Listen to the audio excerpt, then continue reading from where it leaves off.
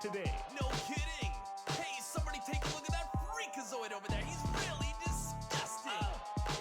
They've spotted He us. takes one step any closer. I'm gonna have to load my plasma cannon and blast him back in the I Stone know Age. where you've been. Your face is blue and your arms are green. Hiding in the ground like a submarine. You're the ugliest creature I've ever seen. Plotting to attack from your arcade. We'll attack your skull, crack, say some sound waves. Shot to your face, then demand a raise. Cause the pains only gave if you're left in the grave. Reverse osmosis. You're a disappearing hack, your limbs are Hocus pocus. Your species is disgusting and you know this. On this atmospheric particle. I'll have to write an article. For all of you subhumans, we're about to detonate. They came from underground. Stirring creatures from the pits of They could hell. knock us down. Disfigured humans come out of the shell. Run this town. Tear apart the people, eat one person now. Underground. They came from. You made a bad sin when I pulled the pin. Tell me how many years since the war began. If the depths of hell is our origin, I'ma grab a flesh wound and pour shit in. inferior species. You're a mangled human mixed with feces. A disease parasitic freak from underground. We gon' kick you out our town. So why you headed earthbound? We gon' be launching us, got missile at you. Listen for the sound. Keep the man in motion. Shoot for your legs standing by the ocean. If the river runs blood, better bring your lotion. They blocked out the sun like freaking They came from scum. underground. They're stirring demons that hunger for blood to our sound. Let's hit the deck without making a We'll fight them thud. pound for pound. I think I saw one unloading this. They came from underground. They came And they're from. madness. I put a slug to the cranium. Smash it apart like a broken geranium in a pot. Do you know what we got? We got a photon missile and we're taking a shot. The Pow! game's changed cause people are changing. Humans rearrange into different strange things. Aim for the brain, maintain no fainting. Even peas by the corpse and we're making change. The devil At a molecular can level. never stop our strides. You know I'm a rebel. Cross between a human and a rat. Reach your end of misery with a baseball bat. Electrify. Ride like a pork chop. Won't stop rapping till the human race is on top. Up in the space, I won't knock. Even though the earth's surface is They scorching came hot. from underground. Despicable creatures with So mangled they could limbs. knock us down. A pool of blood is where the bodies swim. Run this town. We're cocked and loaded, about to pull the They came from pin. underground. They came from underground. Despicable creatures with mangled limbs to our A sound. pool of blood is where the bodies swim. Pound for pound. Cocked and loaded, about to pull. They came from underground. They came from underground.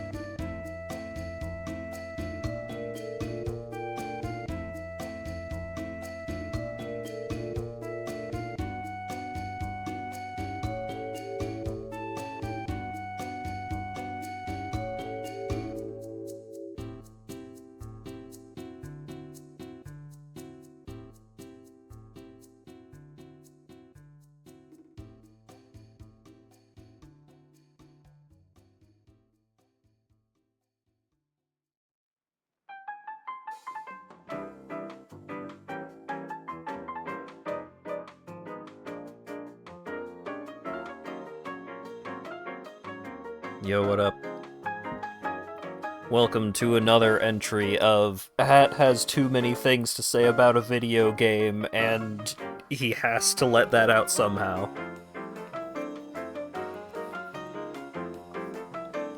Hope everyone's been having a good day. I slept very badly. My sleep was just terrible, but I feel okay right now. So that's okay, probably.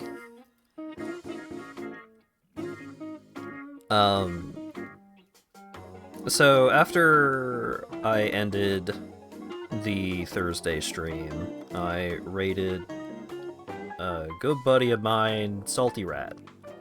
And a Salty Rat was playing Let It Die, a free-to-play, pay-to-win, freemium, weird-ass, kind of garbage game that I had spent way too much time playing years ago. I was, like, I went to install it on Steam because I was like, fuck, you know what, maybe I will see, I'll give the game another go, because a new Let It Die game is coming out soon, and if you beat the game, like if you beat the main story mode of the original Let It Die, you get bonuses in the new one. And so I was like, you know what, sure, that's as good an excuse as any. And I went to install Let It Die, and I saw that I had 140 hours logged in this game. And that's fucked up, because I know that I didn't play the Steam version as much as I played the PlayStation 4 version. So how many hours did I put into the PS4 version? Oh god. Replace every mention of Let It Die with a Warframe. Yeah, it's one of those kinds of games a little bit. But it's an interesting game. It's a game that has a lot of mechanics, and I am capable of saying a lot of words about it. Not all of those words are good, but I can say a lot of words about it. So fundamentally, before we get into it, Let It Die is like an action, kind of a beat-em-up kind of game. It's a little more punishing than beat-em-up kind of implies. Like, the lethality can be fairly high in this game. But fundamentally, you go in, and you're trying to climb to the top of this tower. As you're climbing up the tower, you level up, you gather materials to craft gear, and, like, you can make the gear better, and the gear has, like, different tiers, and all that jazz, and you fight bosses. There's a bunch of different enemy types. There's a bunch of different equipment. A lot of the equipment, like, plays differently. Like, there's a lot of different movesets and stuff like that. It's neat. But it also has a lot of incredibly weird stylistic things going on. And when you hear that it is a game developed by Grasshopper Manufacturer, aka the Suda51 Studio, makers of No More Heroes and oh god, what's the character action game one? The one where the guy has a gun for an arm. All that nonsense. They make weird games.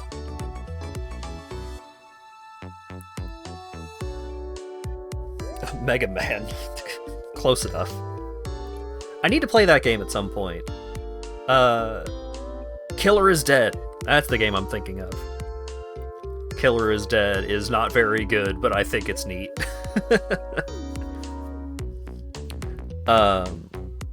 But yeah, so all of this stuff is going on, but the game also has clothing damage mechanics. So I know my audience. So obviously I'm going to put that in the announcement. So let's go ahead and switch on over. So we're hanging out in an arcade. In front of us we have Uncle Death. As long as you continue to just sit here, Uncle Death will continue to change which sunglasses he's wearing, so he's fun. But we can talk to him. What you got to say, Uncle Death? You were sleeping with your mouth open, just so you know. Come on, let's play. And that takes us into the video game. But there's other people at the arcade. What if we talk to them first? Who's this gamer-looking fella? Yeah, sure, I can talk now. I can beat this guy with my eyes closed. Here, I'll give you a tip. Meijin tips. Report friends who are cheating to Meijin. He'll thrash them for you. Stuff about reloading. When you fight with a projectile weapon, reload lots or you get slowed down by enemies.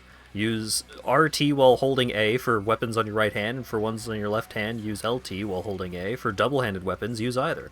I always whisper, loaded, when I'm done. So, this 80s motherfucker, sometimes you can come out to this arcade and talk to him. This guy shows up in Travis Strikes Back? Yes. Yes, he does. Why is this asshole here? This is where he comes from. This is where Meijin showed up in the first place. This is where he is from. He's just a dude in the arcade that gives you hints if you talk to him. Sometimes. He doesn't always give you hints. And he just sits there playing video games. Why does he look like Weird Al? Because he's from the 80s.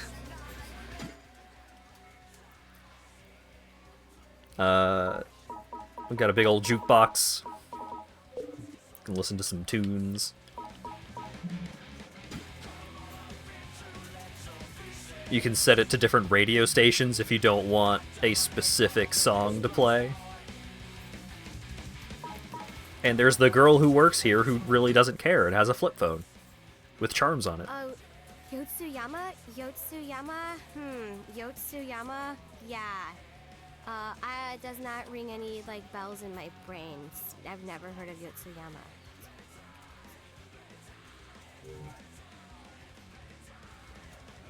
So she gives you quests to complete.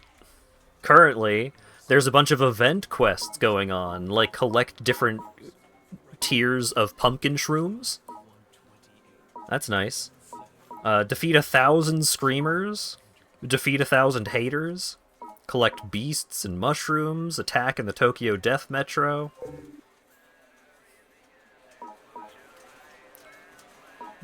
So that's great. Bro, you can totally make it this time. I believe in you. I have new male. I also have new female. This is Darcy, apparently. She's a tier 1 character that I just made for purposes of showing off, like, the baseline experience of this game, which is very difficult because a lot of things are happening right now.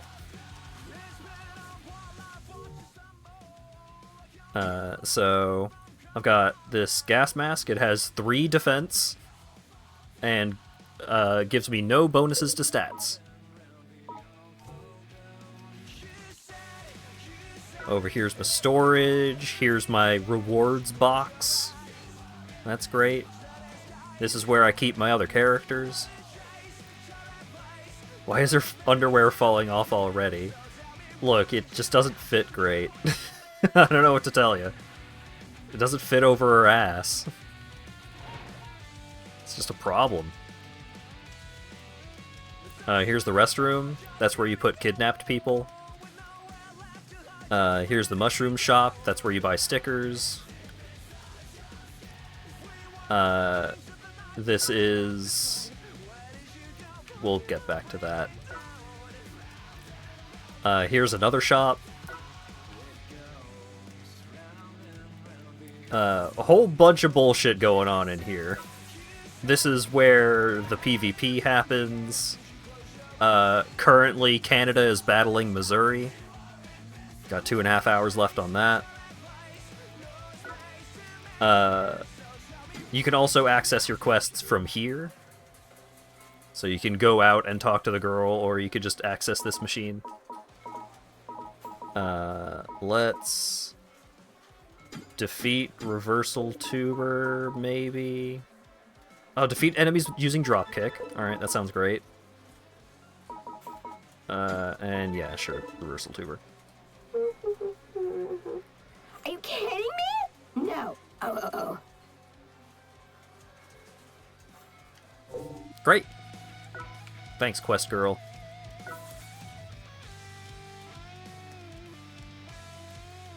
This is where you level up. I don't currently have any experience points, so I can't level up. But, you know what? We could talk about stats here. So every character has a pile of stats. You've got HP, increases your maximum HP. Stamina increases your stamina. You don't have a stamina meter, but you kind of have a stamina meter. I'll show that off. Strength increases your damage with strength-based weapons. Dex increases your damage with dex-based weapons. Vitality is just a defense modifier. Higher vitality means you take less damage. And luck increases your crit chance and how much money you get by killing enemies. Pretty simple. Here's the login bonus kind of thing. It's on a weird little cart that Uncle Death sends out here. Here's the elevator where you can use money to skip back to certain floors that you have accessed earlier. So you can, like, get kind of... You save your progression by unlocking elevators as you go up. So let's just go ahead and get on going.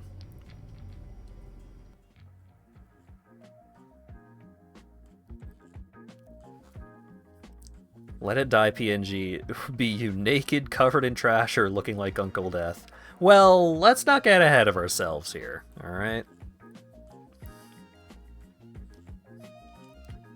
We gotta show the game off a little bit before people would truly comprehend what you're talking about. So, combat basics. Right trigger attacks with your right hand weapon. Left trigger attacks with your left hand weapon. Currently, those are my fists. Bam. Bam. R1 and L1 uses the heavy attack, or special attack, of that weapon, assuming that you have unlocked it. I have unlocked the heavy special attack for fists, which is a big punch. So that's great.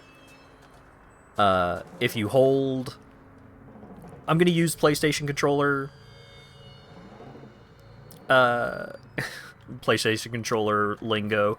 The game itself uses Xbox controller lingo because it's an older game and it didn't have all the fancy glyph stuff. So holding circle, you block. If you time your block correctly, you can do a parry. I'm not sure if you can do a parry while you're barehanded. You may need to have a weapon in order to do a proper parry. You can also do a dodge roll. If the dodge roll has iframes, I don't know when they are, and they're not good. So dodge rolling, you are doing that to physically get out of the way of the attack. You're not Dark Soulsing your way through situations in this. You got a jump button? That's great. Triangle. Triangle lets you use heat moves, basically. I don't have any heat. That's the square in the top left with the big 0 in it. We'll show that off when it happens. And the controls... There's a lot more controls than that, but A lot of them are, like, kind of context sensitive. So, Buzzsaw Knuckles. Here we go. So now we have a weapon. So that's my basic attacks with the Buzzsaw. That's my special attack with the Buzzsaw. Also, as I'm attacking, as I'm running, you can see my character's heart start to glow brighter and brighter. So that's your stamina meter. And if your stamina meter, if your heart rate gets too high, then you have to, like, stop and take a moment, take a breath. Let's get one of these pumpkin shrooms. This gives us some rage meter. Let's pick up this frog. Put it in our pockets. Fantastic. Heart shroom. Great. Love it. So, if you get... if you, like, max out your stamina, then you get tired and you have to take a breather for, like, a long time. But also, it makes it so that... hold up. Let me fight these robots. These guys are called tubers. These are scratch tubers, if I recall correctly. I can level up in the waiting room. Fantastic. Also, when you pick up a frog, you can just eat it. So that's great. That's a healing method. You can also stomp on the frog, and it turns into a mushroom. The Frongus. Effect, when eaten, tear gas. Effect time, 5 seconds.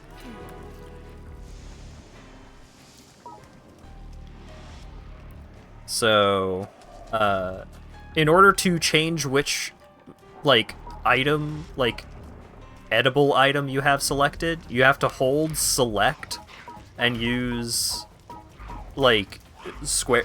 I guess it would be back on the... No, just select.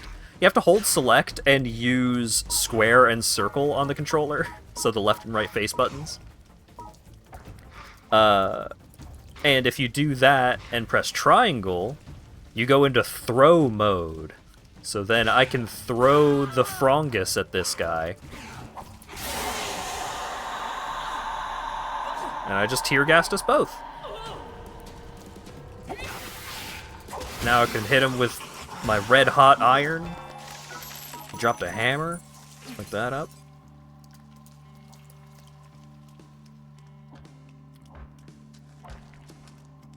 Yeah, let's eat this pumpkin shroom. There we go. We've got a rage meter now. But first, is there a guy... Ah, they saw me. Oh wait, did they? Yep. So this is a hater. This is someone else's character that died in this floor.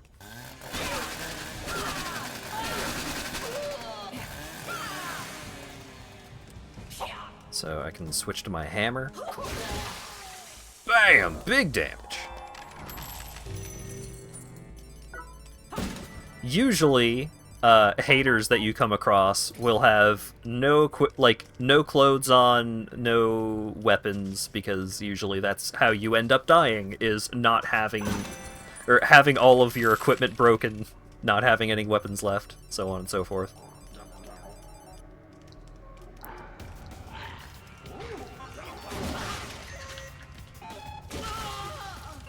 So, two-handed weapons, you have, like, a different attack depending on which hand you attack with.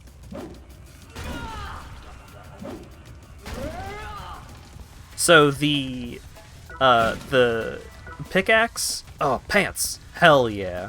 So, the pants, you've got these different defense stats.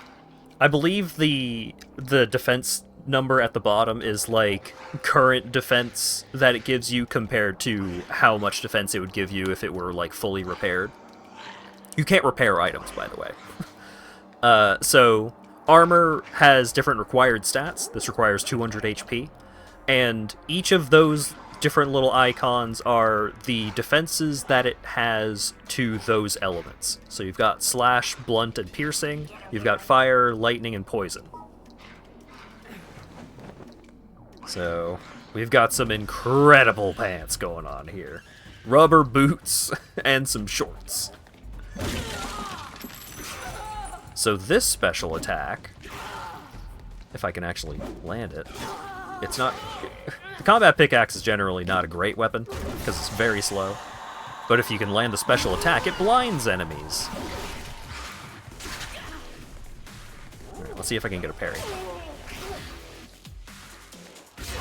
There we go. And the pickaxe broke.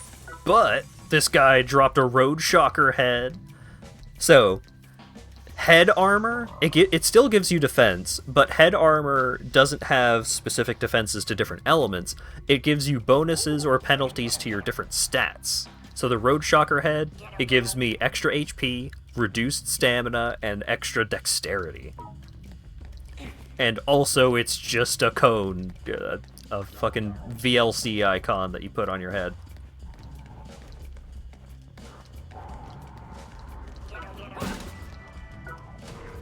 Ooh, machete. So, you can lock on. If you lock on, then when you do a side roll, you kind of roll around them, but it's not a hard lock on. And you can't, you can't easily switch who you're locked onto without just unlocking your camera lock and then trying to lock onto them again. Let's do a rage move. So I just shot a bunch of extra saw blades from my buzzsaw into them. Certain weapons have bonuses when they're blocking. So if I block and walk at them, I was hitting them for 0 damage, but like blocking with the buzzsaw makes it... Oh, they broke my pants and my hat. Blocking with the buzzsaw is an attack, kind of.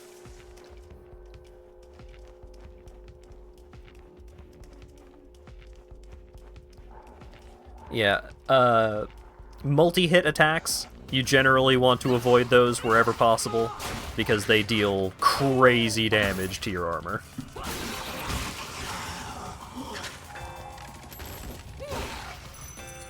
Hammer rage move. Kablam! How about the rage move for the...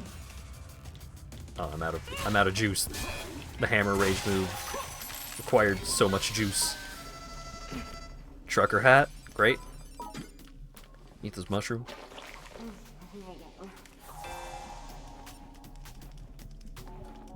I can open this thingy up, and then there's a rare chest. Or an uncommon chest, I guess. Ah, I need more HP to use the gun. That's so sad.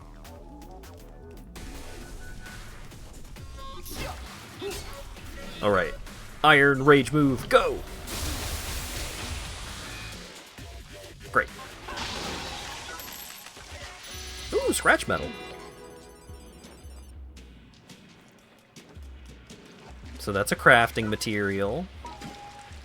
It's good to try and bring those back to home base wherever possible. Also, I've got 20 slots in my inventory. Equipped armor and weapons take up slots in your inventory. It's pretty brutal.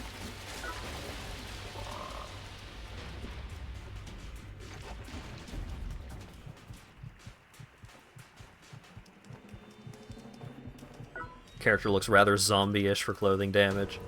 Yeah? Well, I mean, they were probably dead and got resurrected by getting pumped full of some kind of juice.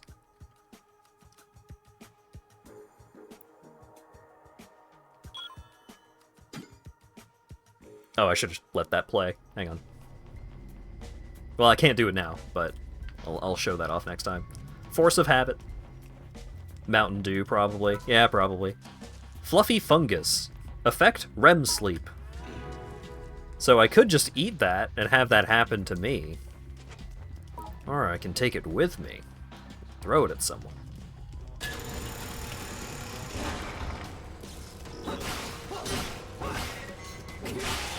I like the machete. The machete. It's got a pretty good moveset. Does pretty good damage too. The iron is also quite good.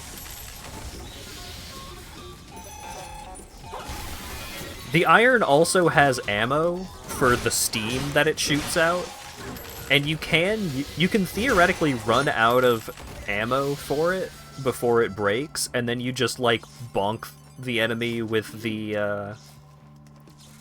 iron itself, and it still does pretty okay damage.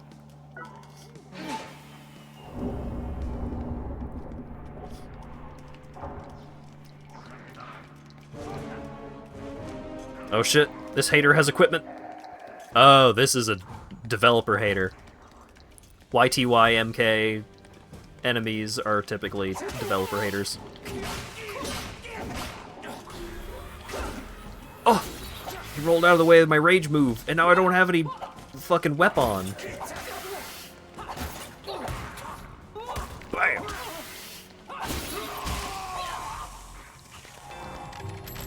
But I blasted him. So, for killing haters, you get both coins, which you can see in the top right whenever I get more. You get coins, but you also get splithium. SP lithium. Which is used for upgrading your equipment. Don't turn around, don't turn around, don't turn around. Fuck! Give me your gun. Fireworks launcher, yeah! Iron scraps, nice.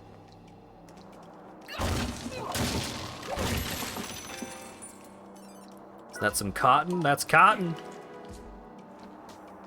Love to get cotton. Ghetto, ghetto. Aluminum scraps.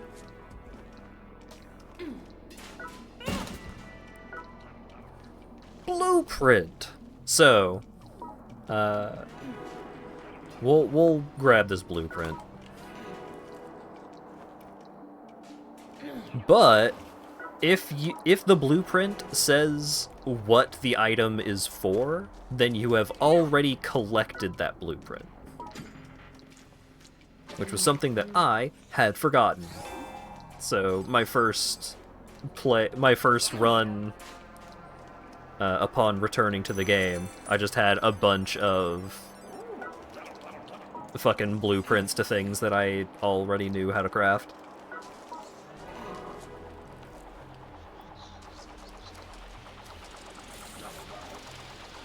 Rat!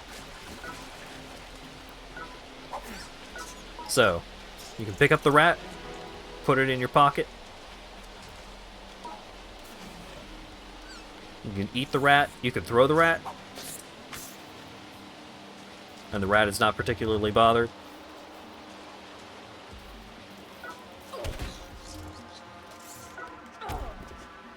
You can stomp on the rat to stun it, make it easier to pick up. And since every creature that you can grab and pick up and such, they turn into different mushrooms. So the mouse shroom is similar to the pumpkin shrooms, where it gives you some heat gauge back. So it gives me some rage gauge.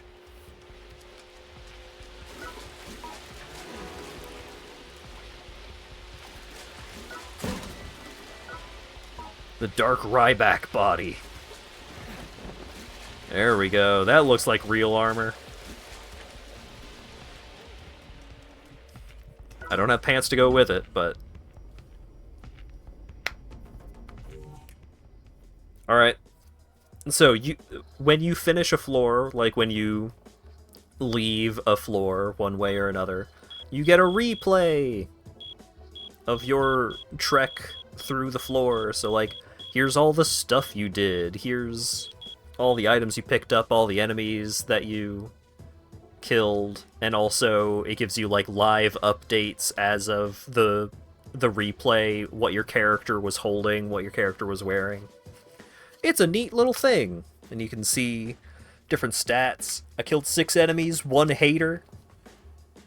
Picked up 2 items.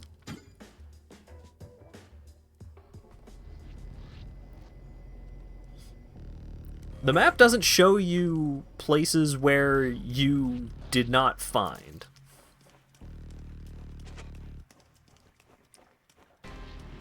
Also, you can see the map at any time by pressing down on the D-pad. And also, you can see the map of the tower. So, like, you just go straight up, and then there's, like, some boss fights and stuff, and then floor 10 is usually, like, every 10th floor is usually where the big boss fights are. But you can also see, hey, wow, there's a lot of side paths. There's a bunch of side paths. There's a different elevator route. Like, that other elevator doesn't take you back to the waiting room, but you can use it.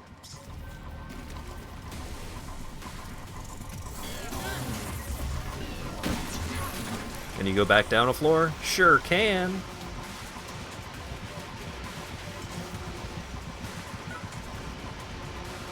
Oftentimes, you will have to. Haha, you missed. You can just leave. You can just, like, walk all the way back down the way you came to get back to the waiting room. And depending on, like, how early on into the game you are, you might want to do that. For a reason I will demonstrate shortly. Ooh, more scratch metal.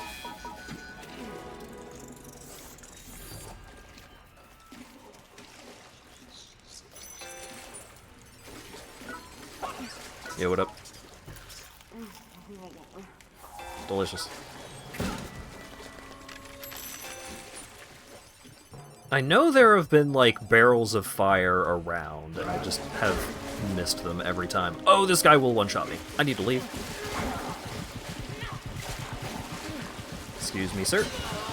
Excuse me, pardon me. So that's a level 97 hunter.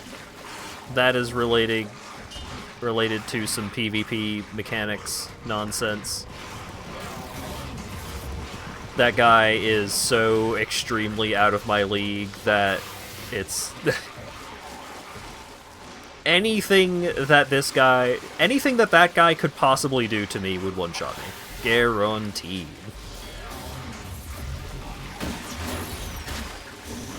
I got my fireworks launcher going.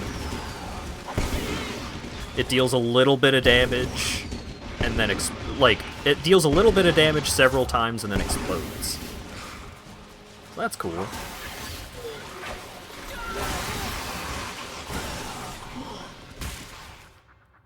Oh, that guy showed up and one-shot me, like I said he would. Guess what? You can continue for free! So, currently there's an event going on where you get 1 free revive per day. So that's generous. During normal gameplay, when you die, you can revive yourself for the cost of 1 premium currency. I do not believe there is a limit to how many times you can do that during a run. So in theory, you can just keep pumping quarters into the machines. I don't recall how much 1 death metal translates to in terms of, like, American currency. Isn't it like $1 per revive? Yeah, I don't know what the exchange rate is.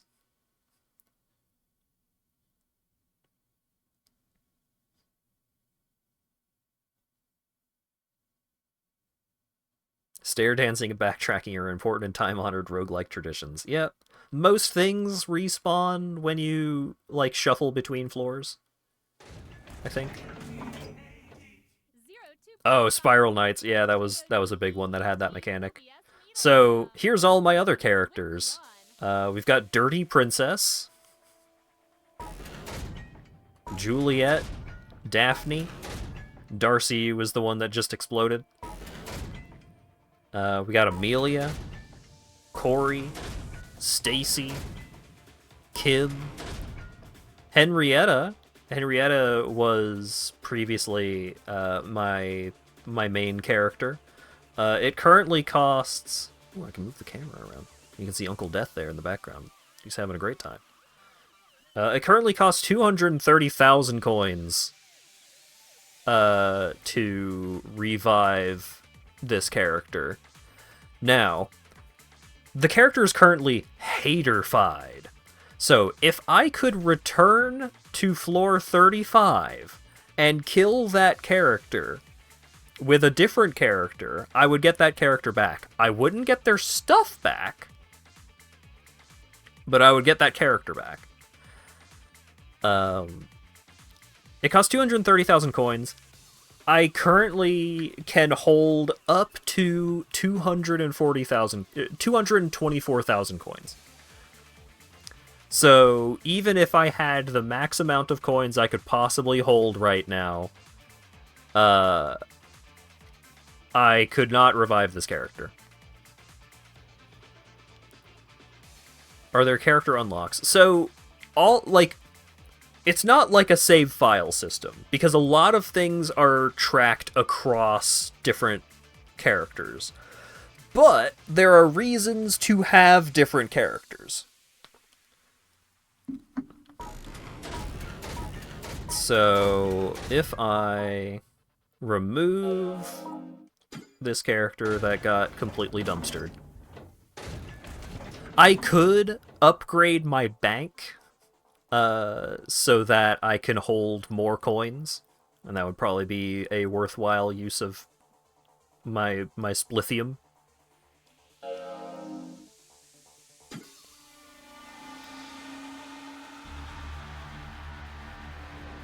Also, yeah, if you are paying for the premium pass, or you have like free premium days or whatever, then getting your dudes back costs 80% less. So, here are some reasons why you might want to have multiple characters. So, which kind of character you have determines your stat growth and your stat maximums. So, all-arounder, all abilities are balanced, each attribute can be raised equally. Striker specializes in close-range attacks, HP and strength are prioritized. Defender specializes in defense, HP and vitality are prioritized. Attacker, strength and dexterity are prioritized. So, these different characters have different stat layouts, different stat growths.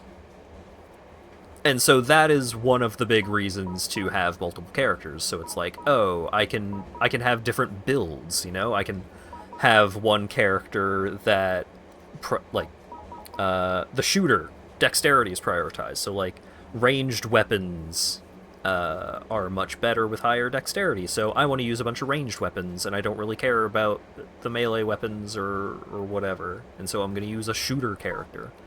But there's also characters like the Collector, who just has a lot of inventory slots. Like, in the top right, you can see death bag size. So the all-arounder has 20. A lot of the different combat-oriented characters have 18. And then the Collector has 30.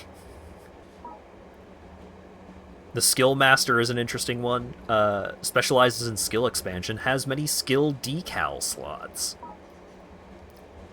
Lucky Star, luck is prioritized, so, you know, you can have a Lucky Star character that you just send out to get a truckload of money, and then you have, like, one of these combat-oriented characters for making progression, and then you have a Collector for going out on scavenging runs of just like, I'm gonna go to this zone and collect as many upgrade materials as possible, and so on.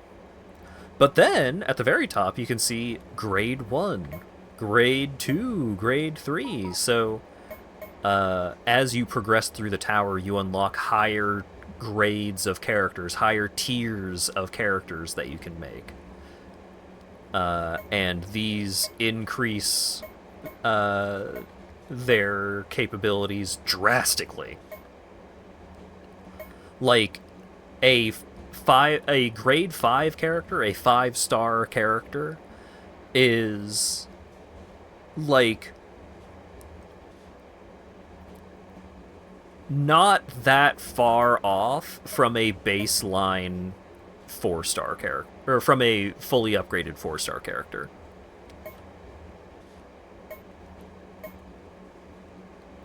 You also, like, you know, so just comparing the all-arounder, going from grade 4 to grade 5, you get an extra death bag slot, you get an extra skill slot, you get an additional rage gauge, so you have more, like, heat move capacity.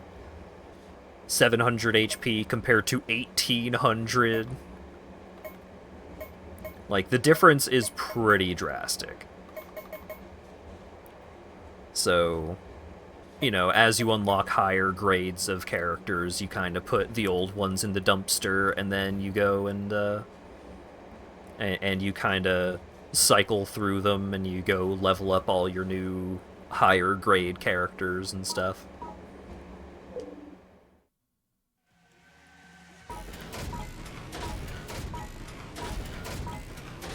So, like, Virginia is my hot new 5-star all-rounder.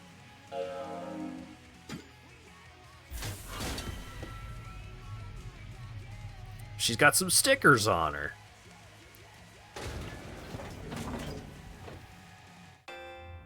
Ooh, I can open the box.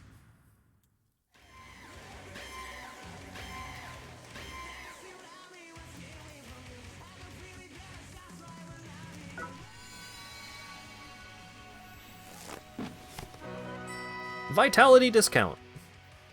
Quest support. Halves the vitality necessary to equip weapons and or armor. So that's a sticker, and I can put that on my lady. So we can go over here to the... How I've been waiting for you. Fellow believer, the secret of my success. The secret of my success. The secret of my success. So the mushroom lady likes to talk a lot. She's a fucking weirdo. So you can have some pretty cool effects on these stickers that you attach to your characters. The foil stickers, the premium stickers, you can detach them from the character and attach them to a different character. As opposed to, like, this super long tail sticker. It's a 4-star sticker, reduces the durability loss of equipment and weapons by 20%. Like, that's huge! That's super useful. But it's not a shiny foily sticker, so I can only have... as soon as I take the sticker off, then it's gone. Also, the captioner was broke. So, like, these are single use. I can take the superhero sticker off of one of my characters and put it onto another character. So, reduces durability, loss of equipment and weapons, increase attack and defense while at full health. Increases attack by 10% per enemy when 1 to 5 enemies appear. So, if you are just getting mobbed by a ton of enemies, then this sticker makes you, you know, up to 50% stronger. Poison Master is an interesting one. This tends to be a sticker that is recommended to a lot of newbies. Poison Master, recover HP slowly instead of taking poison damage. Increases the attack of poison weapons by 10%. So, with Poison Master, you can intentionally, like, get poisoned, eat poisonous foods and stuff to give yourself, like, a really long duration regen effect. That's pretty useful. Oriental Medicine heals 15 HP a second. I have better, cooler stickers than these, but they are on my character that costs more than all of my money to get back, so this is what we're rolling with right now. How do you get these stickers? Well, you can buy some stickers. None of these are premium stickers. You can get stickers from the daily bonuses, like from the box that you just saw.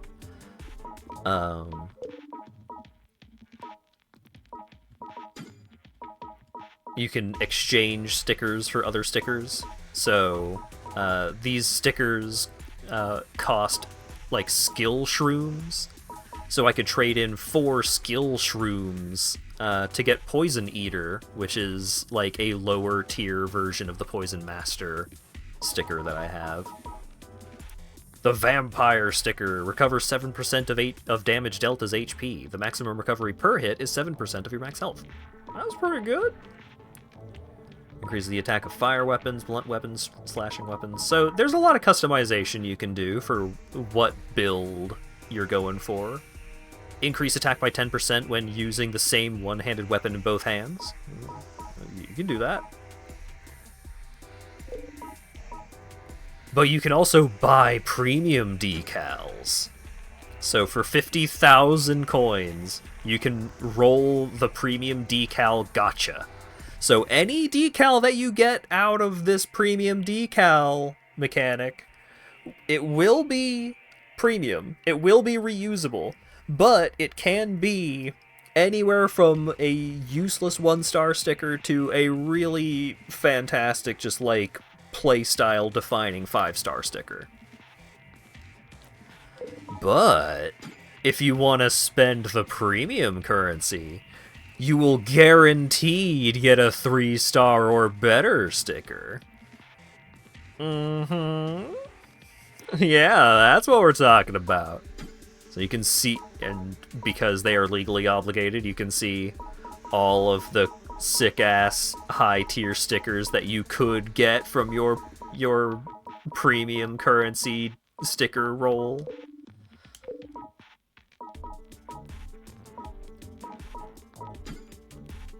I've gotten my hands on some pretty nifty stickers.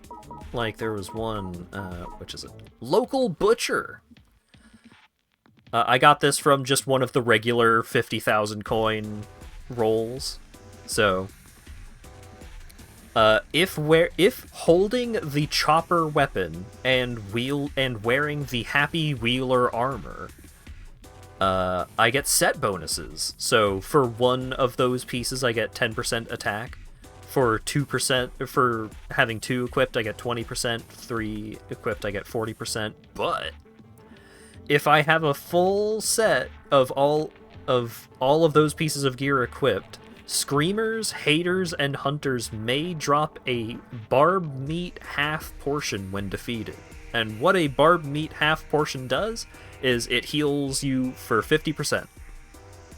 No matter how much your maximum life is, it will heal you for 50% of your maximum life. So that, like, getting healing item drops on top of a 40% attack power increase, yeah, you could build around that. You can kind of just make your entire playstyle based off of that. The Phoenix is another 4-star sticker. Decrease damage from fire attacks and increase HP instead of taking fire damage. But that effect only applies when it's attached to defense fighters, hunters, or haters.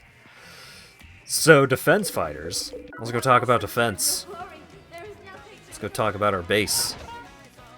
How hard is it to get those pieces? You will probably just get them eventually.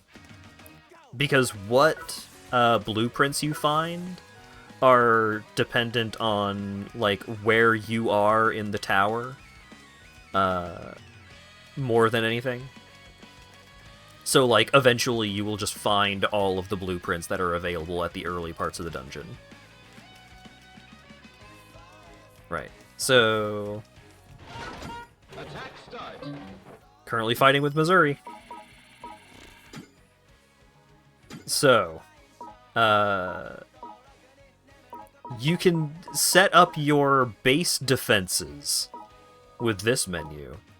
So, like, These are all of the characters, these are all of the characters that will show up on the platform, the subway platform. And then once the enemy defeats all of these characters, then they go up to the waiting room and they have to defeat all of these characters. It's like, okay. I can purchase alarms, which are these little ocarinas, to summon NPC enemies when my base gets attacked. And I think these are like one use or something like that. These are limited use items, so you have to restock these. Here's where you can enhance stuff like your fighter freezer. So I have maxed out my fighter freezer. So I can have 10 dudes. My restroom only has 3 slots right now. But I could upgrade my bank. If I upgrade my bank, then my maximum coin capacity goes up to 256,000. You know what? Fuck it. Let's do that. So it's gonna take 5 hours for that upgrade to go through, because there are some real-time waits in this game, and that sucks.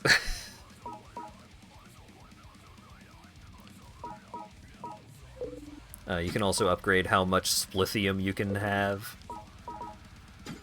You can change the decor of your base by using the death metal, which is the premium currency. I got one of these, which it seems like you can earn these through other means, like maybe from like seasonal events and stuff. You can earn some of these without having to use the premium currency. And you can get the premium currency in-game. There are ways to get premium currency without having to pay real money.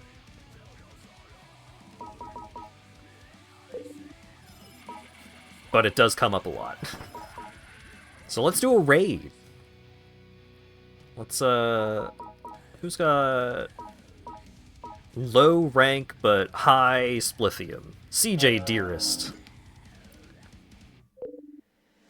Because doing these raids is the best way to get splithium. Because you can just kill haters that show up in the tower, but you don't get nearly as much.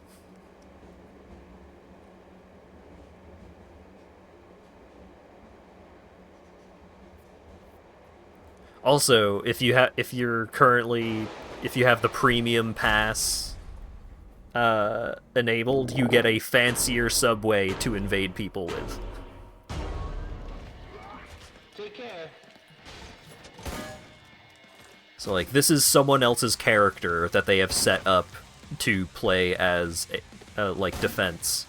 So it's controlled by an NPC, so you can, you know, attack them anytime.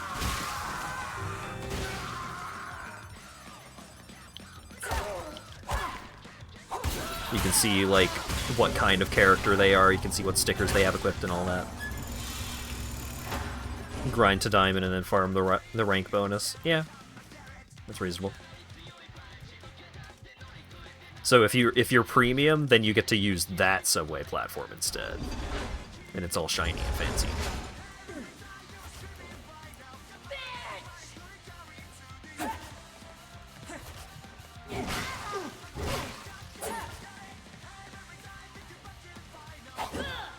I keep missing. God damn it. Just hit him with the machete. Thank you. There we go. Ooh. There's a little thing in the top right there when I kill people with the machete. I get 50 machete points. We'll talk about that here in a minute.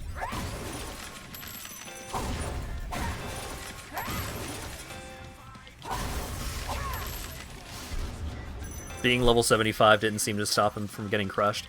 Yeah, so I think level 75 probably means they're like a tier 3 character. And that cannot step to my tier 5 character even a little bit.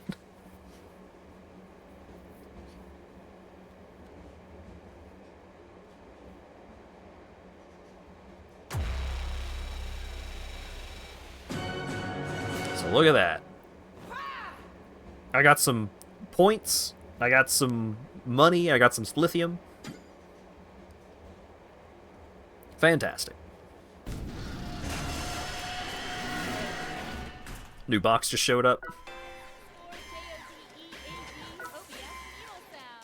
So, some points showed up when I killed that enemy with my machete. Let's go see what that's all about. So, every weapon in the game, these different weapons, like, all of these levels are shared between the different tiers of each weapon, but every weapon in the game has mastery.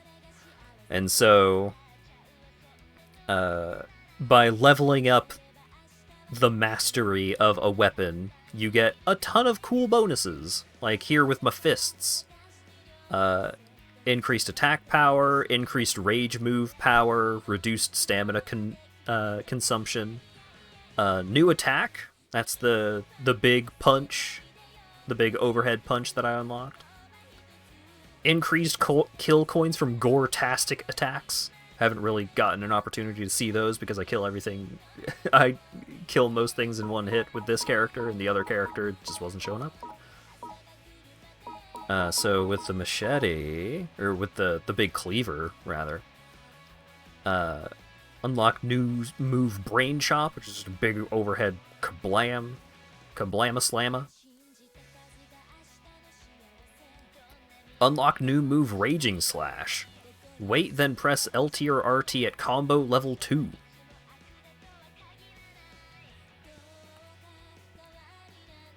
So, using weapons makes you better at using the weapons. Sometimes using the weapons will unlock, like, additional hits in their combo. Like,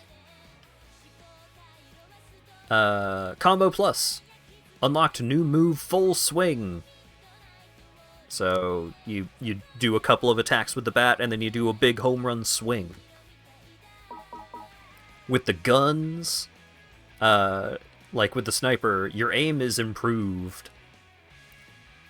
Unlock new move Sniper Smash, which is just you hit them with the rifle, and it drains the weapon's durability by a ton, but, I mean, I usually just use it to break the weapon once it's out of ammo, but you could hit someone with it. What are you grinding for? I'm mostly just showing off the game, because I've never streamed this game before or anything, so I just wanted... I have a lot of things to say about this game. I want to talk about the mechanics and shit, because this is a weird game. And I have some qualms with it. Oh wait, can I see... Oh yeah, so here's my 4-star character that got all the way to floor 35. I'm stronger than you. Concrete Jackals 3. Available at They were wearing the Happy Wheeler gear. Yotsuyama. So, speaking of gear, It's turned out well. ooh, butterfly knife E Slash Shot Plus. I got my Drill Doctor pants up to +3. Phantom Commando pants unlocked. Leg Shot Plus. Yeah, so this is the dude that you buy equipment from, and he has a very peculiar mustache. I know that guy. He was a painter, wasn't he? Yeah, he's a hell of a character design. So, I go into his shop. I can buy equipment from him.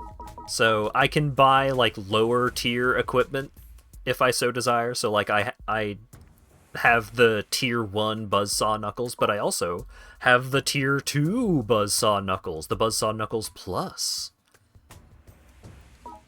And so basically, like whatever stuff you have developed, you can buy them here. So I could buy a welding gun.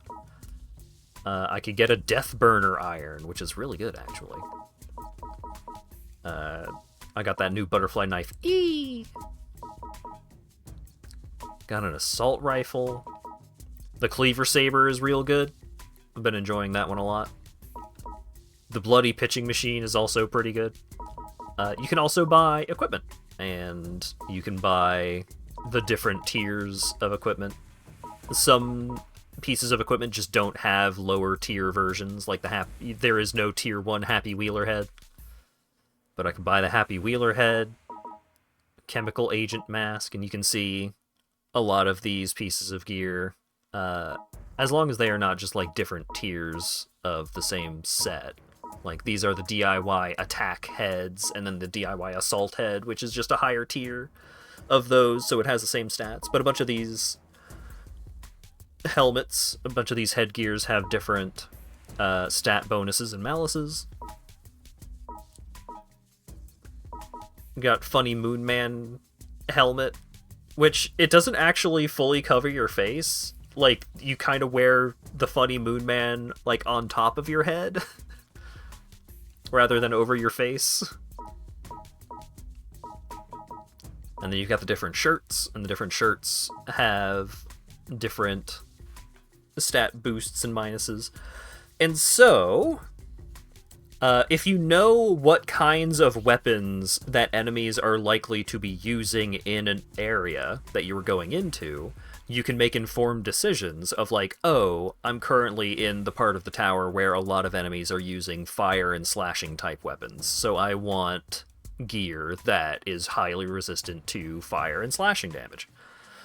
And you can make informed decisions of, if you see an enemy wearing these pieces of equipment, like if you see an enemy wearing the DIY attack coat, you know that they have reduced piercing damage resistance. And you know that they have like really high poison resistance. So you know, oh, well, I have I'm holding one weapon in each hand. One of them is a poison weapon, one of them is a piercing weapon, and you see someone wearing one of this kind of equipment, you can be like, oh, I know that this guy is going to be less resistant to the piercing weapon than the poison weapon. So you can know a lot of things. There's a lot of knowledge to be had, and a lot of applicable knowledge. You know, I have, as I have gotten higher and higher up into the tower, and enemy defenses have gotten higher and higher, I've run into situations where I'm like, well, I have 3 piercing weapons, and I know that this guy is wearing armor that is, like, super piercing resistant, so do I just punch him? Do I try and, like, run off and go pick up a weapon that I saw earlier that has a different damage type? Maybe you carry around equipment that is not there to deal damage, but to just hit the enemy as much as possible to try and deal as much damage to their gear as possible. So maybe your whole strategy is just, I'm not trying to break through the armor, like, by just dealing a bunch of damage. I'm just going to break all of their armor and then just hit them with whatever weapon deals as much damage as possible.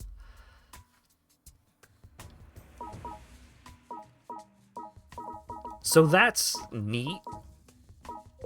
And in order to upgrade all of this stuff, there's a ton of different materials that you want to try and gather. That brings me to another downside of how much storage you have for, like, putting away crafting materials and stuff. Is, like, as you get further and further into the tower, you get you get more and more different types of crafting materials. Your storage is going to fill up more and more. How do you expand your storage? Well, you use the premium currency, of course. How else? So that's annoying.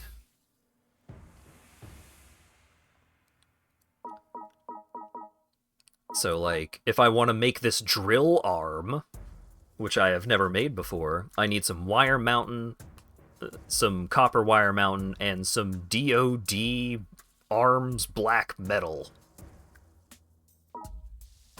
In order to upgrade my battle machete, I need steel, scratch metal, war ensemble red metal, and candle wolf blue metal. And so, what is war ensemble? What is DoD? What is candle wolf? Those are the different factions in the game.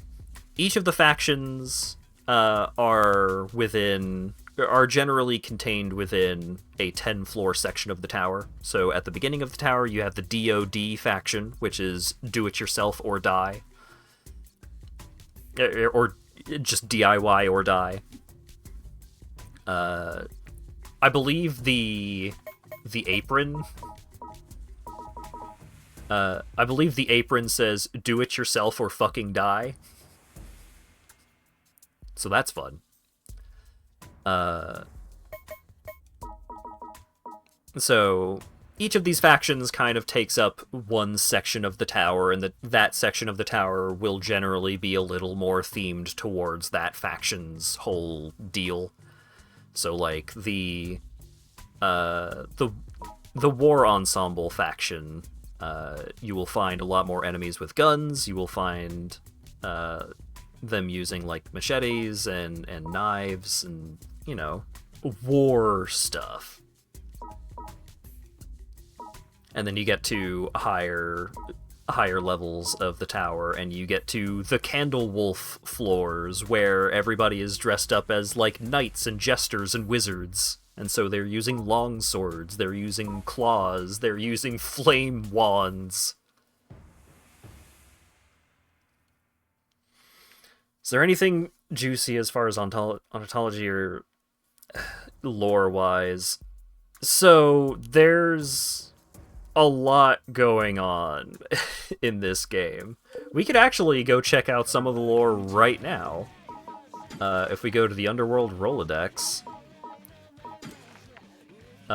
you go to My Collection, you get comic book pages.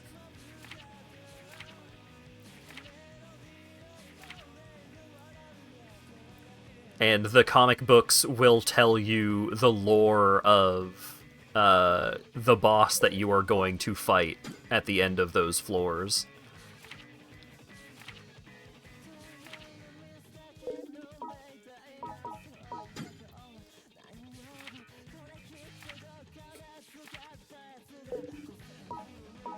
So, that's fun.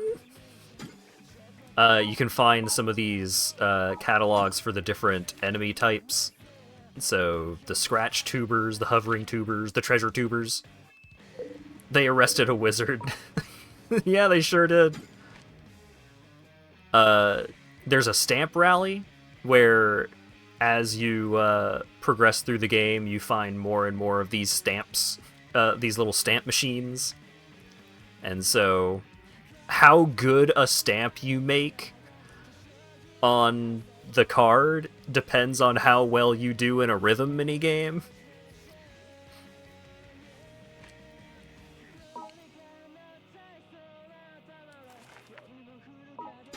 So there's a lot going on. You can see, like, oh, here's all the different mushroom types that you found. Like the Golden Dragon Shroom, which gives you infinite ammo for 40 seconds. Here's the turtle.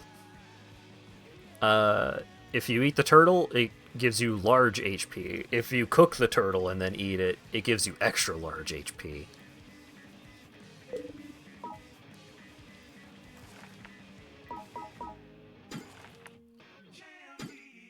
Got some mail.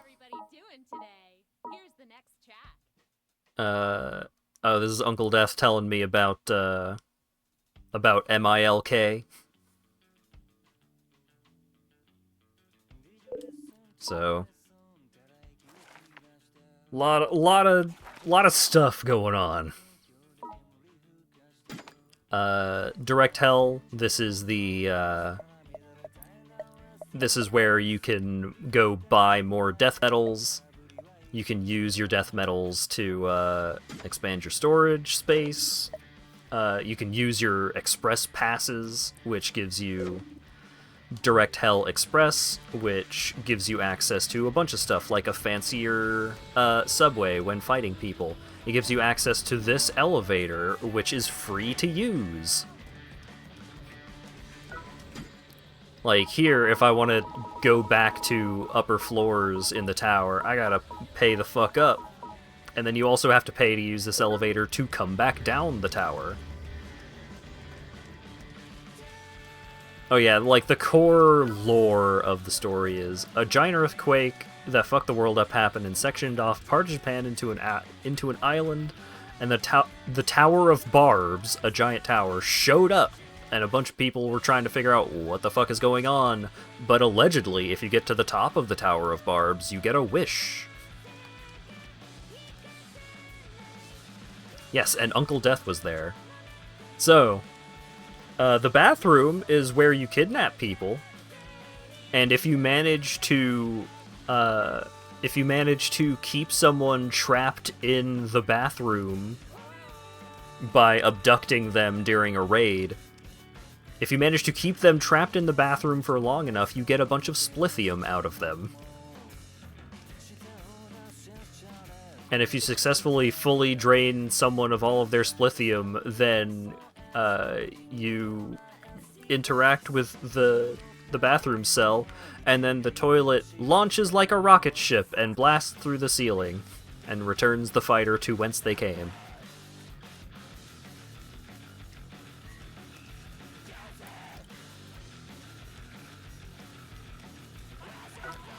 And then there's this fucking thing. Here's the vending machine hernia. Here are all of the daily deals. Ooh, I could get a silver skill shroom for 5,000 coins. Think I will. So here, you can buy a bunch of stuff using the premium currency. Sometimes some stuff will show up that doesn't cost premium currency, like the tryptamine D, which it costs 120,000 coins, but if you use it, it just warps you back to the waiting room. You can also buy barb meat. Restores 50% health, restores all health. So you can just buy healing items if you don't want to scavenge for them. You can also recycle decals that you don't want.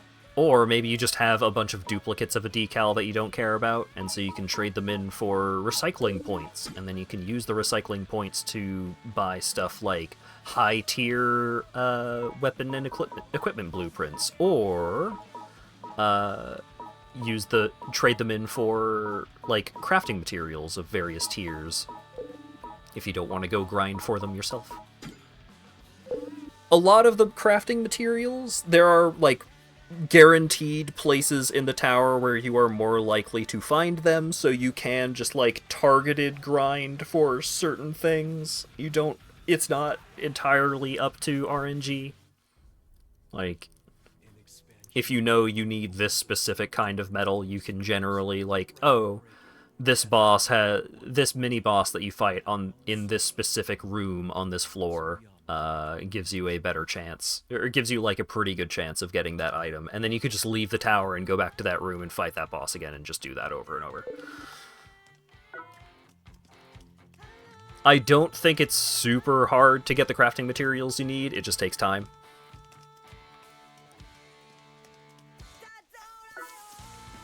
But yeah, lot of stuff going on.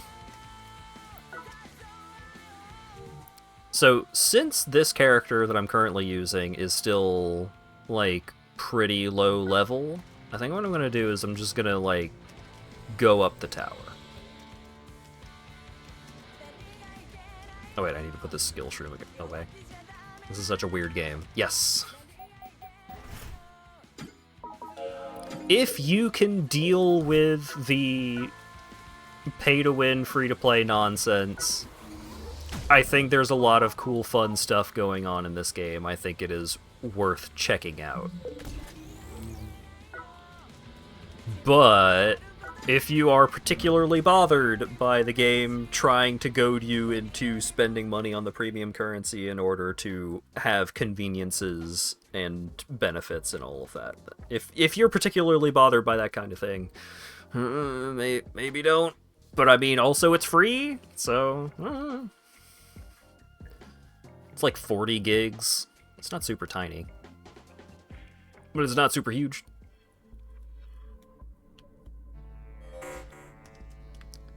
Hunter again.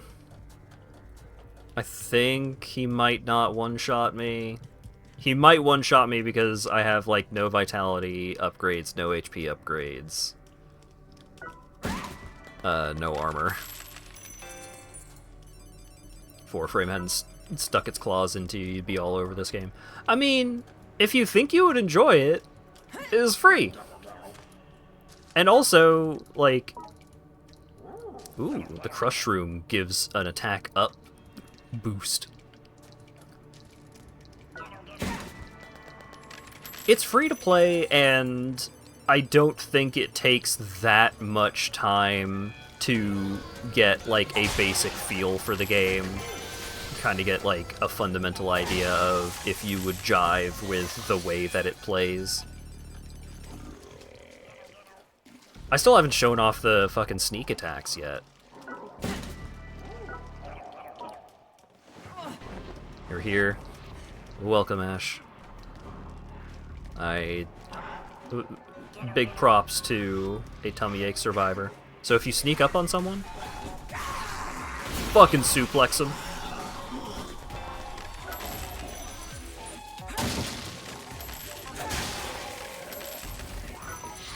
Alright, now I'm actually excited to see a scratch medal, because I actually intend on surviving with this character. That other character, I did not give a fuck.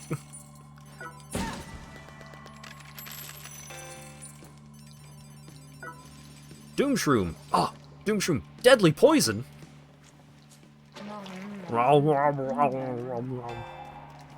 Look at that.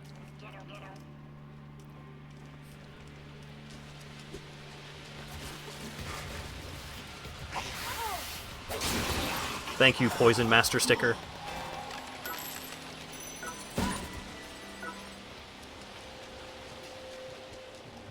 So this is Wanoki. That takes me to the alternate route. I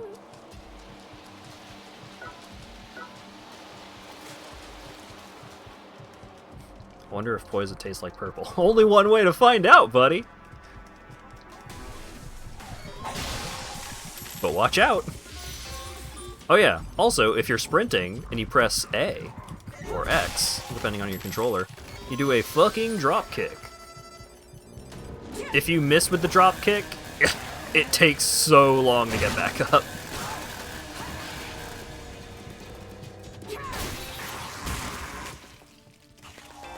Even if you hit with the drop kick, it takes a long time to get up.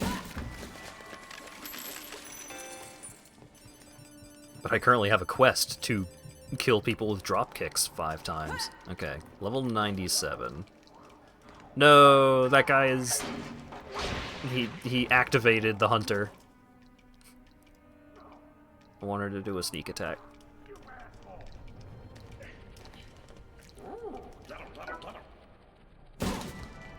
Oh, wait. He went back to his spot? Alright. Let's see if I can make this happen. This guy might one-shot me. Ghetto. So, if you're sneaking above an enemy that is unaware of you... Yeah!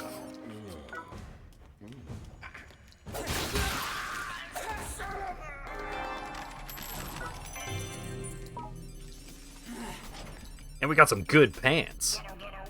Look at those. Oh, and they make armor clanking sounds as you're walking around in them. Fantastic. Neck crack by thighs, hell yeah.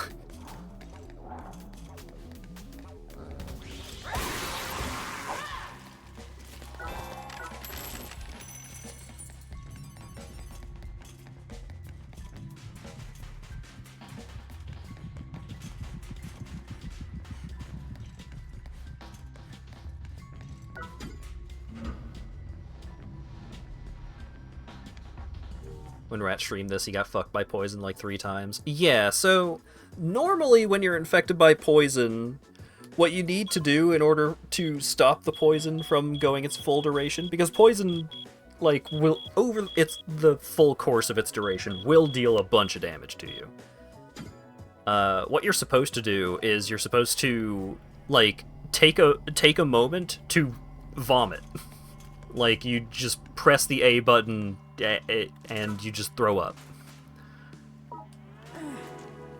And if you throw up blood, you are still poisoned. But if you get lucky and you throw up gold sparkles, then you have freed yourself from the poison. That rat was spinning as hell. No, why did he stop spinning? Oh. That rat was spinning as hell, dude.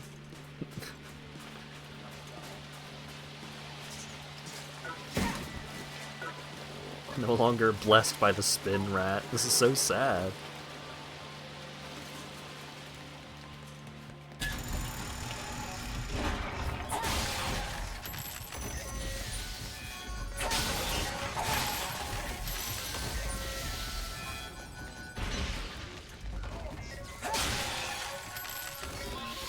Oh, that screamer got killed by the tuber.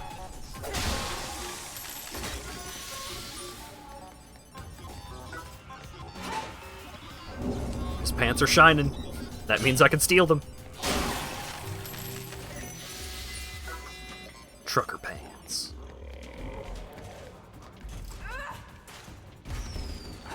Yeah, this game is very grungy. It is less grungy in some ways the further up the tower you go, but it is always generally kind of just like kind of dirty and fucked up.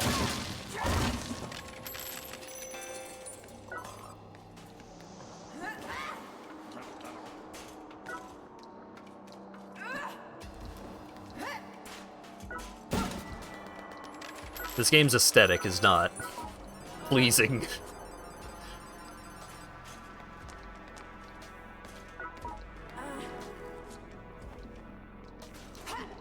Pick up some more random stuff.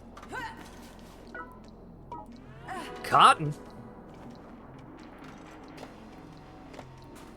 I'm especially happy to just find cotton lying around because cotton is an upgrade material that shows up in upgrade requirements for even like higher tier stuff. A lot of low tier materials tend to be for upgrading low tier equipment, but cotton is one that, you know, even like tier 3, tier 4 gear will want some cotton.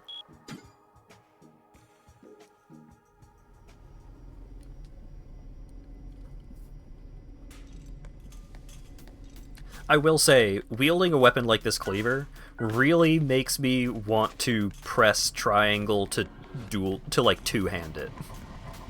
Like I'm playing Dark Souls. Yeah! The flying enemy fell down the hole. Get pranked, idiot.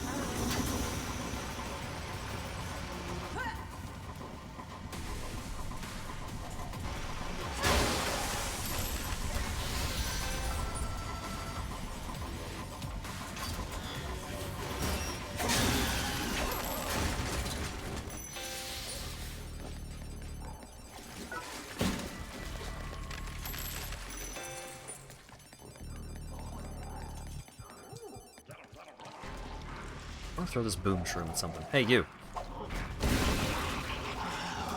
Hell yeah.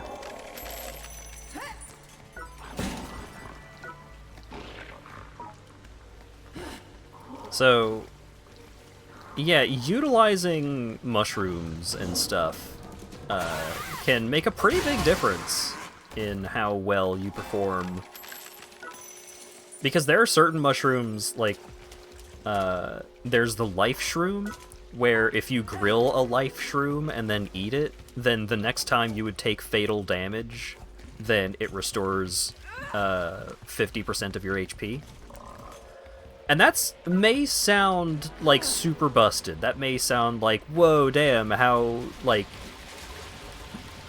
is the entire game not based entirely around using the grilled life shrooms?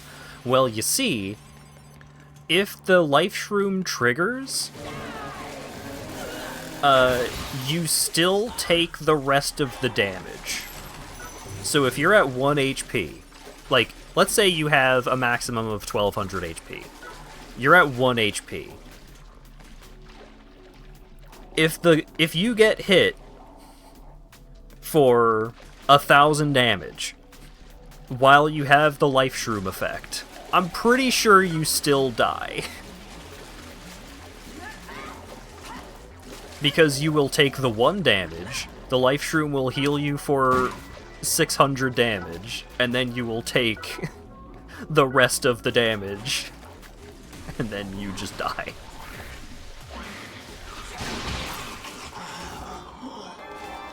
So, it's still an extremely helpful effect that you really want to have as many available as possible, but it's not just an instant win kind of effect. Especially if you were, like, severely out-leveled, out-geared, and all of that.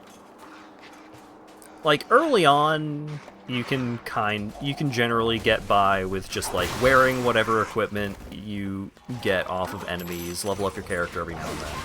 Like, use whatever equipment you find. But as you go higher and higher up the tower, you really start to feel the need to have, like, upgraded, crafted equipment.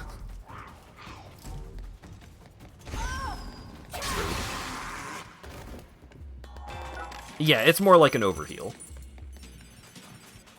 To my understanding. But there's a lot of mushrooms that have just really good effects that you want. Like, you know, that effect is still really good. A 50% attack increase is still really good. A 50% defense increase is still really good. Infinite ammo for 20 seconds, you know, if you've got like a highly upgraded assault rifle or something. Also, this enemy is blind, so you can sneak around and he won't know where you are, because unless he uses the big sonar thing that he used at the start of the fight.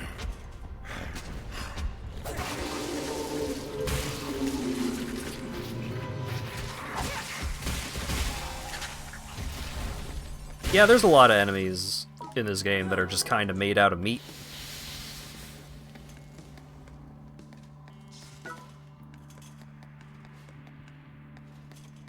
Made of meat and electrical stuff.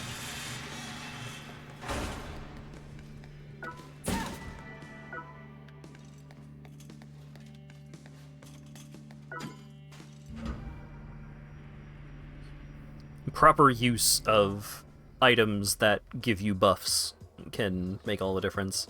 Like, I absolutely curb stomped the third major boss, because I went into the boss with an item that makes you invulnerable for 40 seconds, an item that gives you 75% attack, but 25% increased damage taken, and a life shroom. And so I just, like, I was just invulnerable for 40 seconds and dealing 75% more damage, and so I think because he had a bunch of attacks that knock back, he did manage to run out my invulnerability timer, but he didn't survive much longer than that.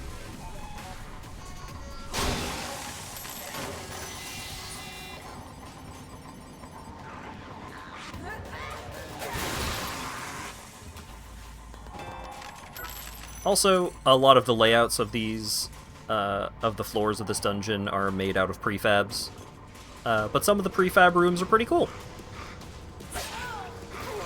Like, the more time you spend going through the same set of floors over and over, the more you recognize all of the different prefabs, and just like, oh, they just stuck this room onto this room, and so on. But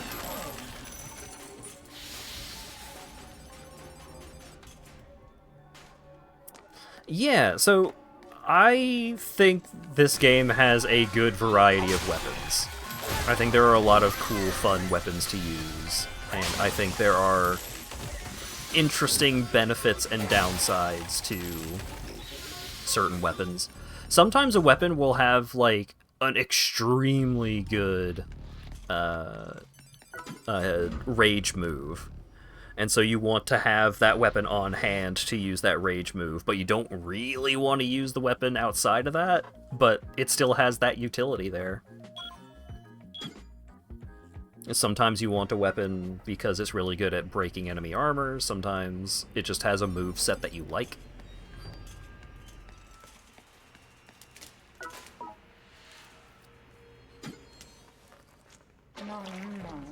Nom nom nom.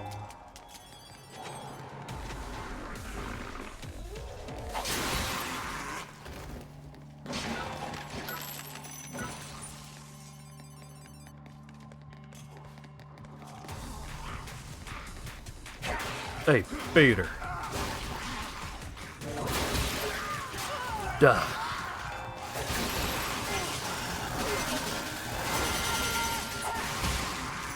Even though I was blocking, he still broke my pants and my hat? What a jerk. Oh yeah, so this is one of those rooms that I mentioned earlier of, like, if you need to farm a specific crafting material, there are usually places that you can go to that will have that specific material, so you can target farm things if you so desire. Sometimes this room isn't filled with wool. Sometimes this room has a traveling shopkeeper in it. And that traveling shopkeeper can sell all kinds of useful stuff. Howdy, Dura. How's it going? What are you buying? Yeah, it's kind of like that. I think it's the crafting dude, like the unfortunately mustached dude's brother or something like that, that runs the traveling shop.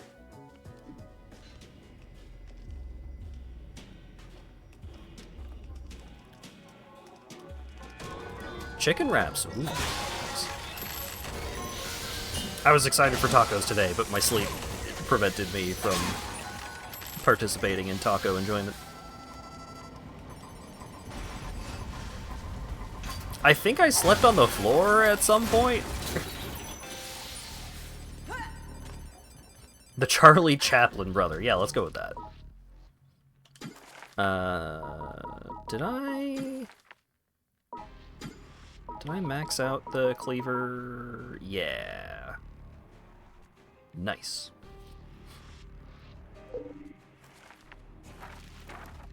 Is your back good? My back feels fine. It's mostly my neck.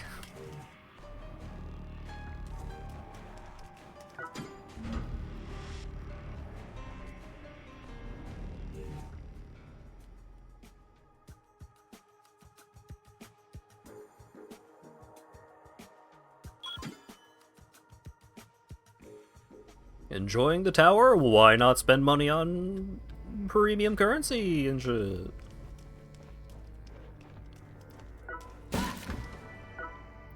Oh, I can use the gun. The Glinty Magnum. Fucking bam. Out of range. Fucking bam. What? Ooh, fucking bam. There we go.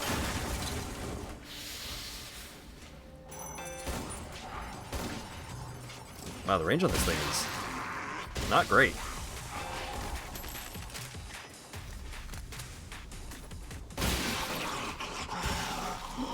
I did shoot that person in the face and all of her clothes exploded, though, so that was neat.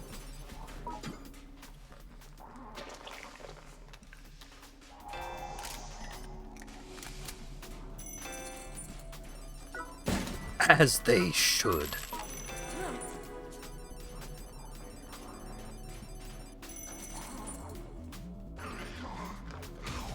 Don't tell him, don't tell him. Yeah!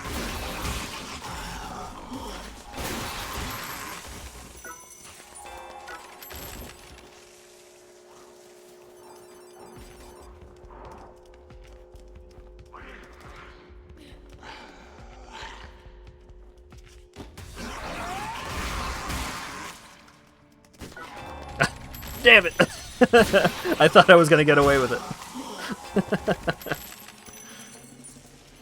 I was like, oh shit, the music stopped. They didn't aggro. Let's do it again.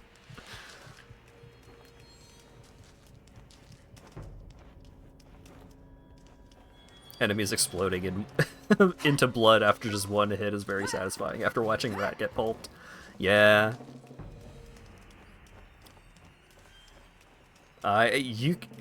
Even as a high tier character, if I were to go up to like floor 31 right now, I too would be instantly pulped by most enemies. I'll tell you, one of the most dangerous weapons that an enemy can have at the point in the game that I'm currently at is a baseball launcher. Like, it's like a wrist-mounted pitching machine.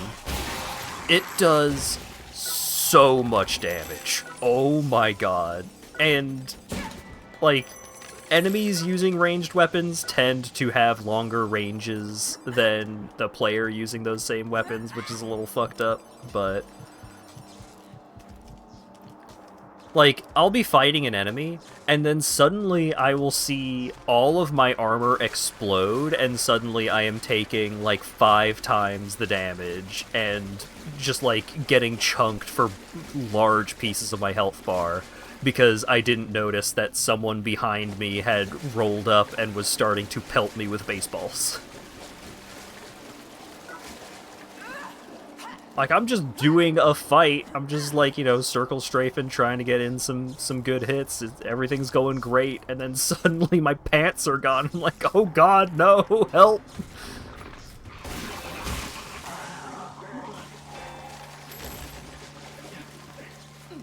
Like how much this game forces you to switch weapons. Yeah, I think... Generally, once you get past the early points in the game... Oh yeah, so I'm currently out of ammo, but I can do this pistol whip, but the pistol whip sucks and costs a shitload of stamina, so usually I just pistol whip the wall until my gun explodes.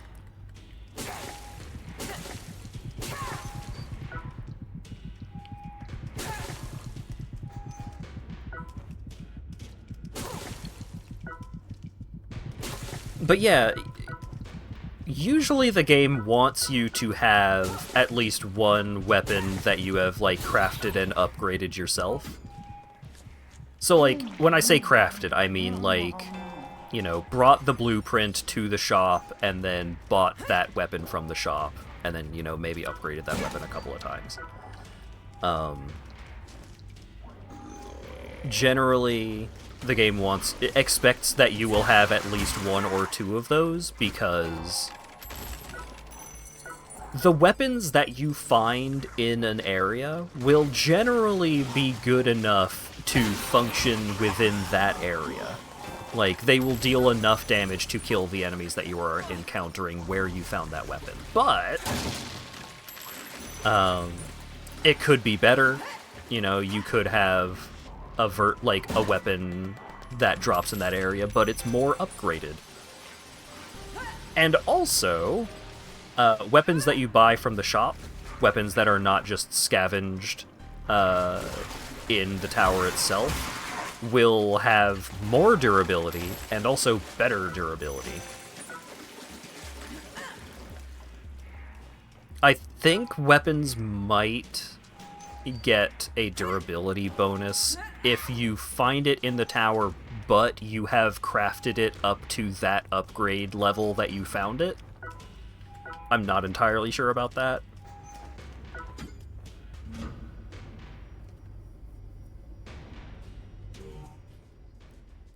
But yeah, you want to have an old reliable weapon. You want to have a weapon that you know will perform at least decently. And then, on top of that, you can use whatever you find. Armor, though. Armor... I find that it's, like... It's harder to find armor the further up the tower you get. But you... especially once you get past the first 10 floors, you really want to have a piece of armor equipped in every slot at all times. You, like, the defense... the difference in defense is drastic.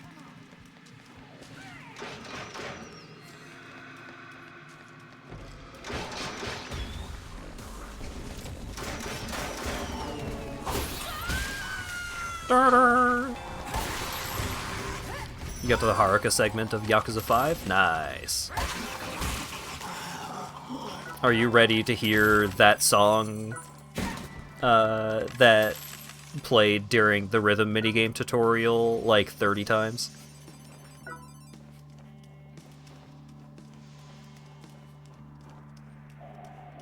The clothing damage game that encourages clothes. Well, you can't just walk around without clothes in the clothing damage game. Don't be ridiculous. You need to have clothes to be damaged.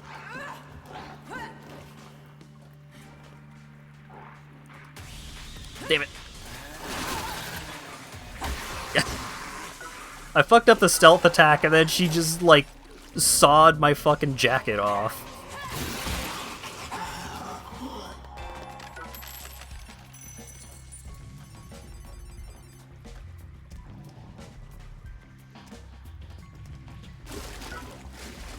But also, so this game is not a horny game, but I do think this game elicits the kind of anxiety that one would want from a horny game about clothing damage. Because the fact that, you know, it costs a ton of money. Ooh, yoga shroom. It costs a ton of money to, like, retrieve your character if they die, and if you can't afford to retrieve your character, like, maybe you just want the character back, and so you go, you go kill the hater-fied version of the character that you just died as. But if you do that, then you don't get all the stuff that they were carrying. And so dying is, like, a real threat. Like, you either have to pay the fuck up or lose, like, an entire inventory worth of stuff if you die. And you can die very easily if you do not have armor on. And so you end up, like, just playing super carefully, just, like, avoiding enemy attention wherever possible as you are trying to find, like, an escape back to your point of safety. Just like, oh my god, if anyone sees me while I'm naked, this is going to... It would be so bad if someone saw me while I was naked right now. I need to go home. It was like, okay, alright. That's the kind of vibe that you would expect from a horny game of the same type.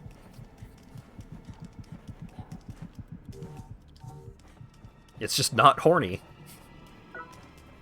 Well, it's a little horny.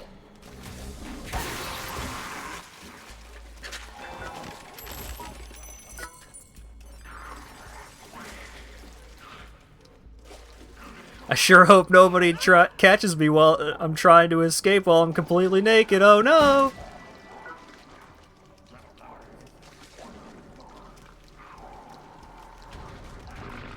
Horny games need better game mechanics. Oh yeah!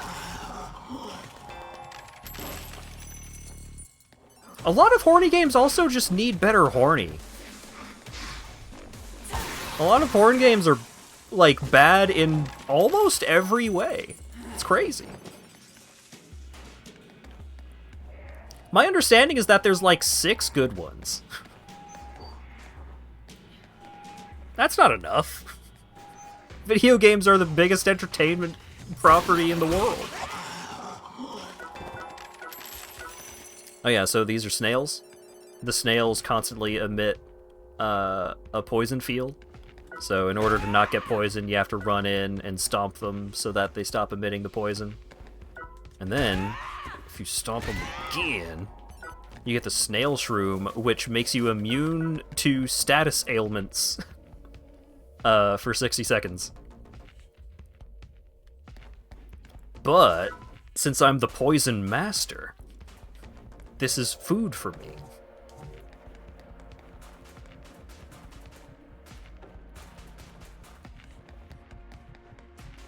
I don't even need the porn games to be, like, horny in a crazy way. I don't need them to be deranged.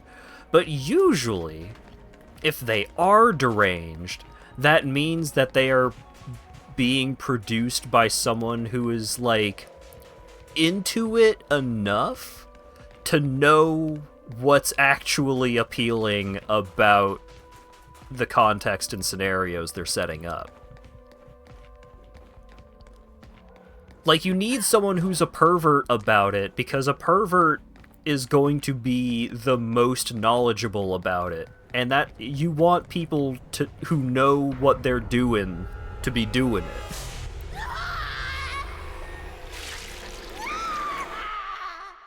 More genuine, yes.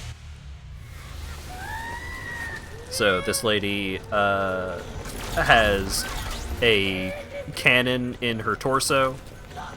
And you can see that, like, the mass under her is full of heads.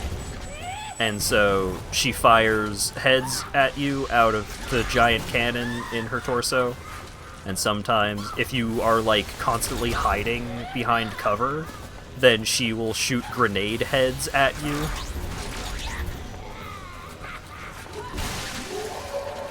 But also you can drop kick her to death.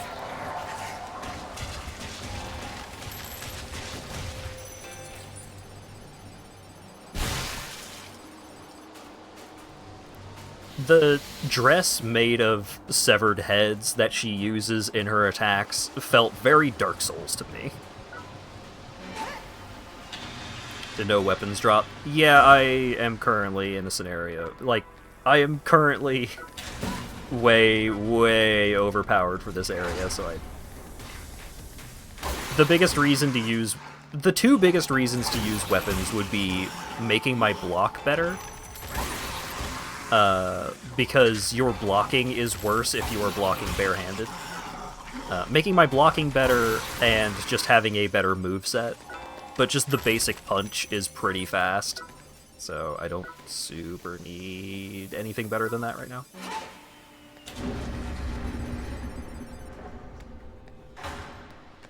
They don't realize they need non-horny bits for the horny to land. The context and the build-up is important. Not enough attention is paid. But also, sometimes you get horny games where it's like, oh, it's a slow burn. And it's like, alright, I've been mashing left click in Ren'Py for 25 minutes now, and nothing even suggestive has happened. Like, this burned too slow.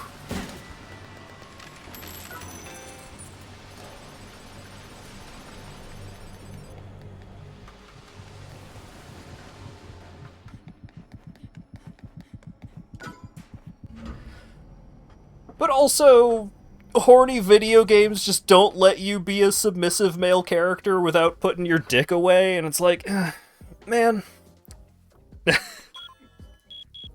Come on.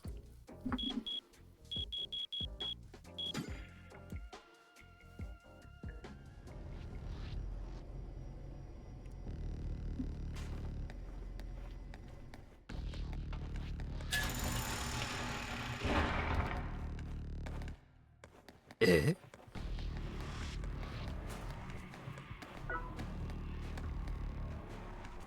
It's called cages? Yeah, I hate them.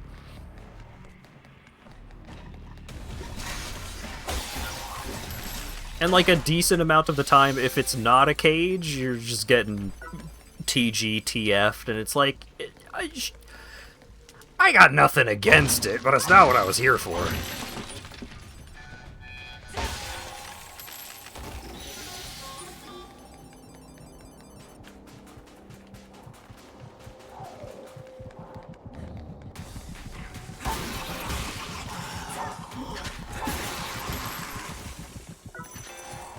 But then, there do exist, there does exist horny games where you can have a male character that just has, you know, their business remains their business, you know, nothing gets changed, just like the character is the character, and horny stuff happens to them and at them and from them and all that jazz. And like you can have that male character is submissive and they are the bottom, and that's great, and they are the player character, fantastic. I find a lot of games that meet all of that criteria treat Arnold Schwarzenegger as if he needs a little more protein in his diet.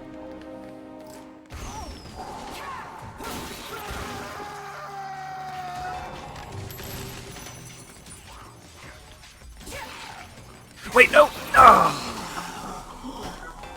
I was gonna do the special explosion attack. Devil May Cry is horny Devil May Cry.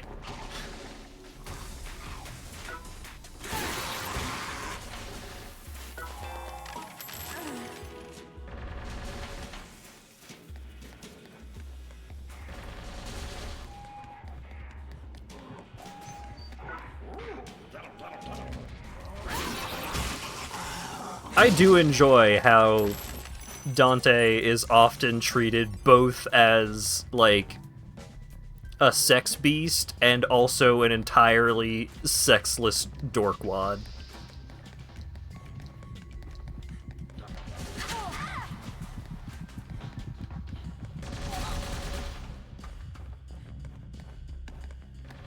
Shadow Labyrinth has a pathetic number of reviews on Steam. I'm curious if Shadow Labyrinth is any good, but it's very difficult to learn things about Shadow Labyrinth because nobody talks about Shadow Labyrinth. Nobody gives a fuck about Shadow Labyrinth. Wait, yes, yes! Bam! That's epic, bro. And just, like, comically split them in half. Like, you do this crazy wrestling move, like, put them on the torture rack, and then it just, like, bifurcated across their midsection. It's so goofy. Yeah, Shadow Labyrinth is the Pac-Man Metroidvania. Like, the dark, gritty Pac-Man Metroidvania. I think a lot of why that game did not catch on... God damn it. A lot of why that game did not catch on, whether it is good or bad, is because dark, gritty Pac-Man Metroidvania is a bad series of words. That's the kind of game concept that you put into, like, one of those game dev tycoon games, and all the reviewers give it 1 star because it was a bad idea.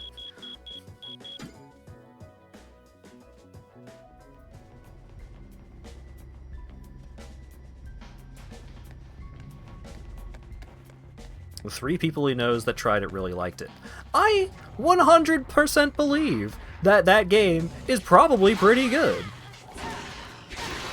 I think they did a bad job, like, making a game that's marketable.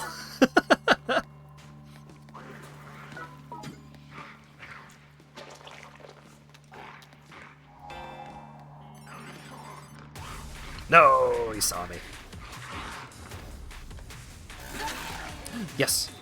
Hammer.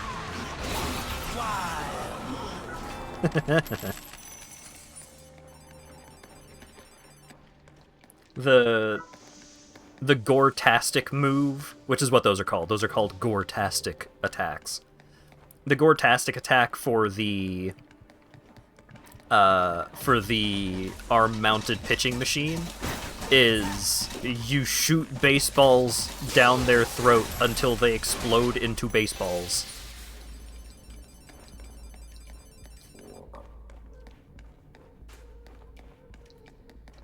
It's very silly.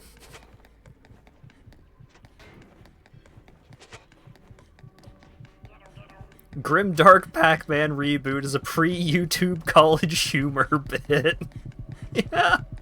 Yeah, it really is. Oh, right, so if you notice that I had to take that moment of just, like, catching my breath? Because that has happened, my stamina regen is now... I don't remember if it's my stamina regen or if it's just my stamina is now worse until I eat a living creature.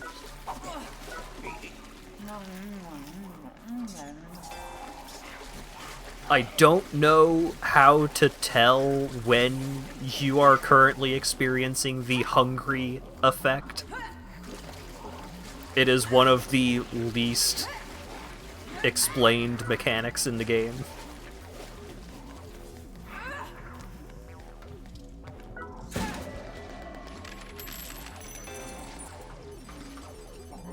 Maybe it's explained decently well at the very beginning of the game, but it's been literal years since the last time I played it. Oh, the MLB Slugfest cut lines are so good. Took my kid to the circus the other day and, clown caught fire. The only time I've ever laughed at a clown.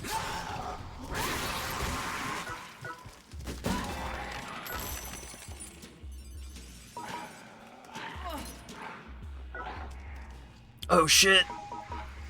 Longsword! If I recall correctly, the moveset for the longsword sucks.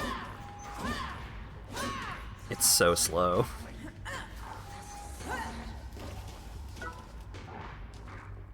Your stomach will start growling if it happens if you haven't eaten in a long time. I definitely saw it mentioned somewhere that, like, using up your full stamina will cause something to do with the hunger, but I don't know.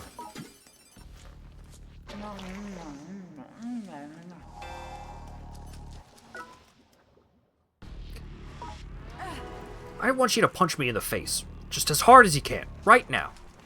Do it! Do it! Hang on, I'm putting my ring back on.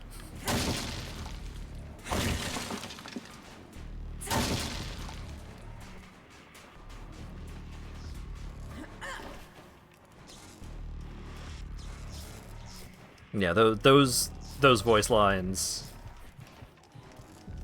incredibly funny. Very good.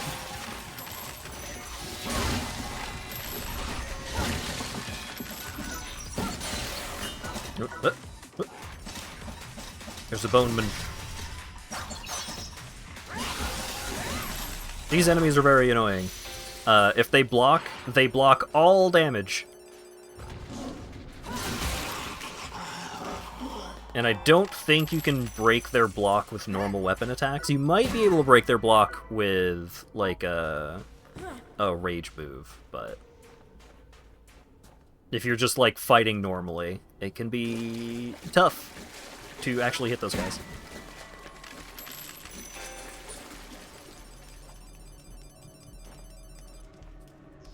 Thought of Vinny playing Def Jam.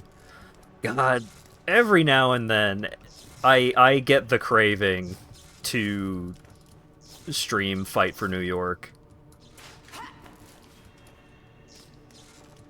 Because Def Jam Fight for New York is just like a really good video game. Like, that game is a lot of fun to play. The single player mode has some, like, fun mechanics of, you know, you gotta buy the expensive clothes in order to get your your style up. Red Sting Shrew. Damage up 75%, damage up... Attack up 75%, damage up 25%. Ooh. Didn't the Def Jam devs make Koryohu? It's Aki, right? The Def Jam games are made by Aki, or at least the gameplay side of the Def Jam games.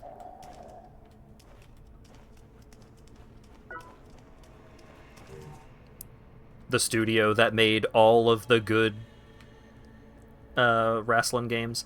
I got turned around and just went all the way back where I came.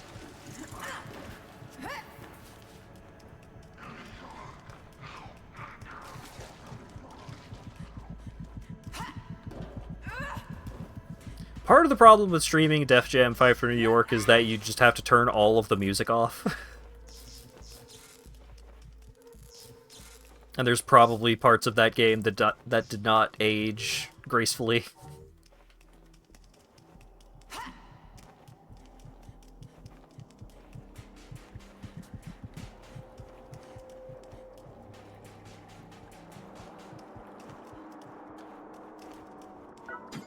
But it's really fun.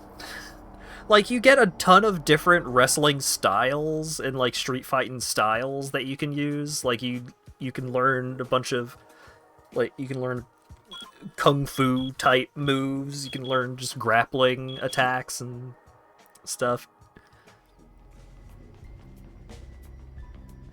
I tried to get into wrestling games when I was younger because my friends were really into wrestling and I was not. But Def Jam Fight for New York was the one where I was like, oh, okay, I get it. I also enjoyed the Ultimate Muscle game on the GameCube. That game was wild.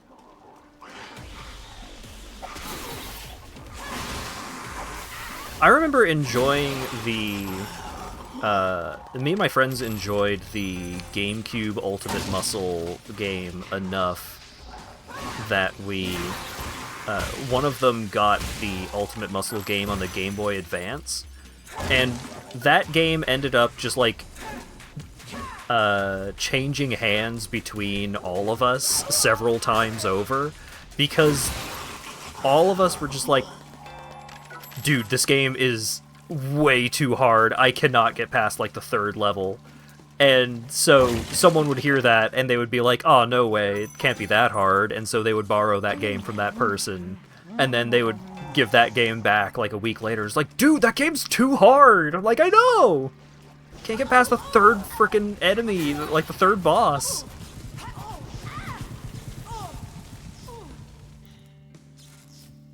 I don't remember if the GameCube one was also, like, unreasonably difficult, but I know the Game Boy Advance one was.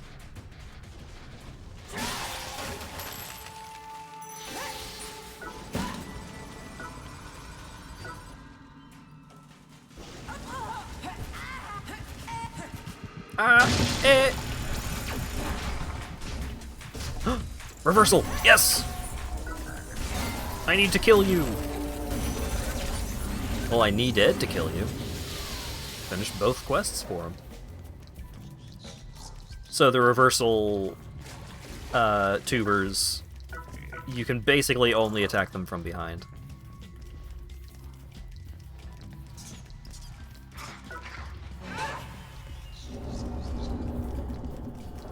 They have, like, big shockwave attacks to knock you back. They can pummel the ground.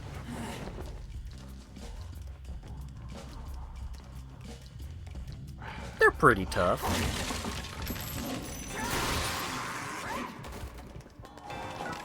I think the Bone Fellas are probably overall the toughest of the, like, basic enemy types. Of the basic tuber types. Running out of stamina or going quite a long time without food both cause hungry.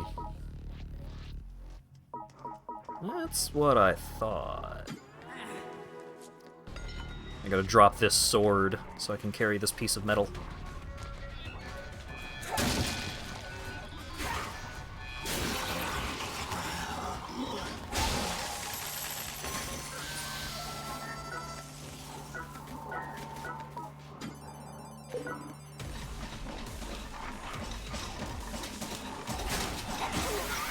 Oh! Yes! Thanks for the assist.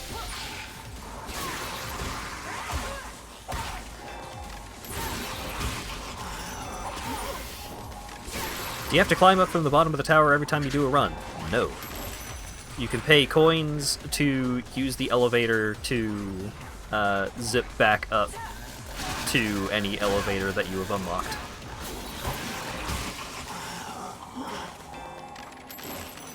Generally, you are going to be doing that drastically more often than what I'm doing right now.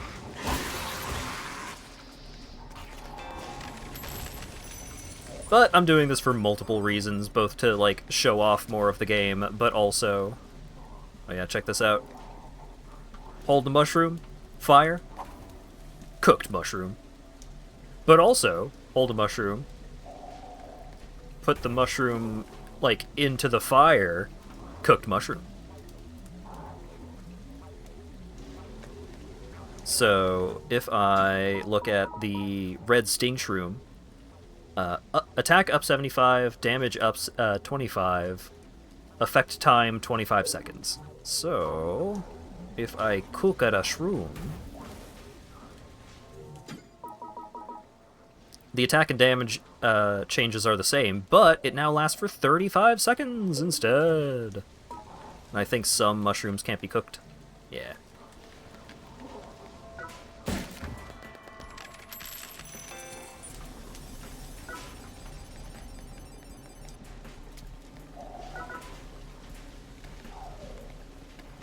Oh yeah, let me show off what the yoga shroom does.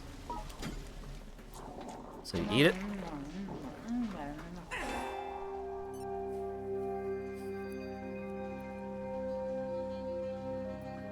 You cannot cancel out of this.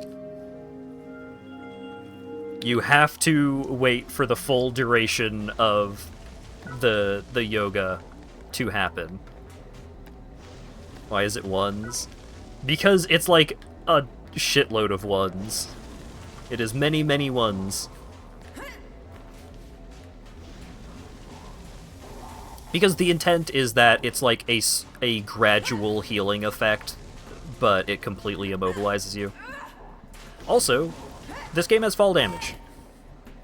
The fall damage is proportional to your health, so having a ton of health does not protect you from fall damage. I have died many times in this exact room due to fall damage. Any vertically designed room is a goddamn death trap.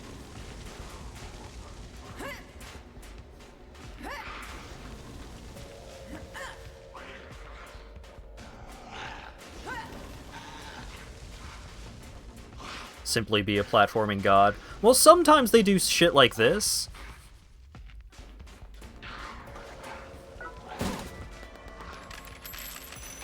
And sometimes there are, like, scary jumps like this.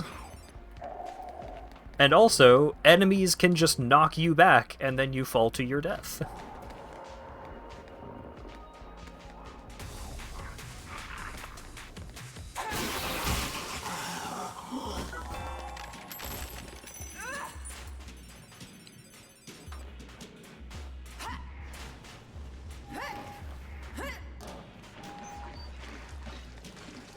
I like that the giant fire traps are not the death trap. Yeah, no, the fire does, like, nothing. But fallen?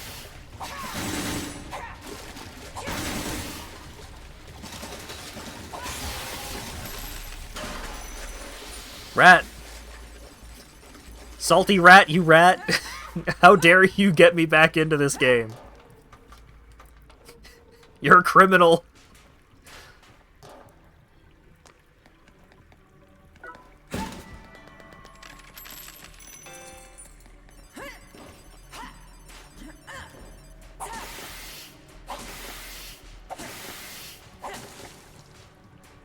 Oh yeah, so if you look in the bottom right, you see that my iron is currently out of steam, but I can still just hit people with it. I don't know why it broke there, but okay.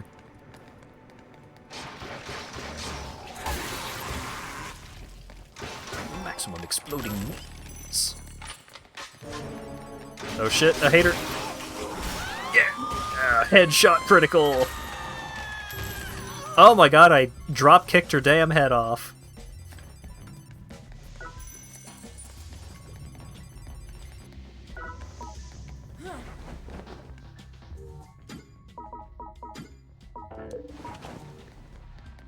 Quit being so dramatic.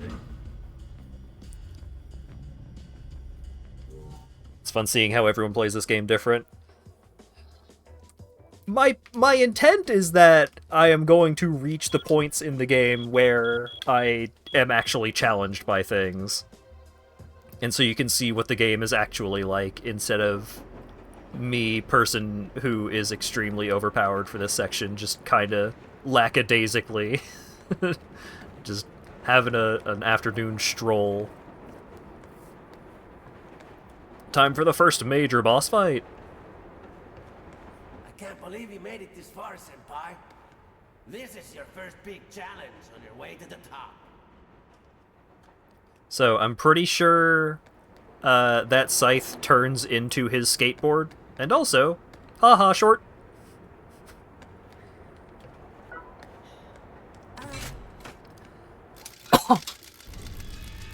Also, these boss cutscenes are fucking crazy. Look at this.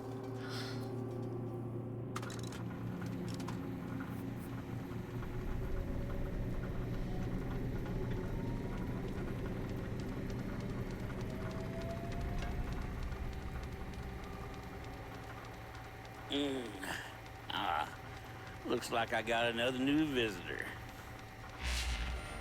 Pretty nice equipment you got there. I commend your choice of weaponry. But you know who you are, don't you? This is my turf, the first dawn of the Tower of Barbs. And guess what I do to visitors?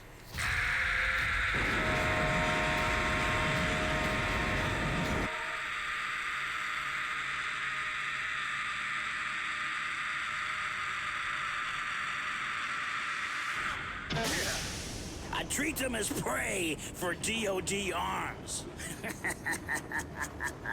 You won't get this stamp from me without a fight.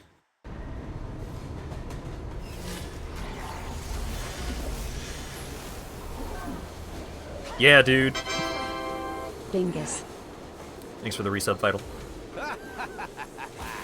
Looks like you have to make your way to the first car of the train for this boss battle. Just try not to fall, because you'll die. So that's a lie.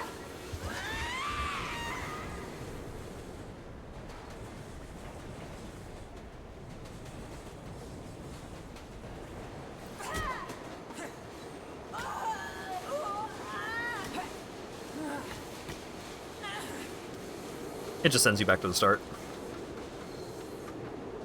You do take some damage, but like that black screen for like loading or whatever it was doing took so long that I just healed up all of the damage that I took before it returned to gameplay.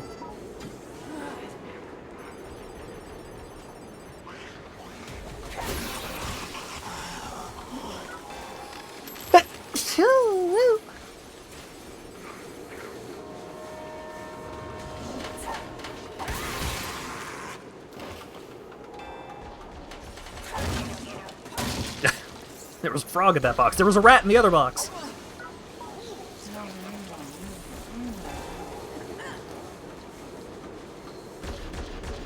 I have the minimum amount of health possible for this character, like the minimum max health. Trouble in this train car. Be careful, son. And the rat heals 100.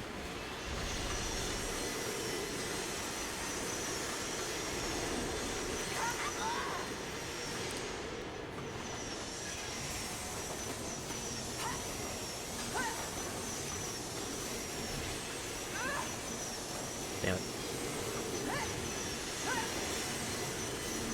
What are you actually supposed to do about that? Just walk around it. Just take another route through the car. I didn't have to go that way.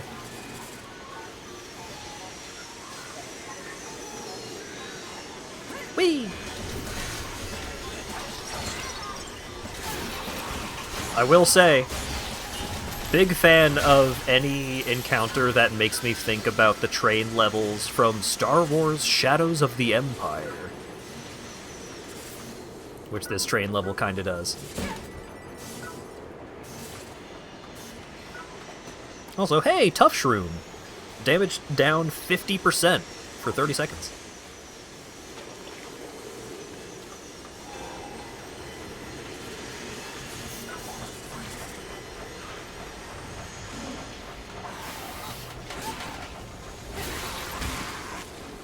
$50% is a lot, yes.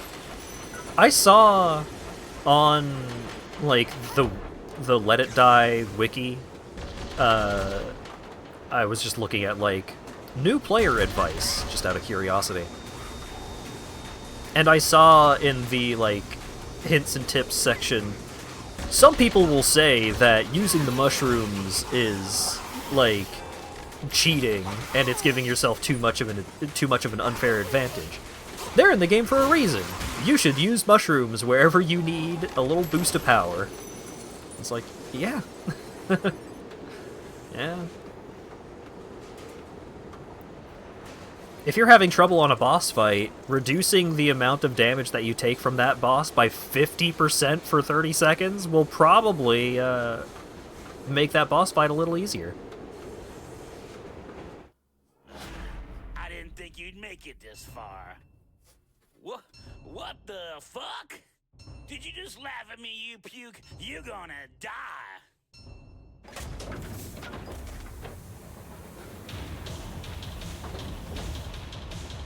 Oh, I don't use the mushrooms that often in this game.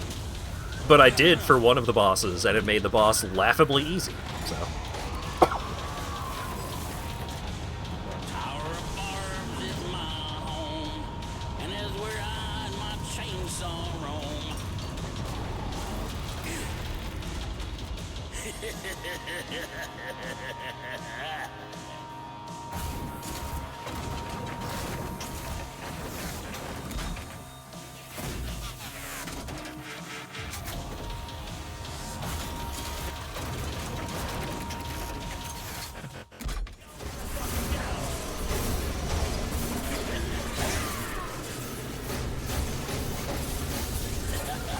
Wait.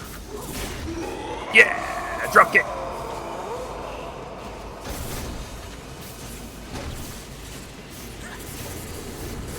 And then, after you beat a boss, you have to do this every time. Hold left and right trigger.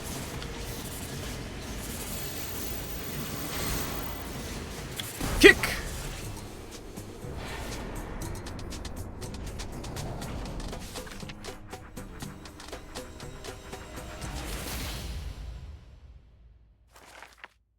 This is not... I'm not fighting this boss for the first time, I'm sorry. I am extremely overpowered. Could you be the chosen one? I haven't beaten the game yet, but this is a tier 5 character. I deserve to be laughed at for this.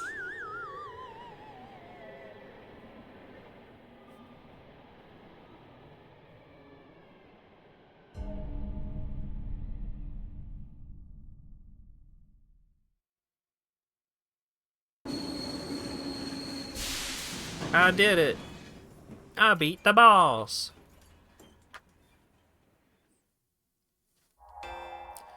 Yeah, that style for the boss cutscenes is wild. It's very cool.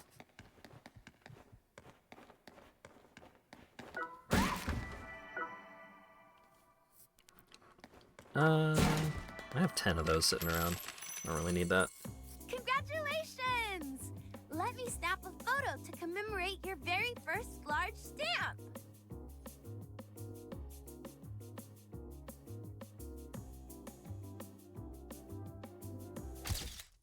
What? Huh? Nice work. Keep it up and you'll be at the top in no time. So you think? Where was the train physically? It was going through a tunnel. See? Tunnel goes that way. Tunnel goes that way. Big tunnel.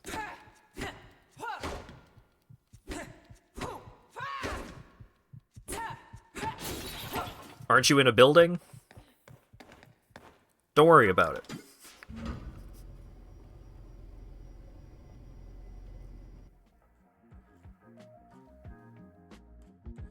Yeah, it's a big tower.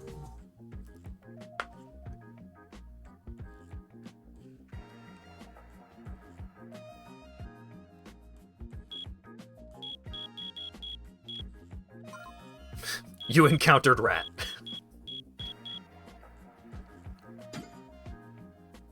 Battle on the big train.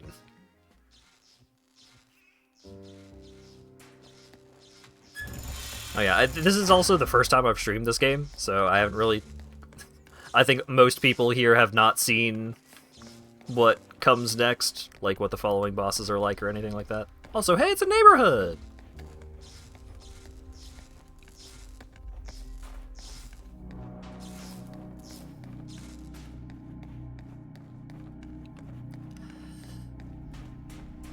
I like this game a lot, but there's a lot of problems with this game.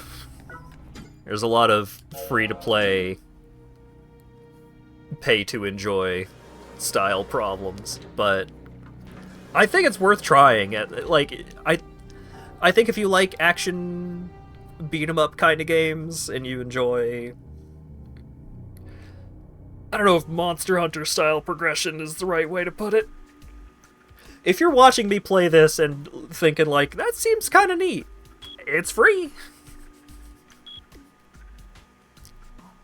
It is worth checking out.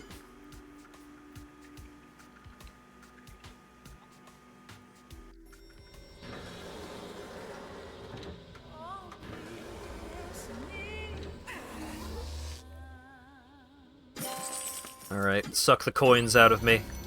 I must level up. Is there a second waiting room? Not to my knowledge. It's time for some free shit! Alright, so I need some amount of vitality to wield the welding gun.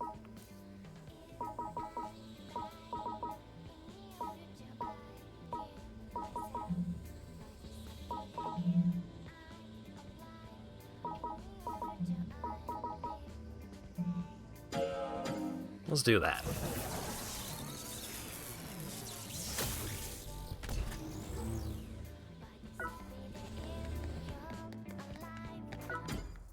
Oh, it's you. Yeah, Inferno seems much more colorful. Much more bright and colorful. Still over-the-top violent and all that shenanigans, but they're doing a different thing with it. And I'm curious.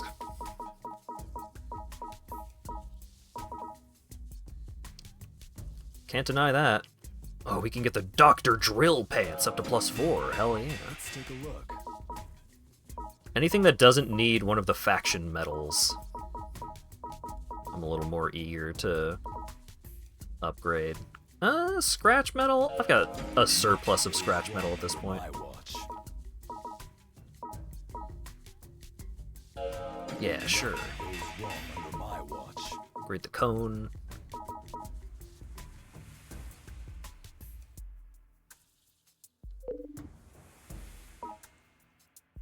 Alright, a recent update to this game introduced the armor skin system.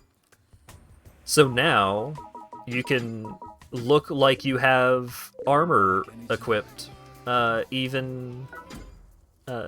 you can choose what armor you look like you have equipped, even if you don't actually have that. I don't want to spend 10,000 on an actual good piece of gear right now. Alright, so we'll buy one of these attack heads. But I have the armor skin of the beret. But also, you need to have a piece of equipment equipped in that slot in order for it to show up. So you still know if you are vulnerable. You still know if they have taken your pants away and will kill you.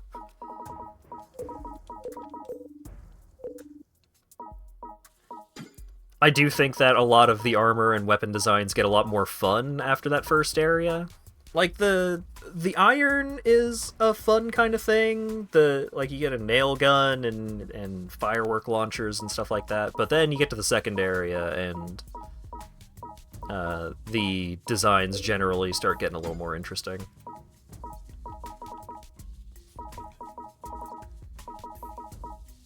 So I've got that maxed out. I will have that maxed out. I guess we can just keep rolling with just use whatever I come across. Come back anytime.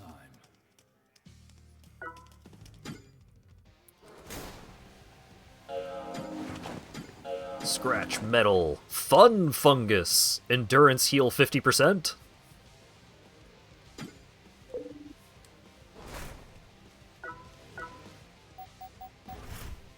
Fantastic. I need to use some crafting materials. I have no storage space.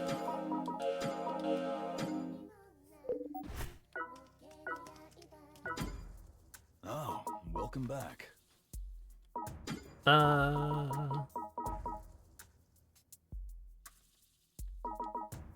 Flame wand, butterfly knife. I need something that uses, like, a ton of different materials. It uses 3 silk and a hovering metal. Sure. Nothing goes wrong under come back anytime.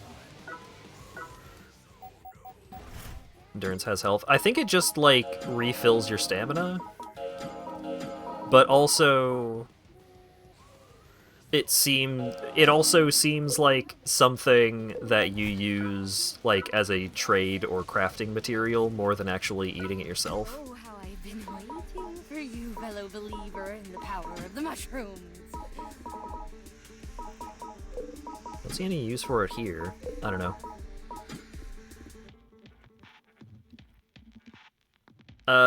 Let's roll the gotcha. Good choice. I will now cook my special mushroom stew. Secret of my success. All done. My greatest masterpiece. The secret of my success. Believe in the power of the mushroom. Huh? Increase defense by 10%. Wow, it's nothing. Come again. 50,000 well spent.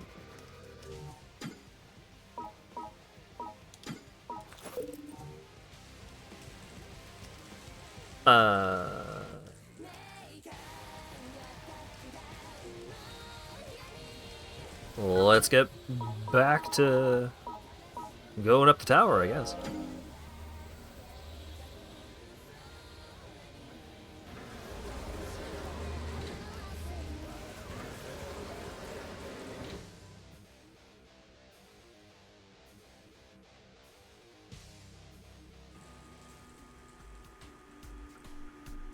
There's a guy dressed as a shaman that erased you from existence with lightning powers. Yeah, the lightning staff is brutal. Any weapon that does, like, a constant stream of small hits is a goddamn nightmare. Because even if those hits don't get you, they're doing so much damage. Max Wang has been sent! Oh, God. Even if the damage that is being done doesn't get you, like, it just breaks your armor down so fast.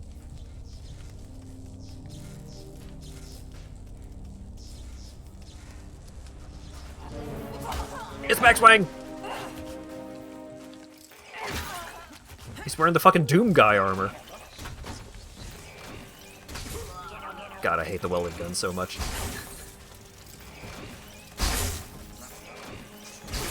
There we go.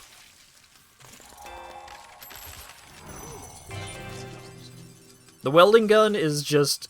What if the worst shotgun you've ever seen had a charge-up time?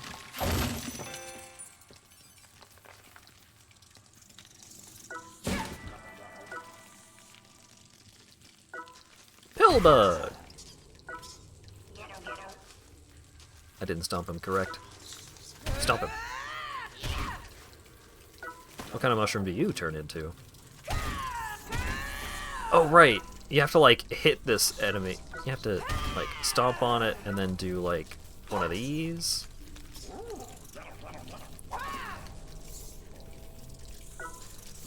Because stomping on it again while it's dazed just causes it to flip over. Hang on. God damn it. There we go. And then, like... There we go. These guys turn into the life shrooms. I forgore. The fuck out of here, yoga shrooms.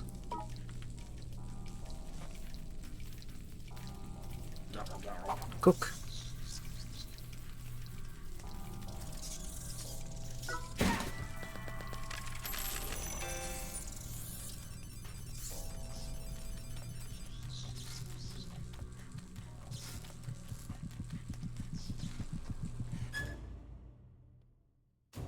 Hey, that corpse is covered in life shrooms, which heal medium.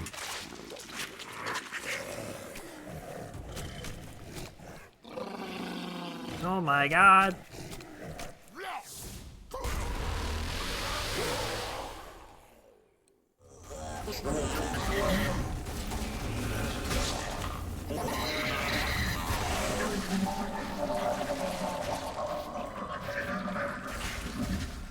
Goto 9? More like Goto 0. Got him!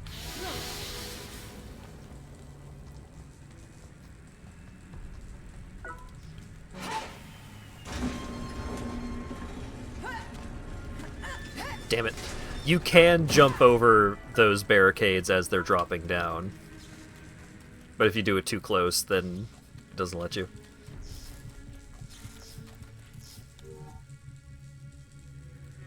Ukon Geoka.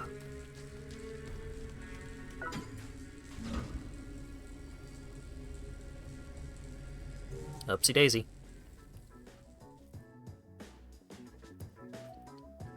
So this area starts introducing more and more routes where, like, it is blocked off from one direction, and you have to, like, take an alternate route to loop all the way through a side path back around to the original path. Like, I'm pretty sure, if I recall correctly, you can't actually fight that boss right away. You have to, like, take the other route up to Sayane, and then go from there to Momohara, and then over to this one, and then come back down that way. And then you unlock the shortcut to go back up to this floor.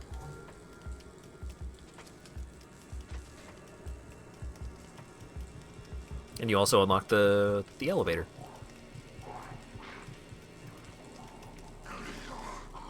He didn't see me. Got him. The knife.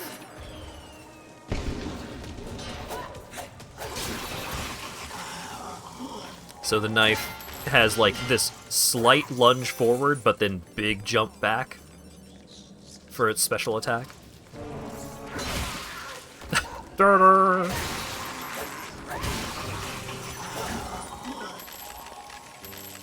Also, the NPCs will taunt when they kill you, or when they kill haters.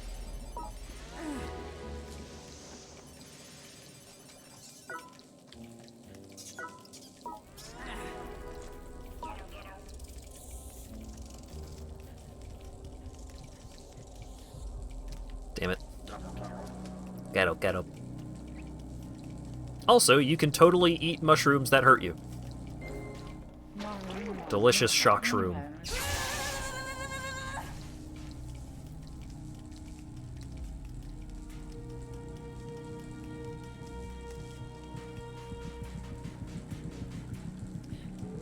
I believe there was a time where I was playing this game and I accidentally ate a punch shroom and it killed me. And I was very annoyed with myself.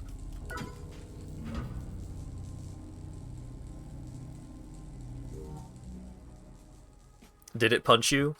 Oh, I'll show you what the punch shroom does.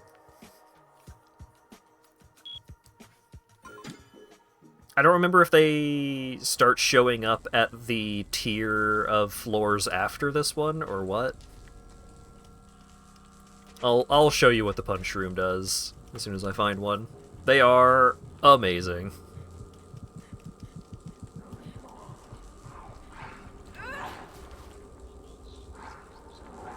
Thank you.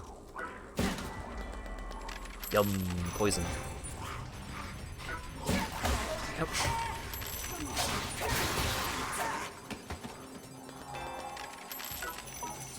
Vegetable oil. I think I need a lot of that for various things. Aluminum can. Aluminum can what? Oh, I need like 10 wire mountains.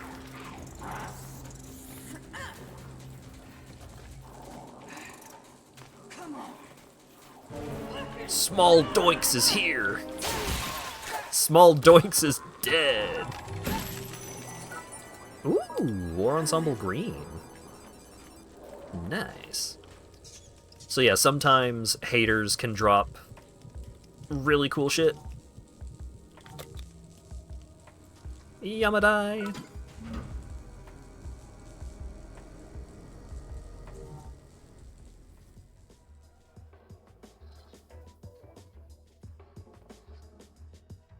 Alright, I need to actually use this stupid welding gun to get it up to Mastery Rank 20 so I don't have to think about it anymore.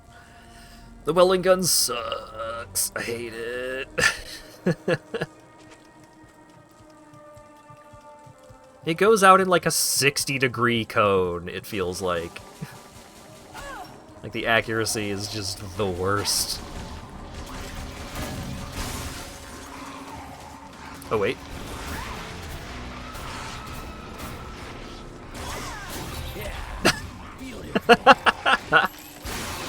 Vaporized.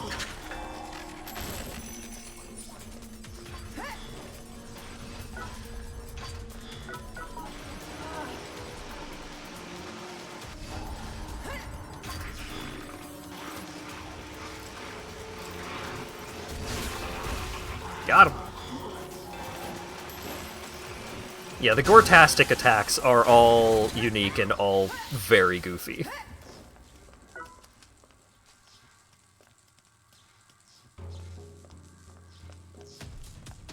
It's the lady who's a gun. Got her. Don't fall. As soon as I started that jump, I realized, oh, if I do this jump poorly, I die.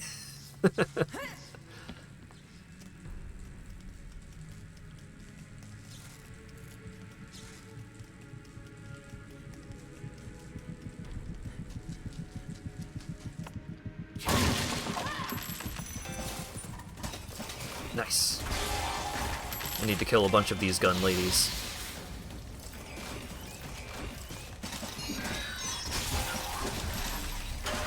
The different kinds of tubers have, like, are generally the way to get certain kinds of metal. So, the gun ladies will drop bullet metal. The claw, the big, like, 3-clawed hand fellas will drop bone metal. The orb head fellas will drop scratch metal. Oh no, it's a hater!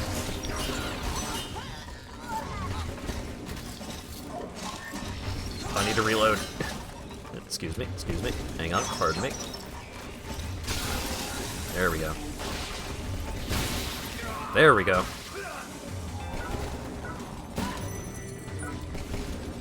Oh, he dropped the Happy Wheeler body? That may be, like, how I ended up getting the Happy Wheeler body. Getting equipment that is, like, a tier above your current area Like, this zone is a tier 2 zone, so actually being able to craft that tier 3 armor is a huge upgrade.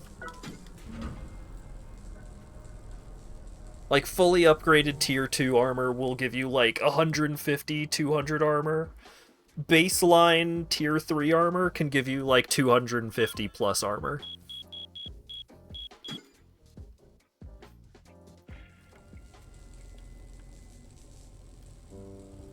And that makes a difference. The fight with Missouri is finished. Oh shit. I wonder if we won.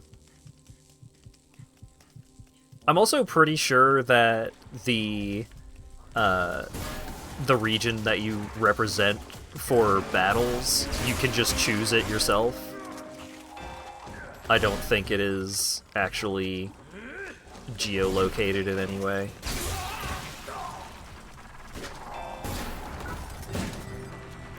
So you can kind of just fight representing whoever you want. Also, this room is full of guys with sniper rifles.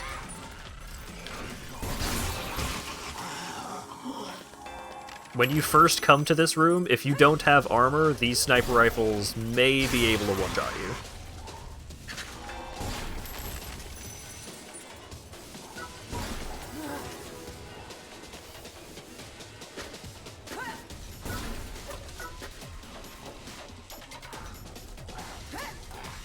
Currently, falling into that water is a much more threatening thing than dudes with sniper rifles.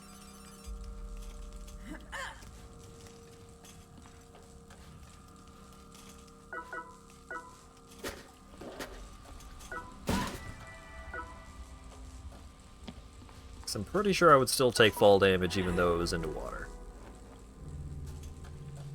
But also...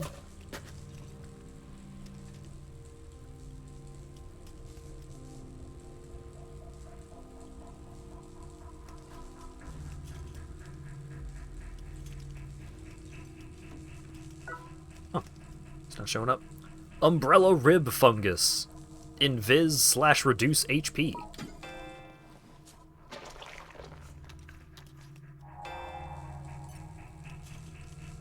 Damn. That is a significant HP reduction. That's a lot of damage.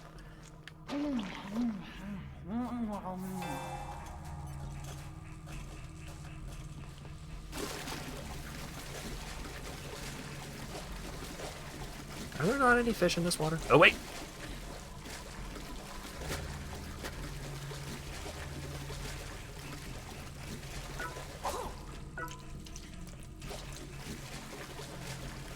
There are fish in this water, you just can't see them.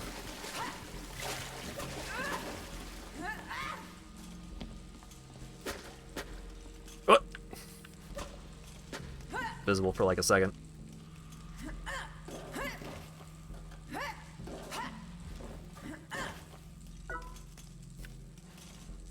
Look, sludge, water, whatever.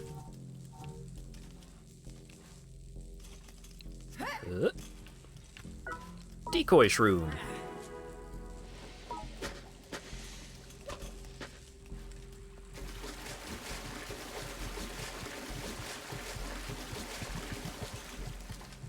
No, I want to go to Kaga.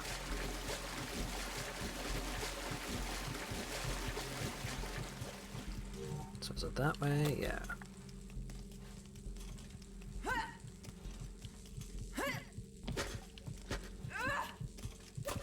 I kind of appreciate that they make the sound effects for beasts, like, loud. Like, if there's a frog nearby, you are hearing that Kero Kero from a mile away. Decoy! Didn't even get to see what the decoy looked like, because they all just attacked it immediately. Oh, these guys are starting to deal damage. Look at that.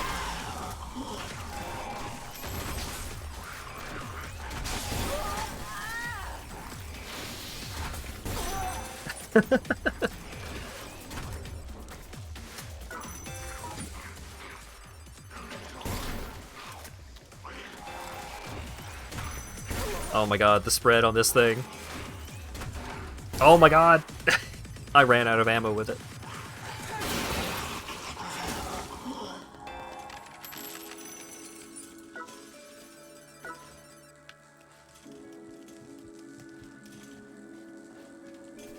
hate the welding gun so much. It sucks so bad.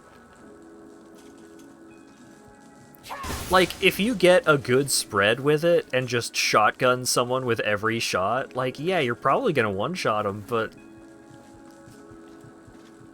the likelihood of shooting at someone like 5 feet away and just drawing a circle around them, just drawing their silhouette with all of the projectiles of the weapon that you have to charge up to fire.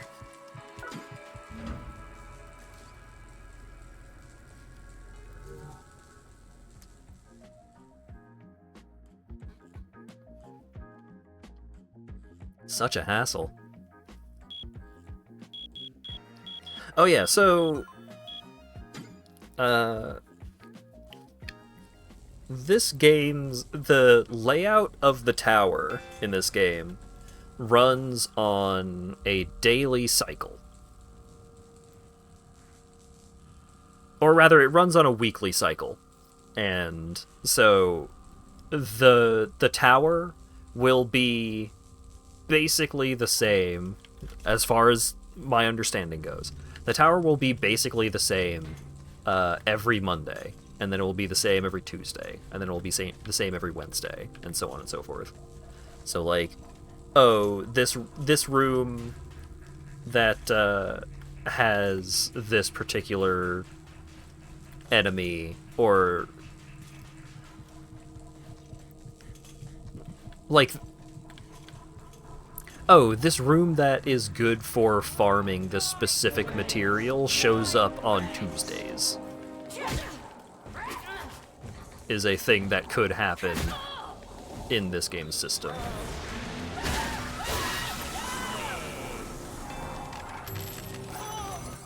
That was a lot of spins she did.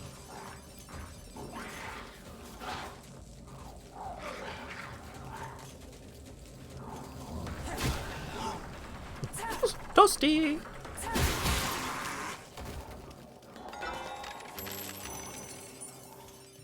Uncle Death is doing a little bit of that, isn't he? Ta-ta! Damn it. So I need to go down to Ta-ta from Daida to unlock this path?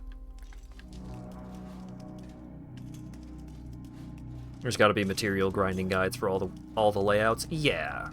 Like, you are going to be able to grind whatever material you want no matter what day it is, but some days there might be a room that is better for a certain material. You know. Also, I think there is a specific set of like endgame level encounters that show up only twice a week? Like Friday and Sunday or something like that?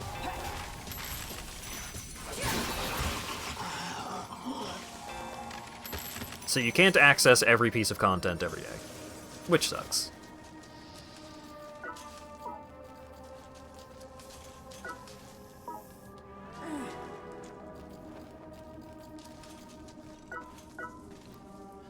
Yeah, like, certain aspects of this game are very, like, free-to-play game in its design, despite...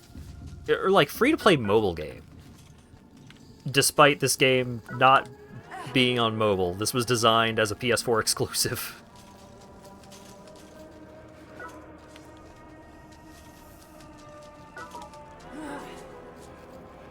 Suda, love his scorpions.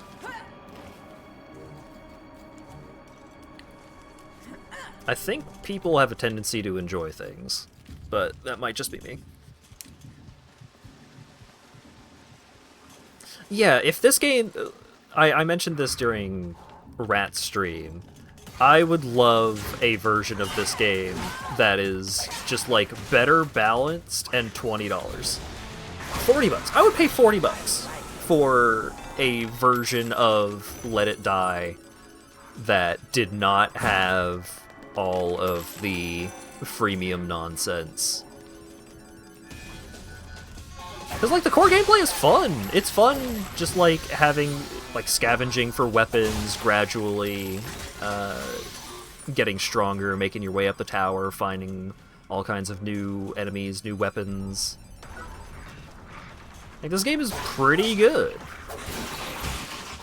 Basically, all of its worst aspects are aspects of it that are based on the game being free to play, just like various monetization methods. Amazing. And so when you do the beheading kill, the head stays on the machete for a bit. That's kind of cute. I mean, it's not cute, but...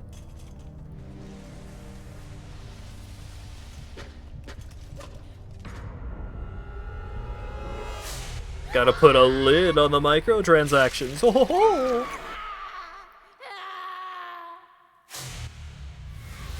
Oh, heck.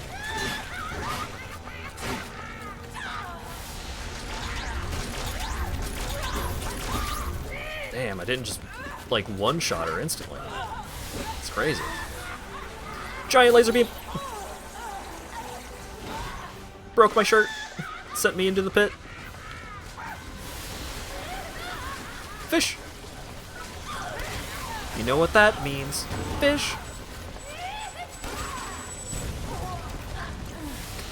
Killed the fucking fish! Boleo shroom. Confusion.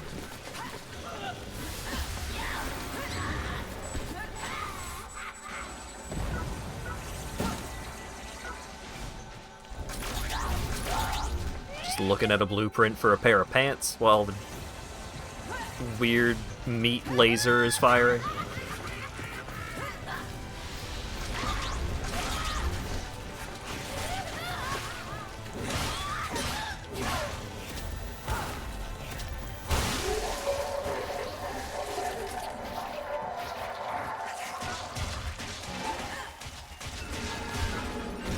Hey! Faction buddy.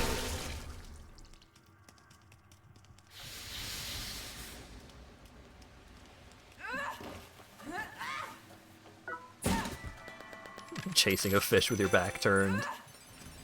Well, I wanted to eat the fish to heal the damage from getting blasted by the laser and then thrown off the building. Being thrown off the building did way more damage than getting blasted by the laser, though. Kintumin. Kinutamin. Another streamer I follow picked up this game. Yeah. It's like a god dang virus.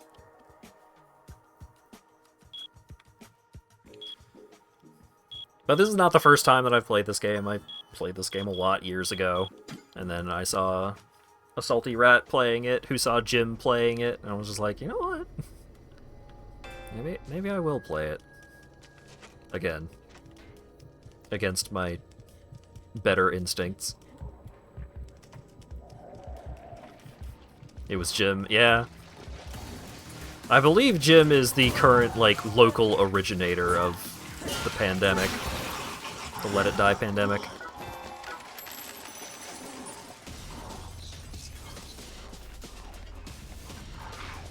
Thought it got an expansion.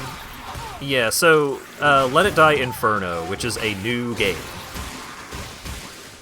is coming out next month, or something like that. And if you beat Let It Die, like, if you get to if you beat the boss on floor 40 in this game, which is, like, the main story boss, then you get bonuses in Let It Die Inferno.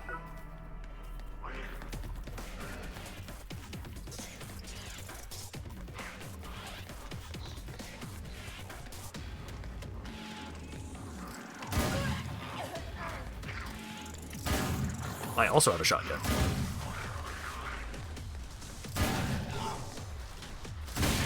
I was hoping I would be able to do the Gore-tastic kill.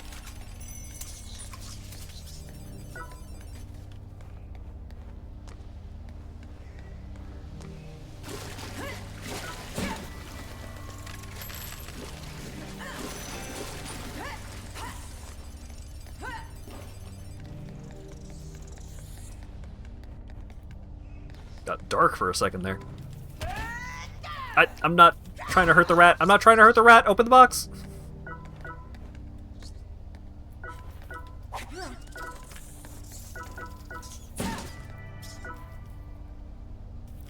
Pants. I have pants. I don't need more pants.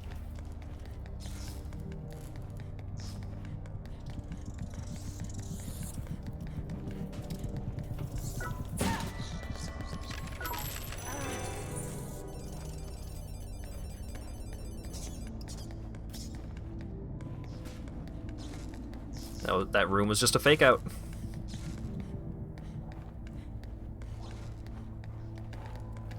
Follow me because Burke reposted my tweet and you like the art. So, I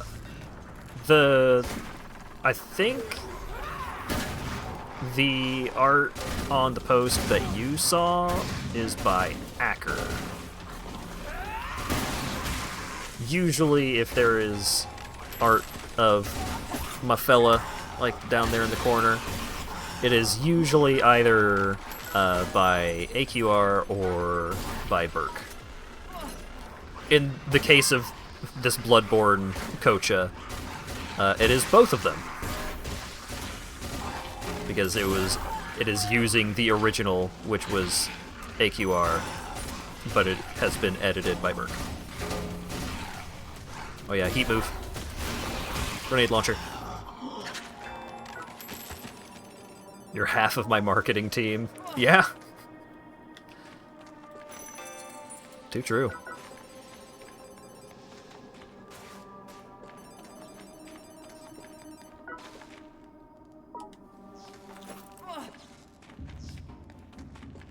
I love that I am just loading up on guns when dexterity is the only thing I haven't leveled up on this character yet.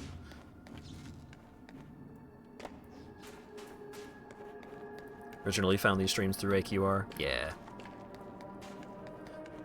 Acker and Burke are the true homies. Well, okay. Anyone that, you know, reposts stream announcements, reposts, or likes, shares, and subscribes is the homies. But in terms of getting the streams in front of people's faces, those two are two of the most frequent. I suddenly lost the ability to say words. A lot of things started happening all at once.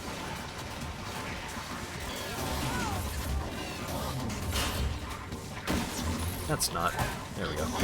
Just punch it.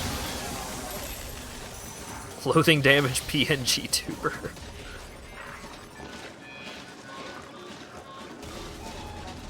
I do not have the focus to do, like, a lot of the interactivity shenanigans. Like, Taxidermy had some crazy stuff going on with PNG tuber shenanigans.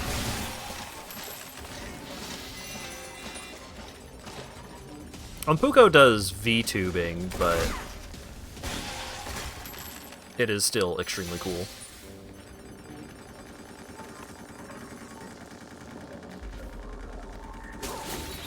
Let's see who makes it faster. We're just drawing Kocha slightly flustered with just barely shreds of clothing left. Tassie and Puko and Digi are fucking insane. Yeah, so many of my biggest, coolest stream friends have done such insane work on stream interactivity and like assets and redeems and all of that.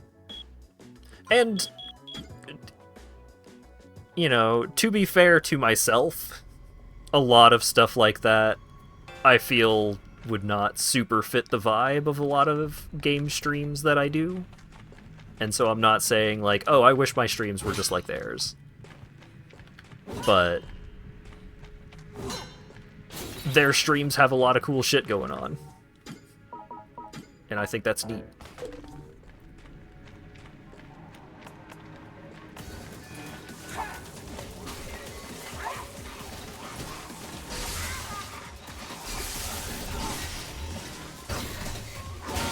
It's gonna be real cool and you'll only use it once. I'll use the Hades 2 one again. I will. I'm trying to think of any PNG tubers that have been made for me that have only been used once beyond, like, I don't feel like it's particularly fair to be like, oh, you've only used the Signalis ones once, because those were made very recently, but I feel like most of them I have used multiple times. Like, the Mario Party one is kind of hard to use outside of that context. If I had text-to-speech, I would have to ban you for Space Jam DVD. Space Jam DVD is a classic, though.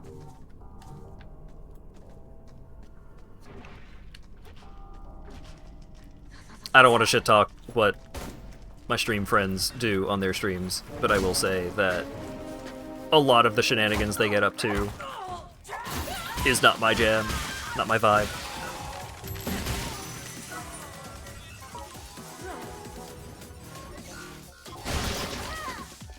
That part of that is why I haven't, like, gone out of my way to finalize stuff for the VTuber model, which is basically done.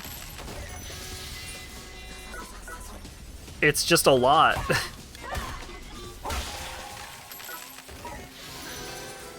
It's a lot, and it's very attention-grabbing.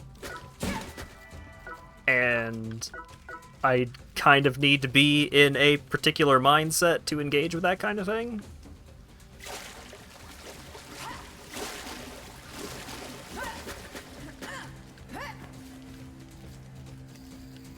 Seems cool until I have to do it. The stream stuff that you did, Cockette, like all of your Warframe, like when you did those Warframe streams, all of your streams stuff that you did was so fucking cool.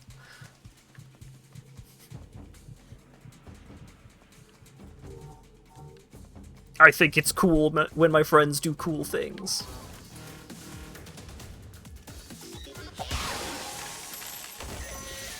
Attention grabbing is kind of your job. Yeah.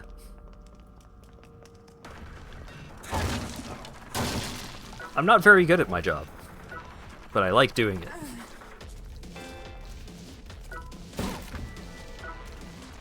Oh shit, sniper rifle.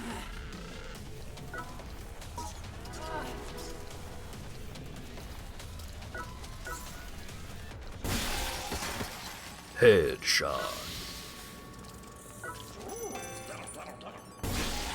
Woo!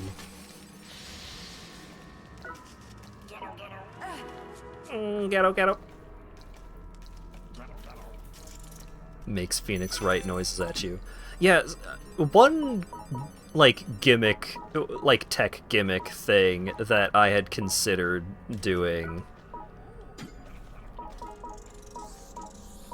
a while back.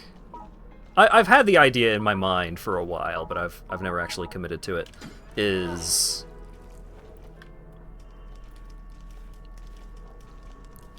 having my voice, like, having my mic muted, but it's being fed into a speech-to-text, and then the text-to-speech, and then the output from that is being fed into a text-to-speech.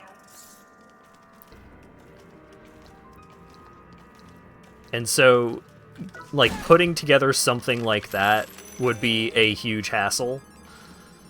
But I think it would be an amusing gimmick to whip out every now and then, just to see how well the speech to text actually performs on average. Cause I'm not always looking at the captioner, obviously. So the thought of me hearing what the captioner is outputting, and then it would probably make me talk like I don't know how to say words. I would have to be so particular, I would have to enunciate everything.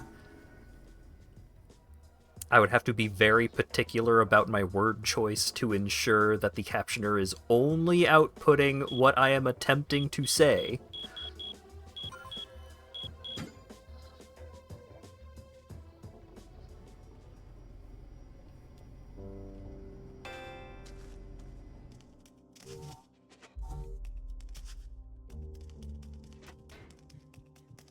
Instead of having it in text-to-speech, make it Banjo-Kazooie noises. Yeah, that's kind of what Coquette did, except it was, like, the Phoenix Wright text output. And it was very cool. I wonder if any clips survived. Like, it seems like the VODs didn't, but... I'm also curious if you were to, like, boot up OBS right now, if all of the assets and everything would still be there and functional, or if an OBS update or something would have broken things.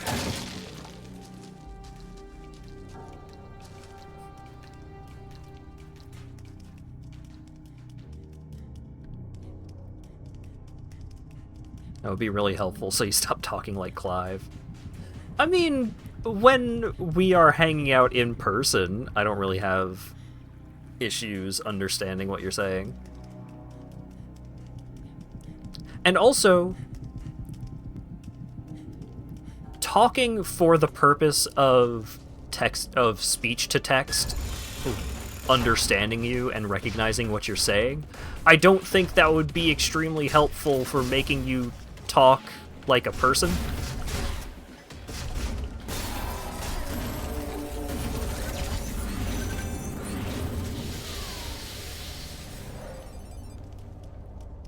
Being very particular about all of your enunciation and word choice. Damn it. I don't think that would help. I think that would make you talk stranger.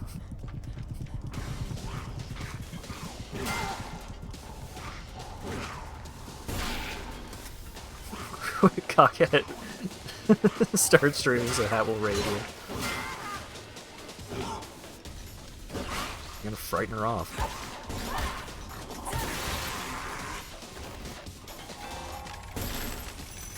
Gonna find 10 gil in your backyard one day.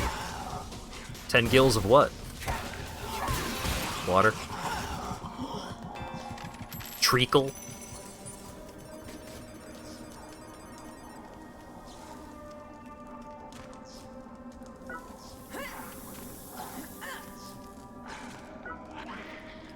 It is unfortunate the number of, like, outdoor cats there are in our neighborhood.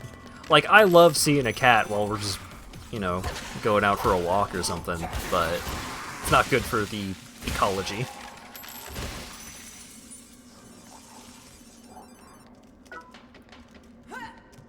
Why are you blue? Oh, I was poisoned. Which is good for me. I love being poisoned. It makes me strong.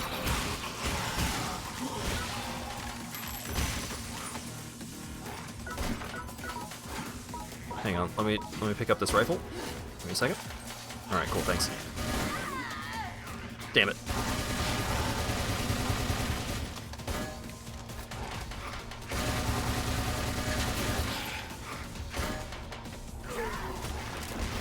I missed!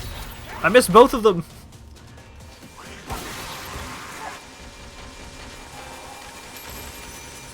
Oh, I miss.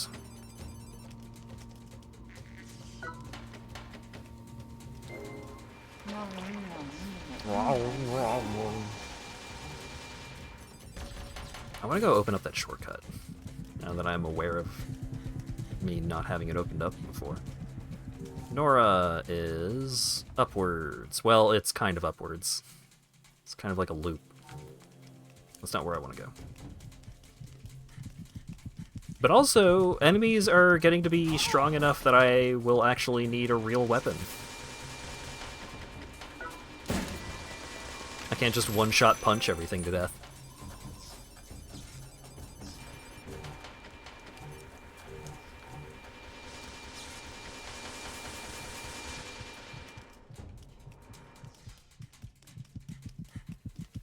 Mukbang 3D animation. Oh god. Well, this is not necessarily where I ought to be, but... Can get another life shroom. Oh yeah, a cool thing about life shrooms is that the effect...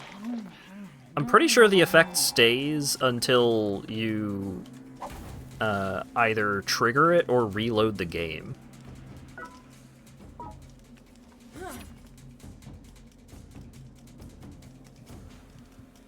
I'm pretty sure you can go back to the waiting room and, like, leave on another expedition, and you will still have the life shroom effect, as long as it didn't proc.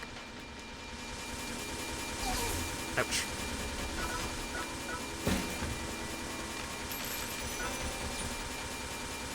Cotton.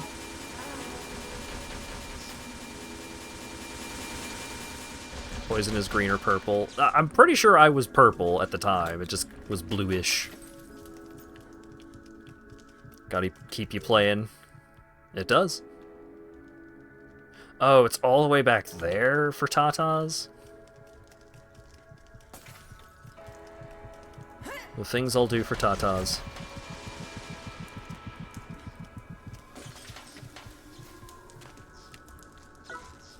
Oh, it's a good thing I came back.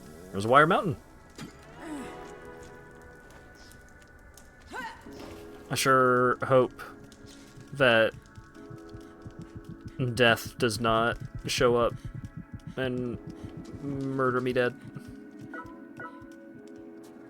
There is a mechanic in this game for punishing players who stay on one floor too long.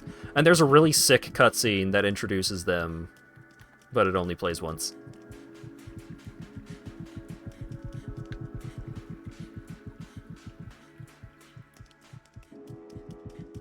Spelunky? Yeah, a little bit. You're taking too long. You're too long. Oh, Wire Mountain. Get out of here, leather. Is that wood or is that metal? That's wood. Alright. Yes, this way. Go, go, go.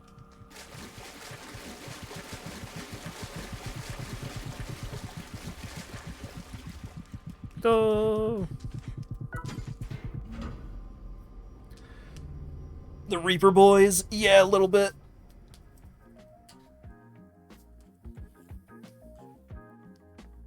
Hell, you could probably just check out Let It Die just to see that cutscene, because that cutscene is really cool. Or the song that plays during that cutscene is really good. I know the fight with Missouri is finished. Game is nagging me because I haven't gone back to base yet. Whoa, whoa, whoa, drills! Damn it. There we go. Gotcha, bitch. You can also stomp on people when they're down. Stomped all her clothes off. She was a me, and I stomped all of her clothes off, just like that. Brutal.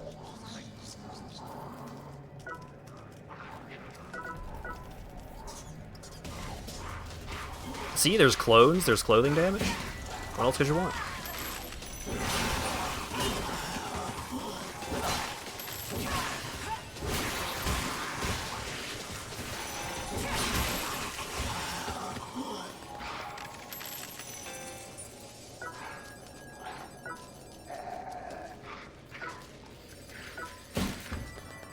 What else you could want is, like, not having a bunch of microtransaction bullshit in it, but can't have everything. Unless it's Signalis. Signalis can have everything.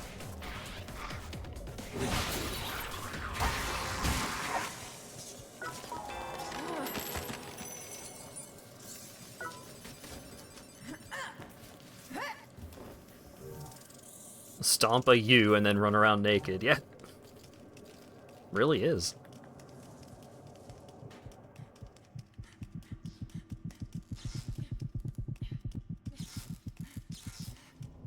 Kaga. Yes, okay. So we can go over here. Go back to the club. Go over here, open up the shortcut, and then go check out what that unidentified room is.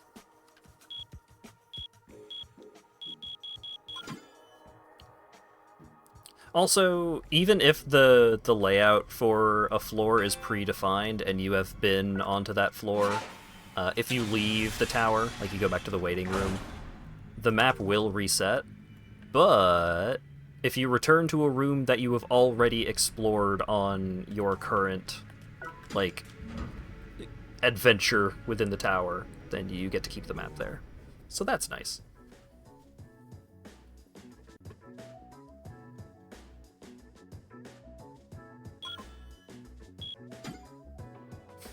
Good replay.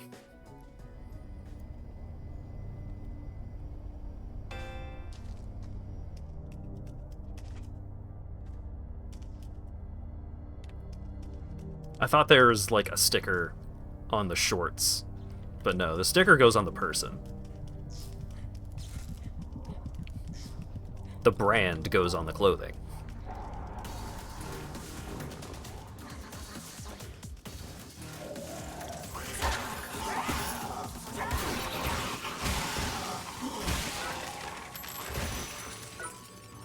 Alright, I don't have any... I have no inventory slots available for clothes or weapons. Only loot.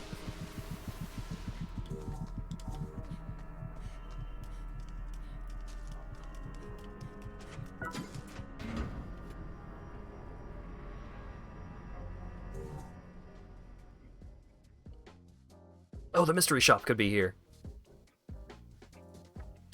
I'm pretty sure once you find the mystery shop, then it stays there for like an hour before it moves. So you could, like, if you find the mystery shop, you could leave, empty your inventory, and then come back.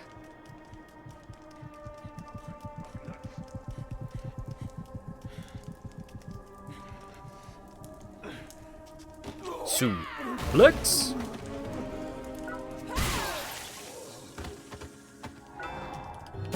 What did you drop?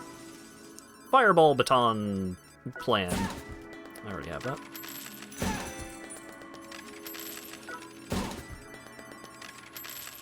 Bunch of cash. Succotash, call us up, win some cash. There's traffic every 1 second.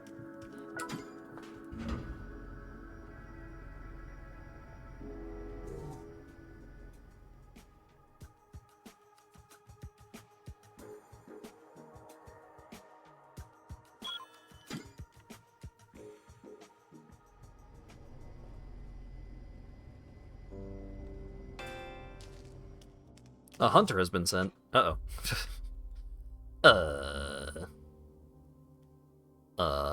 No.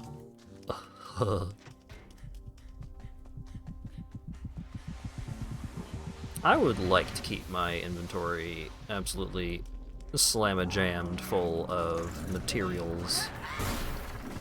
Souls.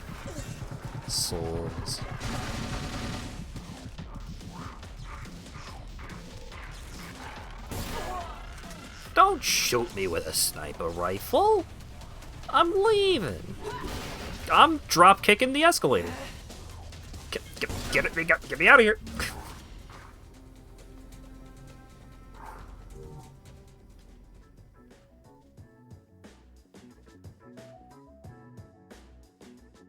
I wish you could just launch yourself down the escalator with the drop kick.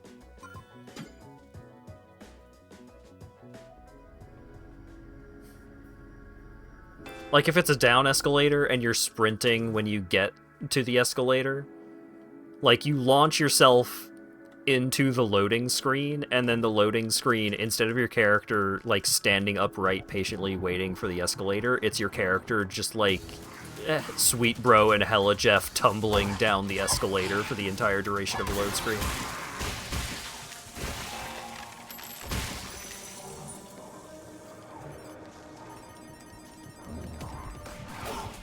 Now, if I made a video game, I got some great ideas.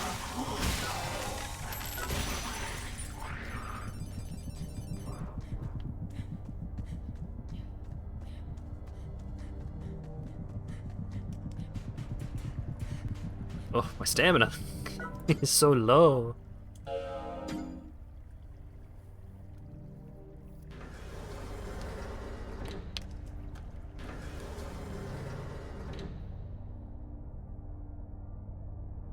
I mean, Kojima was brave enough to punish players for trying to, like, do the tumble up and down stairs in the Metal Gear Solid games.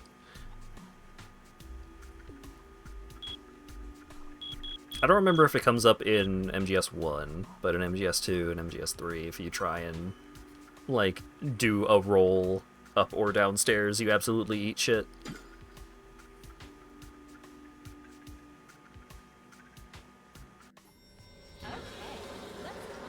Okay.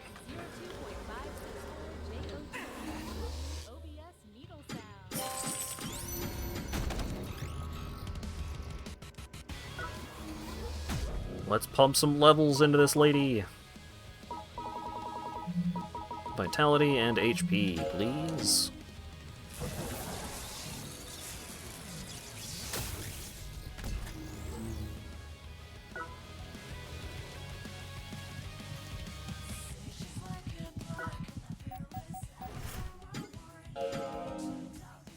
Oh, I had one storage slot available.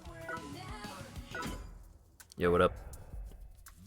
Armor skin added. Oh yeah, so the way that you unlock armor skins is upgrading a piece of armor up to +4. Which is a reasonable requirement, I think.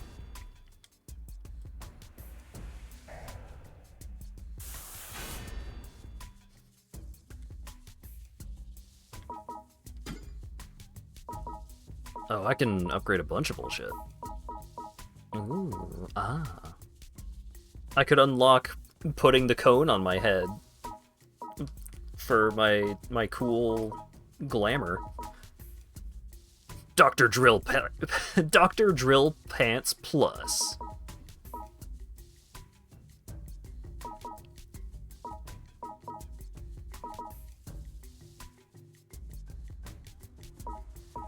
What did I need, like, 10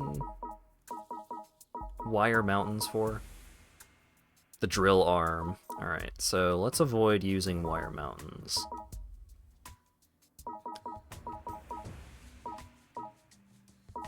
Which is difficult, apparently. Let's take a look. Upgrade the nail gun. Requires mountains, mountain. God damn it.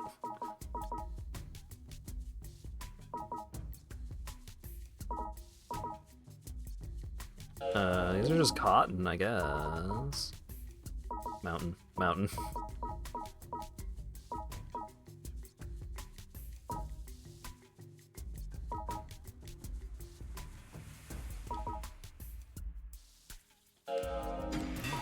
Let's Take a look. do those pants and those pants. Goes wrong under my watch.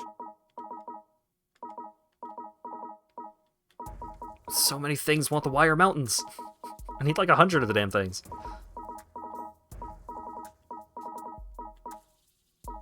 Do they put other grasshopper weapons in this game is a little nod. I saw a hater that was wearing Travis Touchdown's outfit. I don't know how you get it. But there's definitely cameo content in this video game. Come Come back anytime.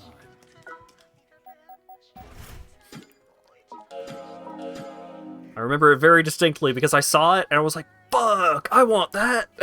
How do I get that?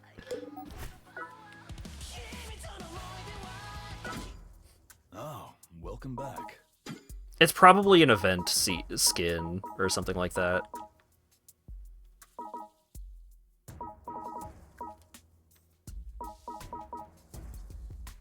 Maybe that revolver was from Killer 7.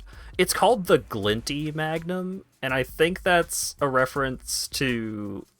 what's his name? Something Ginty? Who was in... Robert Ginty? Wasn't he the guy from the movies where the guy uses the big revolver?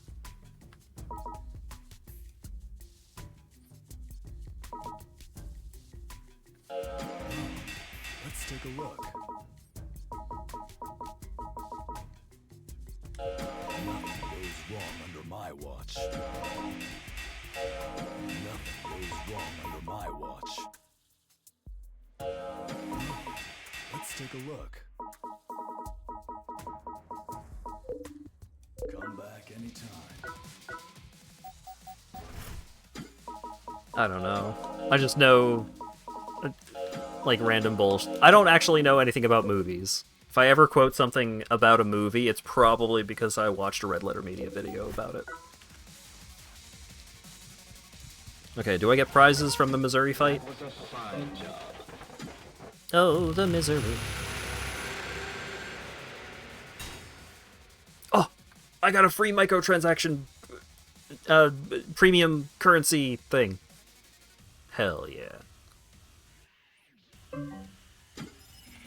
We look forward to seeing you again soon.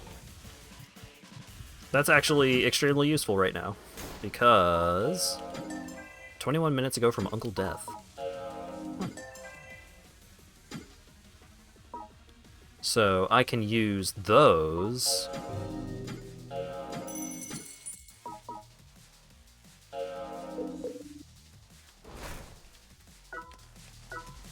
I can use those. Or here, expand my storage by 10 spaces. Woo!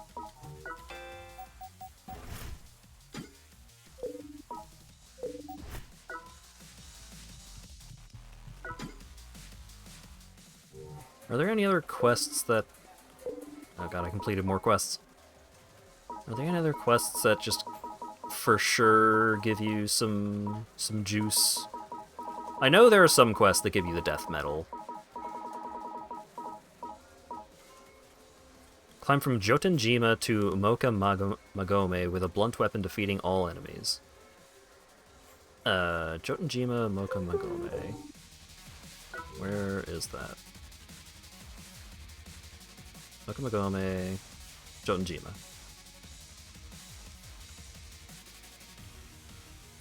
That's 2 floors.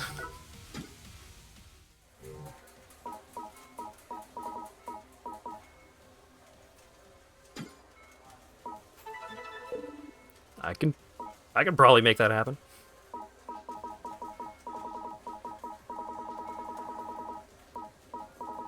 Any other freemium quests for me? Oh. Kaga to Temo Uma without dodging at all. Kaga to Daida without eating anything. Yeah. Wait. How far is Kaga to Daida? Would I... Kaga, Daida. Oh, now that I unlocked the shortcut to Tata, that's like nothing. Starving white woman. I'm so hungry.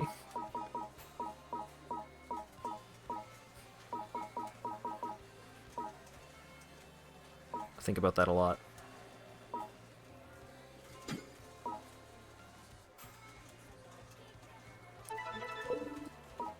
Okay, so blunt weapon Jotunjima to Mocha Magome. Blunt weapon. Yeah, blunt weapon, defeat all enemies. Okay, both of them are defeat all enemies. Alright, so the lower floor is blunt weapon, the higher floor is don't eat anything. Seems like I can do both of those. It's turned out well. It's turned out well. I am being punished for researching and developing.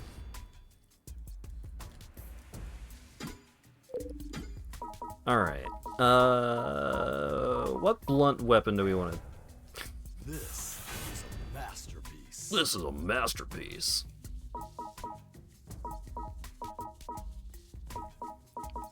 I guess metal bat is probably gonna do it. Thanks.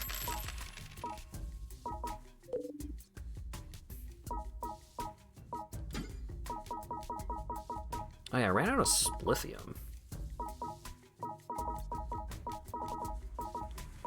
But everything still needs wire mountains. Well, this doesn't, but... Come back anytime.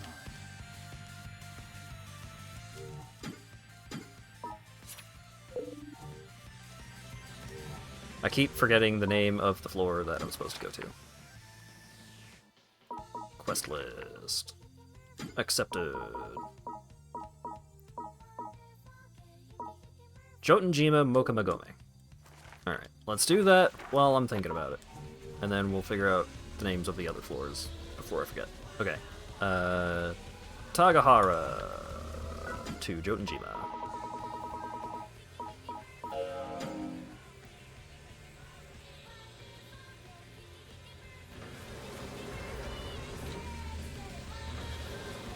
I crave doing these quests so I can have more storage, so I can stockpile all kinds of resources. I've spent... Well, I don't know how many of the death metals that I've wasted on this account. I know I for sure wasted a good handful of death metals on my PS4 account by reviving myself. Because it's like, oh, I have too much good stuff. I gotta revive myself right now. The elevator's like right there. And that's how they get you. That's how they fucking get you. When the correct thing is just... do not allow yourself to spend those resources on temporary bonuses. Use them on permanent upgrades. Or you're a fool! You have to let it die, TM.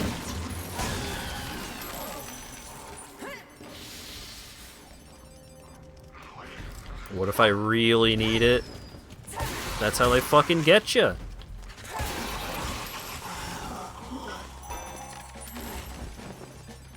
I'm no saint. I have fallen victim. They have gotten me. But don't do it.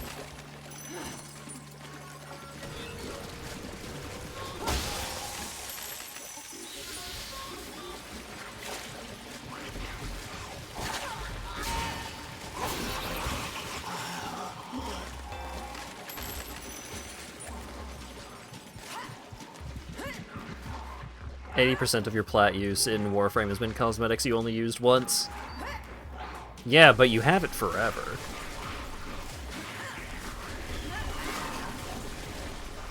If you revive and let it die, you could have just gone back and picked up those materials, like just gone and grinded those materials again. Or you could just like farm up a little cash and just pay to get, I think, most of your stuff back. I don't think you get all of your stuff back if you do a paid fighter recovery, but I don't know.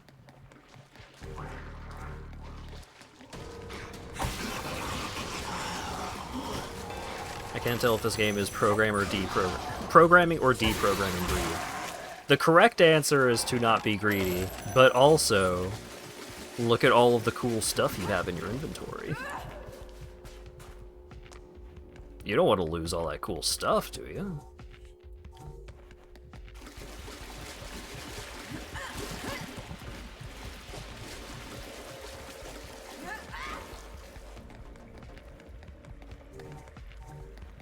I think cosmetics are the most, like, socially acceptable forms of microtransactions and stuff for this kind of game. Like, yes, I will pay you $10 to put cat ears on my character, and I won't feel that bad about it. But if you ask me to pay $10 to make my character stronger, I'm not super jazzed about that.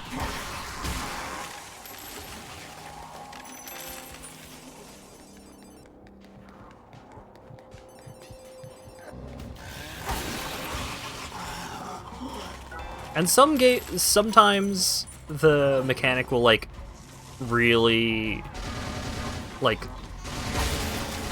skim the line. That motherfucker is gonna one-shot me.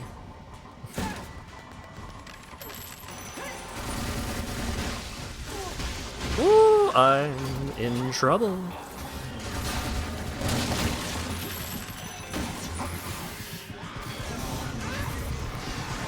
Because with Path of Exile is kind of similar to this one, where it's like, you don't pay in Path of Exile is free. Or Path of Exile 1 is free, at least. You don't pay to make your character stronger. What you pay for is, like, storage tabs. What you are paying for is convenience and cosmetics. It's like, convenience, you know, quality of life, yeah. Quality of life stuff can definitely edge a little too far into, like, actual benefits. Mechanical benefits. If you were way more into Monster Hunter, Capcom would have had you buy the cat ears. I bought the Palico face! In, or not Palico, the dog face. I bought the dog face in Rise. Palamute. Dog face, no space. I bought the Halo cat ears. I barely played Infinite after I bought those cat ears.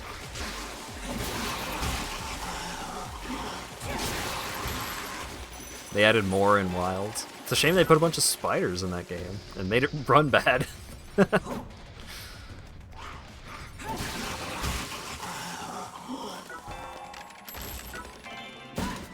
You could turn your bird into a chocobo? Okay, that's pretty sweet.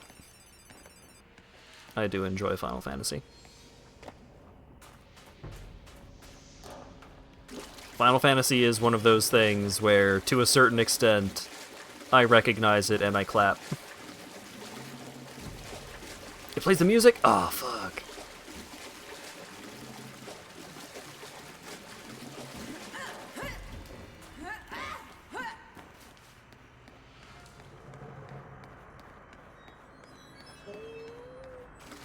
I do need to make sure that I'm actually killing every single enemy.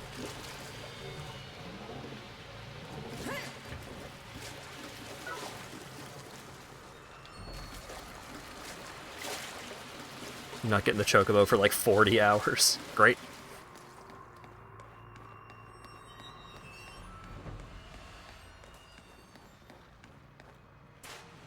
I'll tell you what one game that I get a chocobo in that I need to play more of. Final Fantasy 16.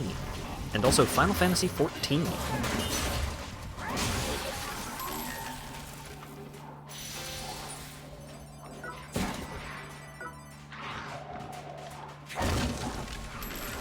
I'm like really scared that I might like punch through a box and kill the enemy on the other side of it.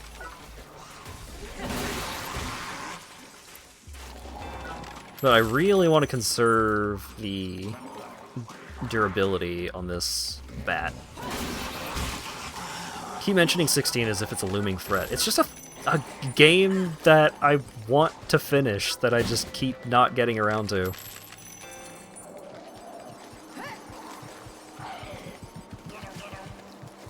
You stopped playing 16 right before one of the coolest fights in the game because it kept doing Game of Thrones stuff. Yeah.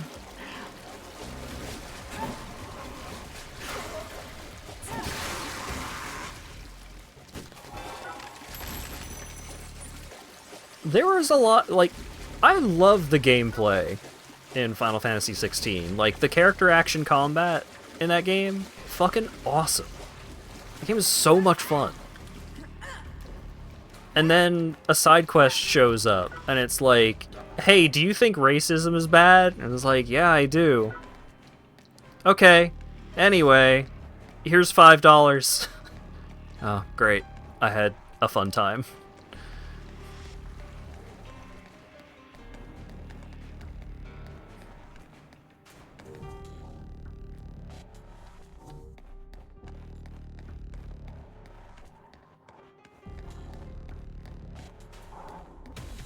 It barely even makes me sad because it's so blunt. It's so ham-fisted.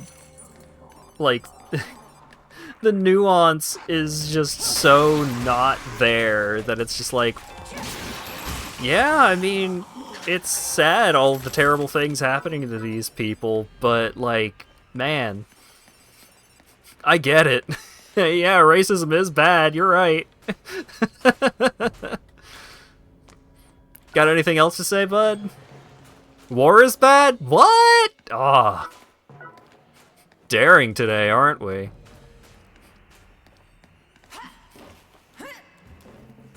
That's a SpongeBob reference for the cults in the audience.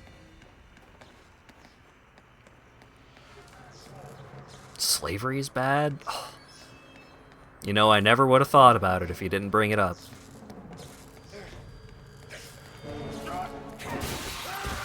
Goodbye, helicopter. Okay, I'm pretty sure I have killed all of the enemies in this zone.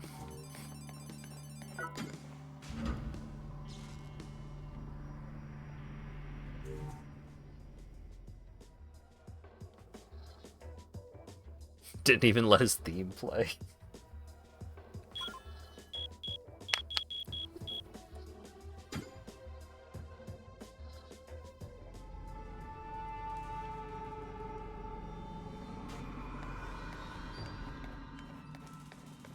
If your theme song isn't as cool as the fucking... Oh god. What was that character's name in Clair Obscure?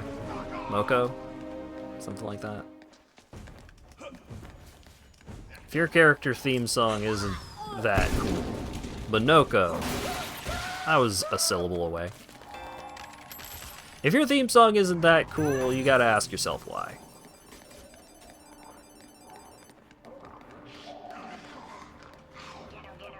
Monokuma. Maybe I'll play dang ol' Rhombus Volume 2 at some point.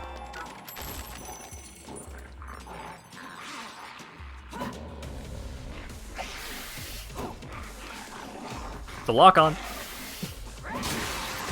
I would say the lock-on is like the #1 worst part about the combat in this game.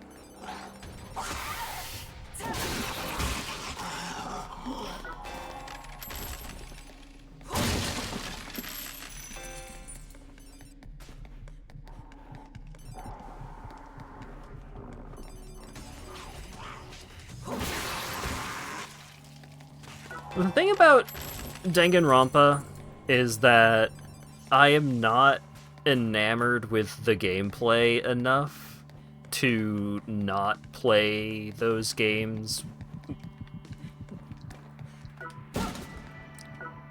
I am not enamored with the gameplay enough to not play it with a guide. There we go. There's the double negative I was looking for. I use a guide when I'm playing those games. I played for a good few hours before eventually resorting to a guide, but there were enough things that I was struggling to figure out what the solution was. And then when I saw the solution, I realized, oh, I never would have figured that out without just, like, an obscene amount of trial and error, so I don't care anymore. I never experienced that in any of the Phoenix Wright games, but Danganronpa, absolutely, like, if I were to play Volume 2 and Volume 3, I would probably... I am having that guide at the ready.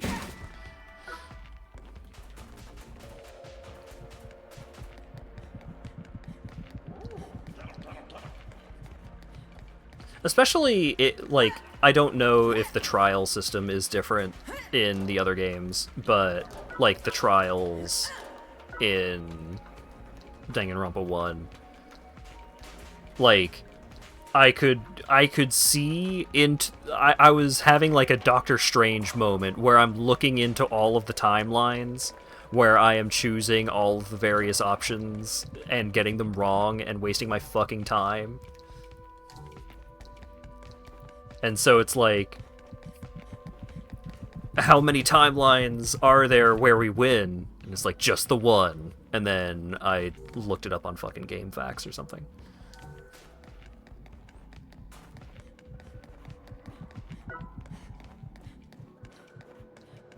Fun to watch, not fun to play.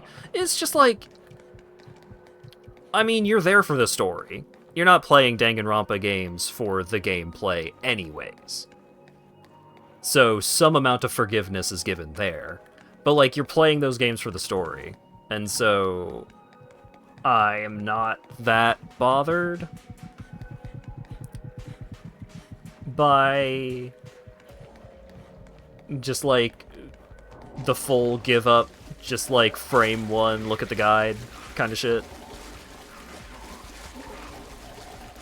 The story is the dumbest thing in existence, but that's half the fun. Yeah! I enjoyed the story of Danganronpa. I don't think the story of Danganronpa is that good, but I enjoyed it. I felt invested enough. Look, if I were not invested at all, I wouldn't have even looked up the guide. I would have just uninstalled the fucking thing and been done with it. But I wanted to see where the story goes.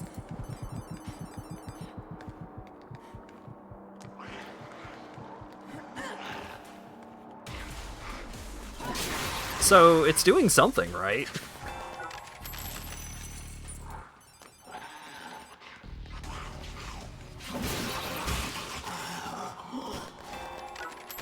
Like, it's halfway tempting to say, like, I would prefer it if it were just an anime that I could just sit down and watch. But I do think that there is enough going on in...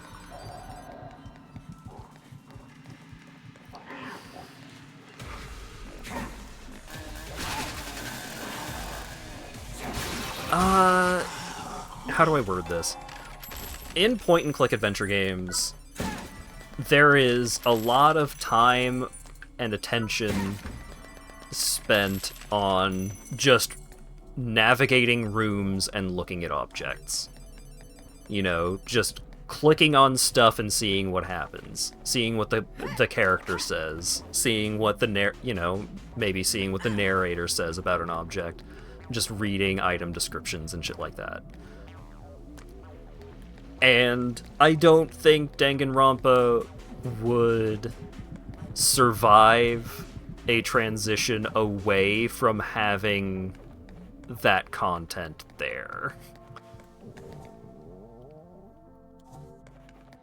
I don't think that Danganronpa's like style and writing and characterization, I don't think that stuff is strong enough on its own without the gradual world building of interacting with a point-and-click adventure to be a good product without that.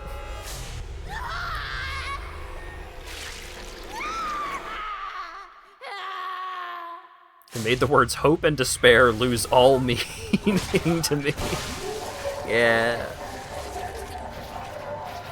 Danganronpa hits with maximum strength if you're 14, same as Invader Zim. Both of my sisters were very into Invader Zim. One of my sisters was so into... One of my sisters was extremely into Danganronpa roleplay. And I know that she was extremely into it. Because when we were out to dinner one time, I just like... We were having a conversation, and I just incidentally saw what she was doing on Discord. And I didn't see any of the words present. But what I saw was her typing up a paragraph of text, and then opening up the phone's gallery to scroll through every single character sprite from Danganronpa, like probably multiple Danganronpas. Just scrolling through a massive gallery of every character's dialogue sprite. Like, no. I need too many images for these to merely be Discord emojis.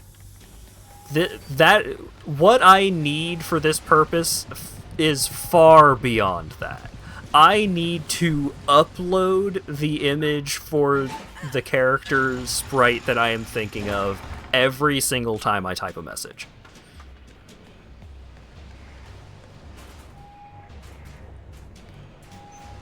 And I respect it. I get it.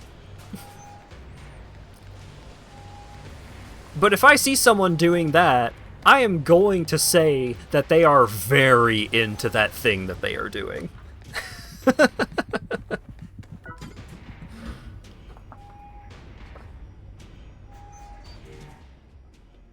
Okay, did that count? Did I complete the quest?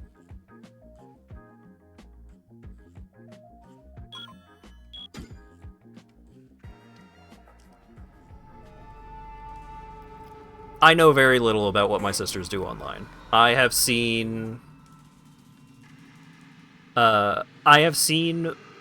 one of my sisters' Twitter once, like years ago, and she was just posting panels from the Naruto manga because she was reading it at the time. And it's like, okay, great. I'm glad you're having a good time. And I did not pursue further.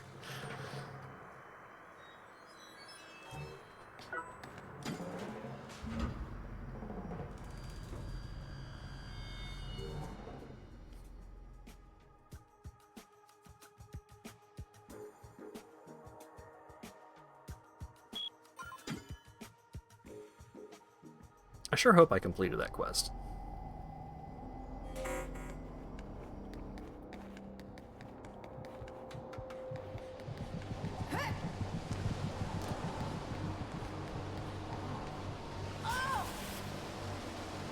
Yeah, just, like, mutual knowledge that you're both furries. Yeah, stuff like that. Just, like, I don't need to know. Both of my sisters know I'm a furry. They know that I stream, and to my knowledge, they don't show up. They don't need to know.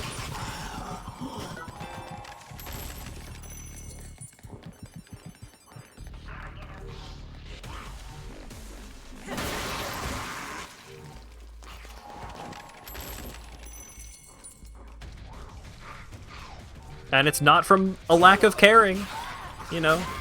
Me and my sisters get along great. We care about each other a lot. Don't need to know.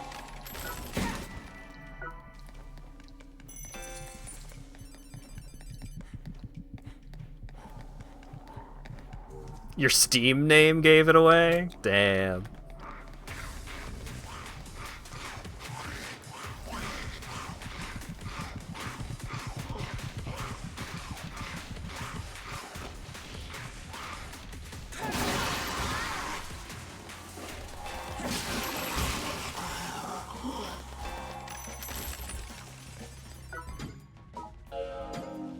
my mom tried to be supportive about my stream stuff and was like, "Oh yeah, me and my friend will show up to your streams," and I'm like, "No, you won't."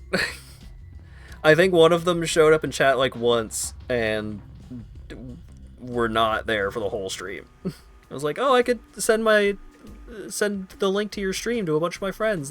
Some of them like video games," and I'm like, that is not. Go ahead, but like that's not. Liking video games does not translate one-to-one with enjoying my stream. I don't really act in fear that my mom will, find out too much about what I'm doing or anything like that, because I don't really talk about it, and my mom is generally like supportive, but just like, all right, as long as you're having a good time and like as long as you are safe, healthy, and enjoying yourself, like you go right ahead. And so if she were to show up to a stream and like I'm talking about pervert stuff, I'm talking about porno video games and the designs thereof, then she's gonna be like, I know her reaction would be just like, oh my goodness, okay, anyways, yeah, alright, love you, son, okay, bye. Just Peace has been born.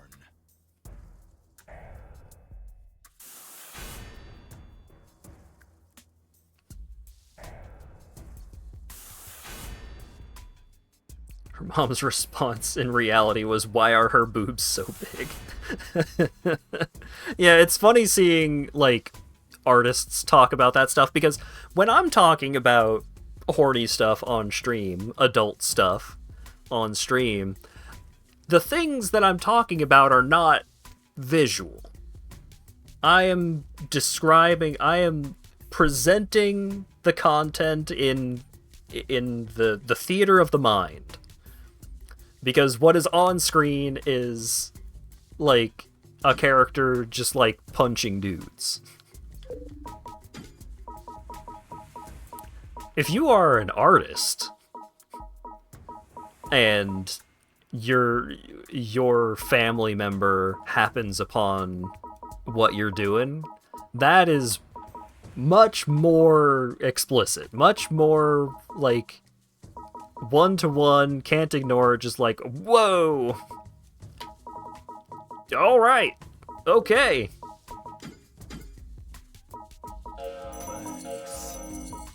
And,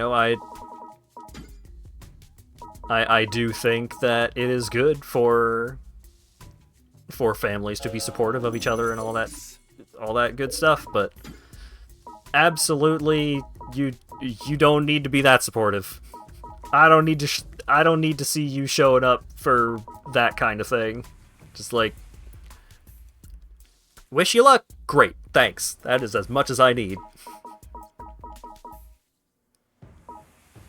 I feel very blessed in that the potential downsides of any of my family members showing up and being present for what I do, like on stream, the downsides very minimal. Just like, huh, weird. Anyways, like, great.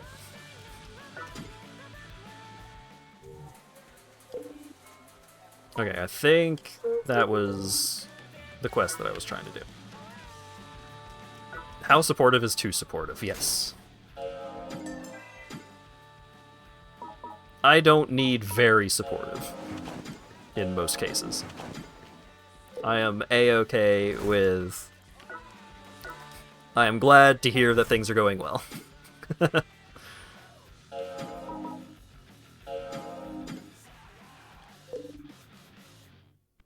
stronger than you. Your family knows you draw smut, but when they found out how much you charge for it, they instantly went from why to, oh fuck yeah, keep going, be sure to offer good service.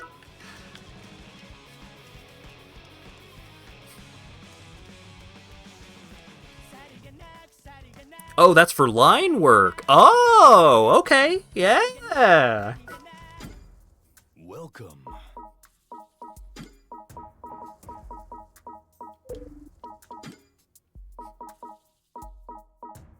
Fantastic.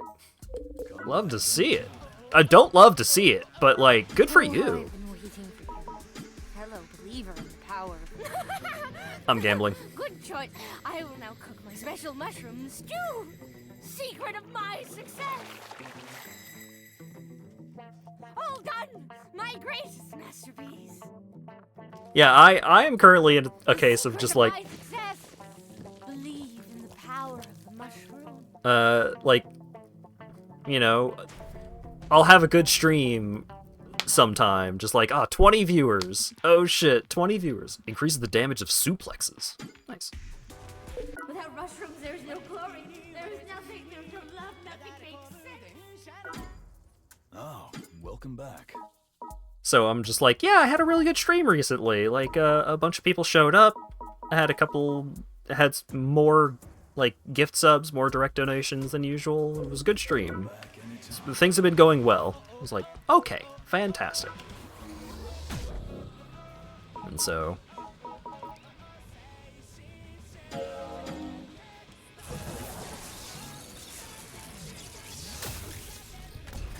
I don't need to be super successful.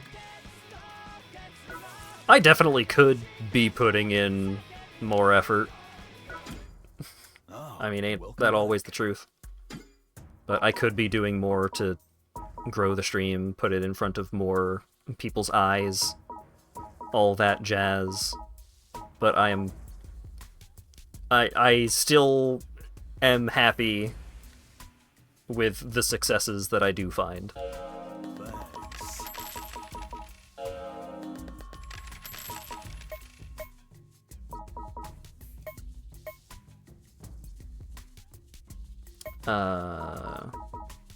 So that's 9,000, 9,000.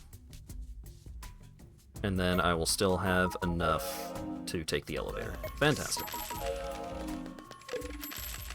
Come back anytime.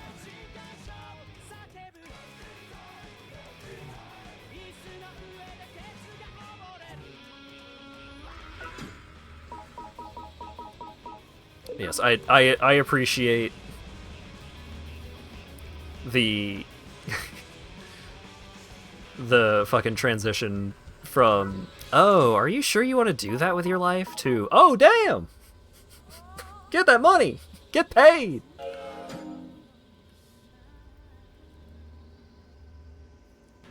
Is that a hard limit on how much gold you can hoard? Yes. If you earn more money than your maximum amount, which was that amount that was listed on the right side and top right, then any additional gold that you earn is gone.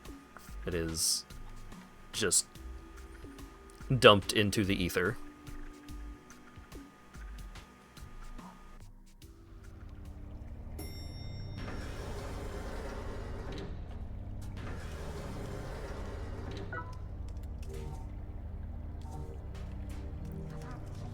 Never gotten mugged while everyone else in your family has gotten mugged at least twice because you worked from home. If it works, baby!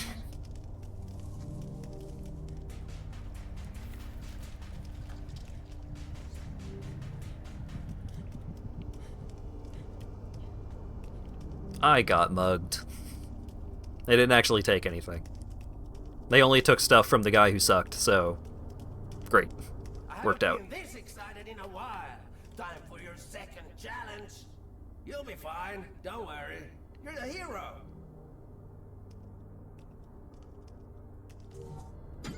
Alright. Let's put on actual armor for once.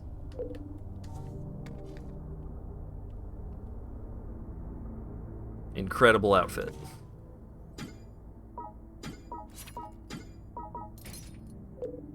Real armor with a real weapon.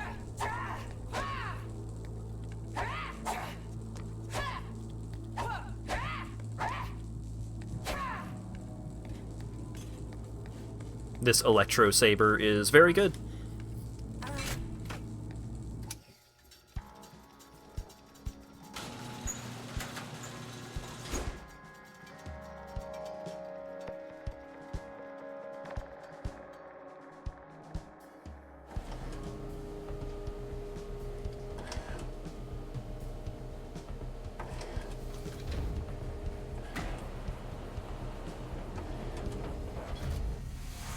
Johnny?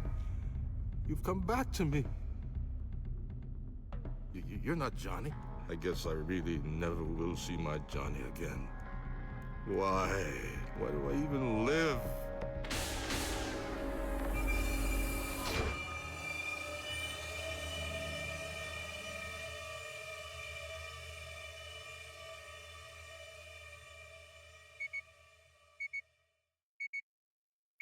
A world without Johnny is a world without meaning. I'll blow it all to hell!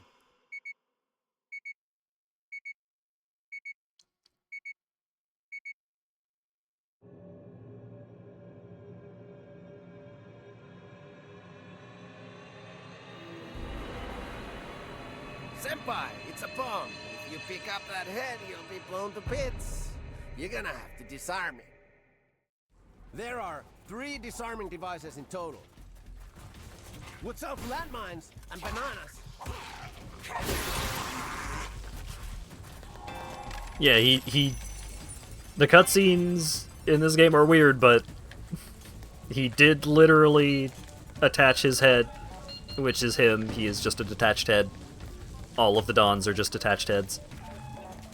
He did attach himself to a grenade. A very large grenade. Oh, also, while you're on fire, if you dodge roll, it puts out the fire faster.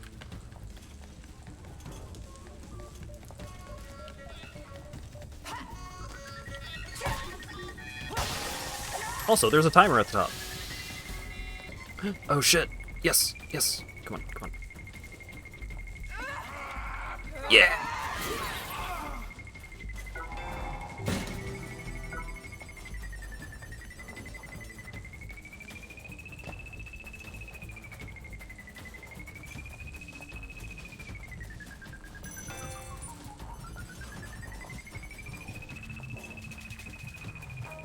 Where is it? There it is. Yeah, press and hold the button in front of the disarming device.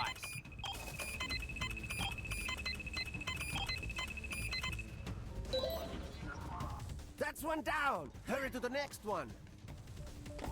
This one's a little easier to find.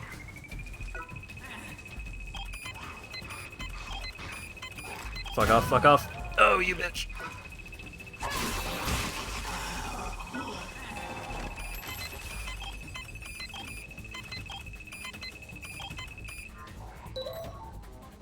You're making great time, bro. Head for the next target. Head for the next target? Oh, I get it.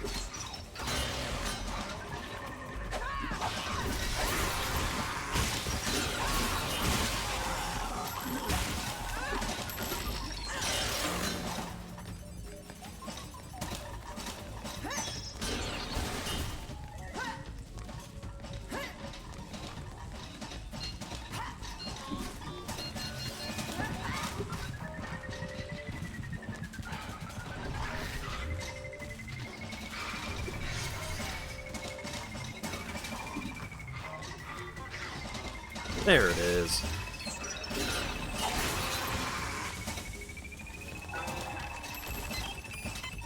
You'd be a menace if you spawn as a hater with this gear. Yeah, probably.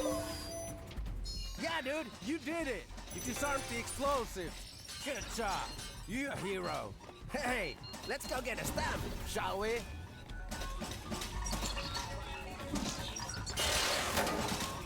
I'm starting to think that Uncle Death might know that something else is going on here. Talking about me being a hero. But I disarmed the bomb. I beat the boss and I'm a winner.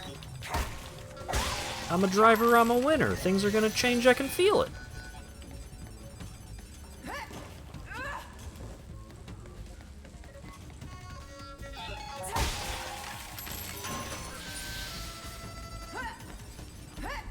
That's a Beck reference.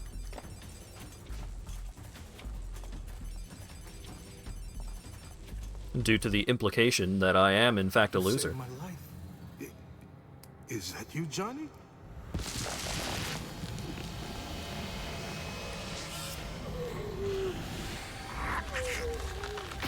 Yoink.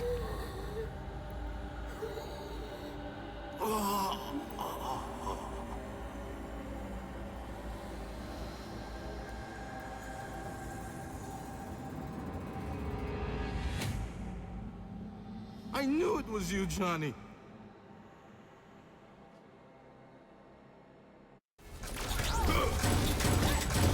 Blow it off the hell! I knew it was you, Johnny. Damn it. Never leave me. You would never leave me.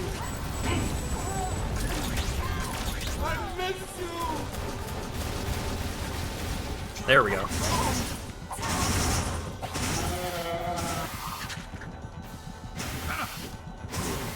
Oh yeah, the higher tiers of the iron shoot flames.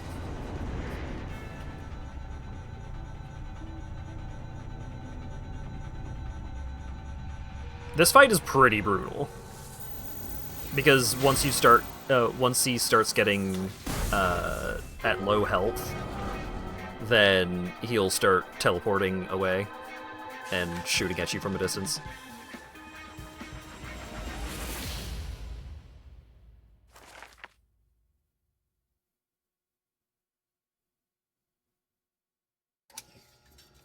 Johnny's spirit must live on inside you. My time here is over.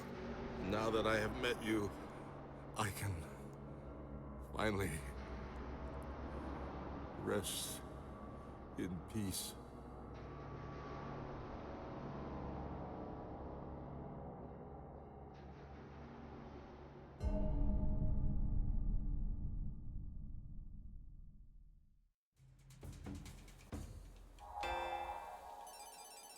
I did it.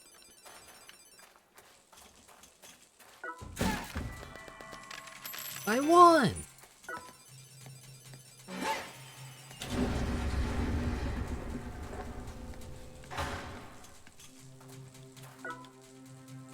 Congratulations!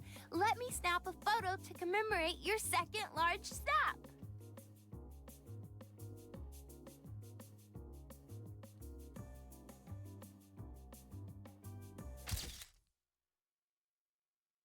Well, you managed to make it through your second real challenge. Impressive.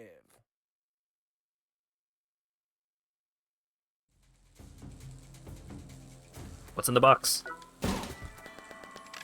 Money!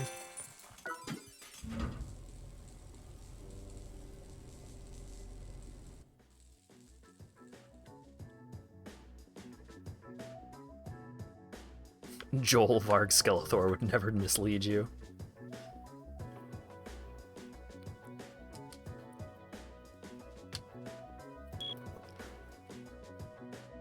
Uncle Death does have a little bit of that vibe.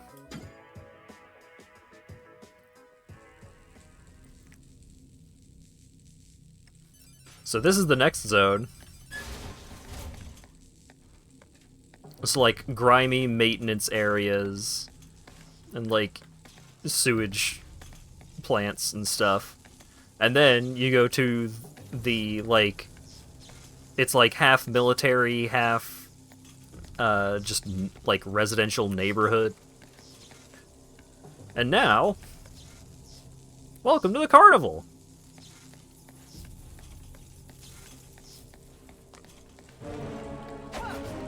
Welcome to the circus of value!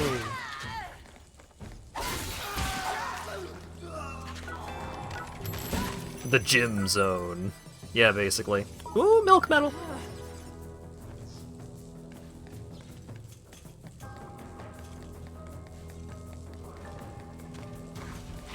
So yeah, you get people wearing, like, weirdo... I think this guy is wearing the paladin helmet and wielding a fire sword. What do you mean, milk medal? M-I-L-K medal. Milk medal.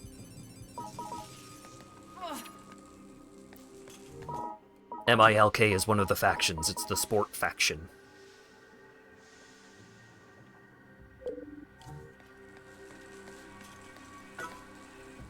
The Staminamungus, or the Staminungus. It gives you infinite stamina for 30 seconds.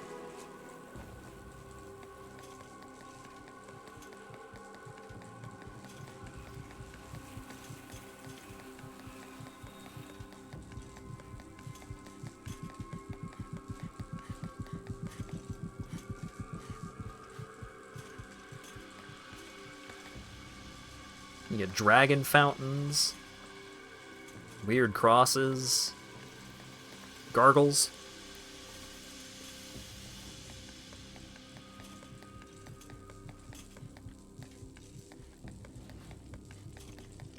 A god dang Ferris wheel, which is just set dressing, but it's fun set dressing. And, like... It would be nice if things weren't so extremely grungy, but on the bright side, things are at least consistently grungy.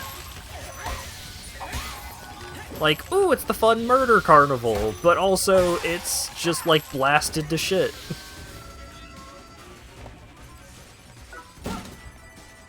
This is the area that kept pulping rat. Yeah, so once you reach this point in the game, you really have to start, like...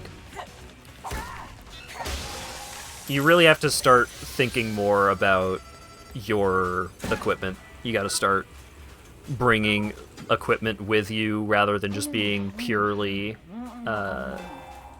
procure on site. Like, you want to have your go-to old reliable weapon available, and you want to have some solid armor, so you know you will be you will have some good defenses for at least a while. Also, Gamble Shroom. Effect when eaten, use Gamble. Lucky, HP and Rage gauge full. Unlucky, Frogify.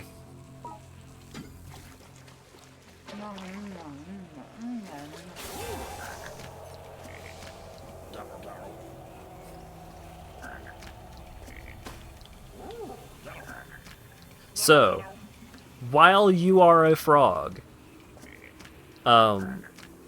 you are constantly making the same frog noises that the regular frogs make, and those noises will attract enemies towards you if there are any nearby.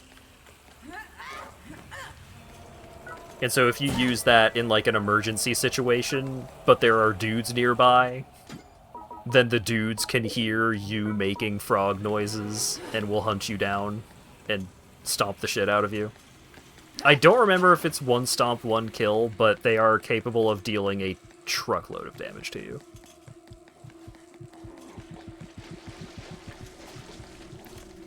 Fire-breathing T-Rex!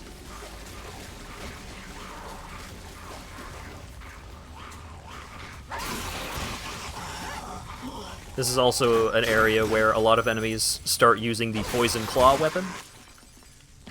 And so if you do not have any of the stickers that make you heal off of poison damage, this area can be a bit of a nightmare sometimes.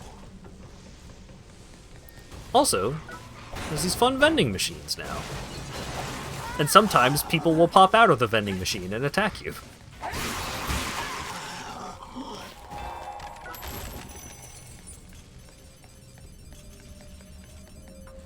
Gotta be careful. But yeah, this is, you know, the true Dark Souls starts here. That's what's going on here. This is the point of the game where you actually, like, really need to upgrade your gear, bring gear with you, make sure that your characters are, like, fully leveled, all that jazz.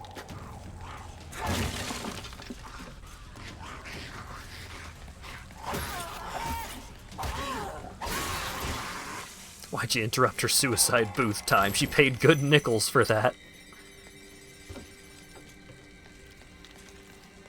Man, I should rewatch Futurama. That's a good show. It was a good show!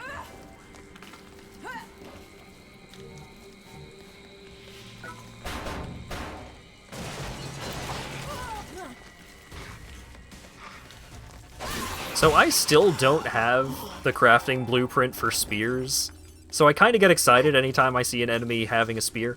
Not because spear-wielding enemies are easy. No. Enemies using the spears are generally massive threats. However, if they drop that spear, then I can use that spear to level up my spear skill.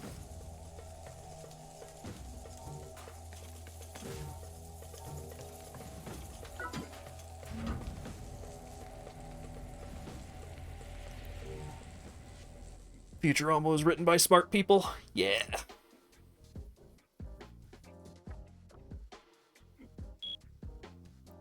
One of my favorite, like, running bits in Futurama is the Harlem Globetrotters just being alive and well and just super geniuses.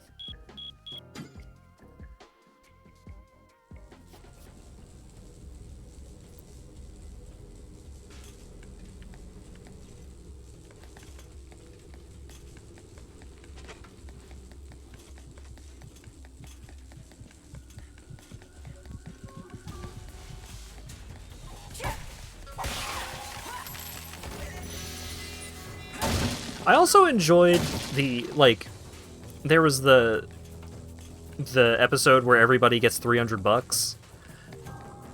That episode was great in general, but I think one of my favorite little stylistic bits from the show comes from that episode where,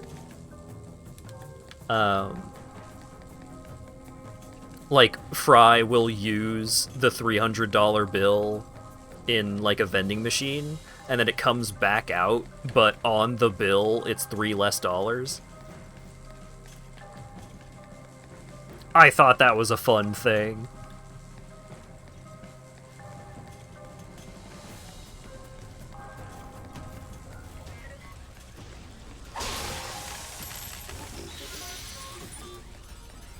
Because it's like, oh, it's the future, everything's running on cred sticks and shit like that. And it's like, what if it was still a dollar bill, it was just like fancy future technology? That's fun!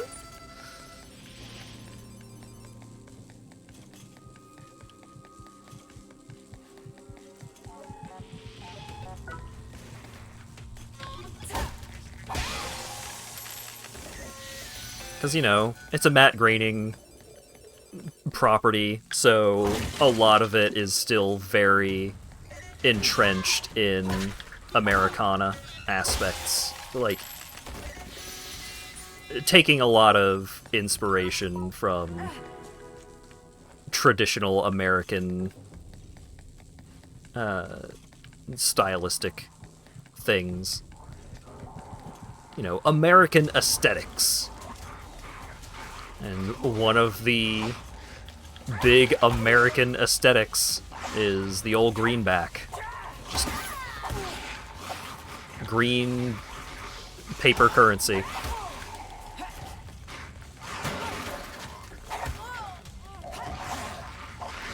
Didn't Fry buy coffee with it? Yeah, so, like, one of the main storylines for that episode is, you know, everybody's trying to figure out what they're gonna do with $300, and Fry's just like, I'm gonna buy 100 cups of coffee.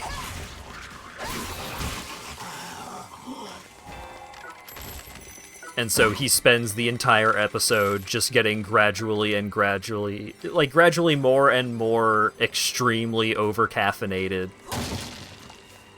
So by, like, 2/3 of the way through the episode, he's just, like, constantly, like, frothing at the mouth and shaking and jittering. Talking fast and moving super erratically. And then he drinks his 100th cup of coffee and enters, like, a state of zen where he just has superpowers. He just has, like... He just has super speed and awareness.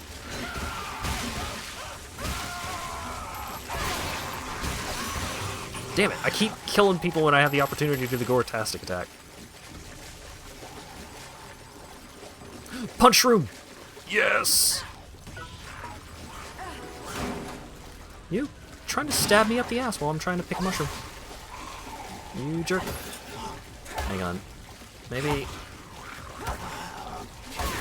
Damn it. Just trying to trigger the Gore-tastic. Alright, because the Gore-tastic attack for the saber is wild. Okay, so... Let's cook it.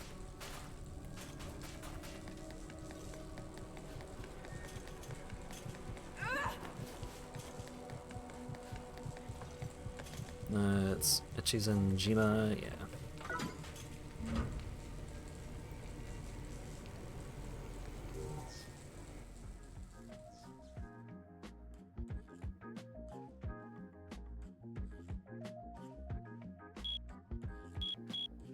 You encountered Lizard. I encountered Lizard? I didn't notice the Lizard. Oh, shit.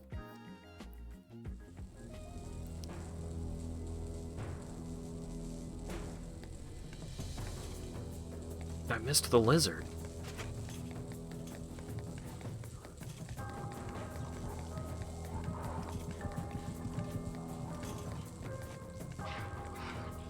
Nope, not that one. This one. So, notice how the trajectory is different. It's now a straight line instead of an arc. Hey, guess what? Get punched! Hell yeah.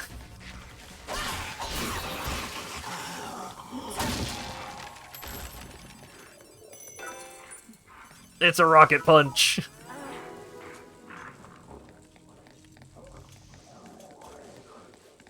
That's why you die when you eat it. Yeah. Yeah.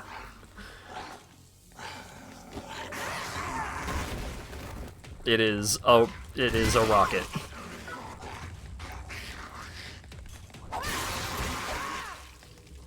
It took me a while to figure out that you can cook it too, because I was like, oh, it's an explosive, so if I try and put it over fire, it will just blow up in my face. But no, you can cook it.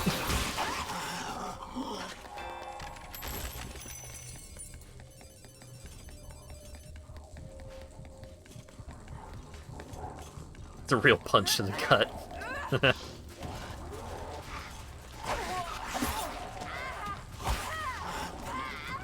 Bro, let me out of hit stun, please. He was getting me with the stair combos.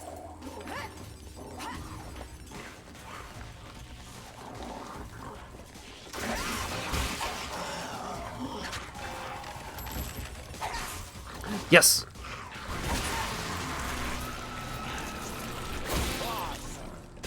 Yeah! You jab the saber into their frickin' brain and make them dance a little jig.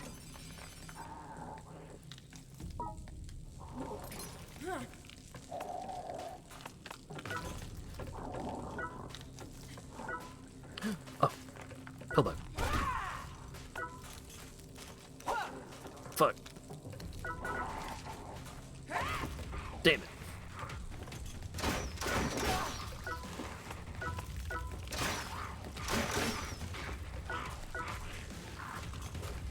Using electrostimulation to force my friends to dab. Heat move! That did less damage than I was hoping it would.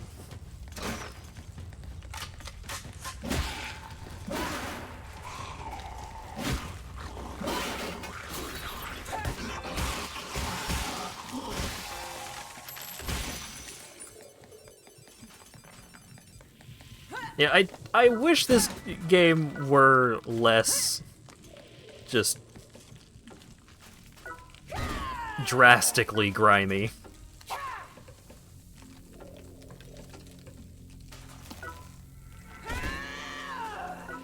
Because it's got a fun sense of style, but just everything is just like... everything is dirty and busted.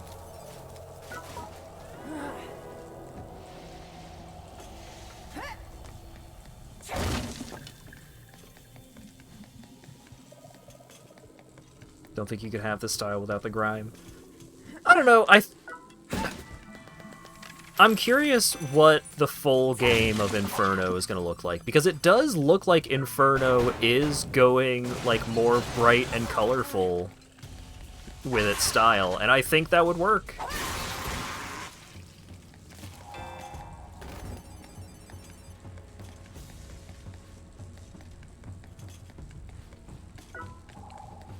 I think you can totally make this game like brighter, colorful, and a bit more clean, and just like leaning into the hyper-violence.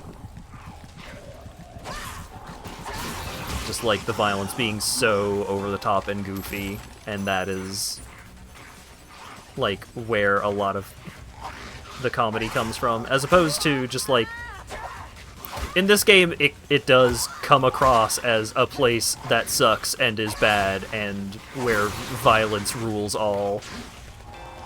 And it still has a lot of goofiness to its violence, but...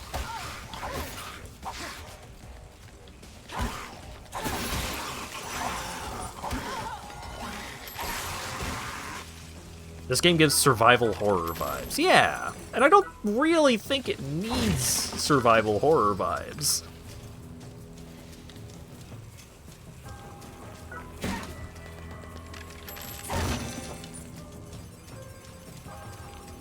You know, I think you could go a little more No More Heroes with it. And I know, I'm pretty sure Suda did not work on this game, but you know. It's the same studio, you've got some of the same names and faces around.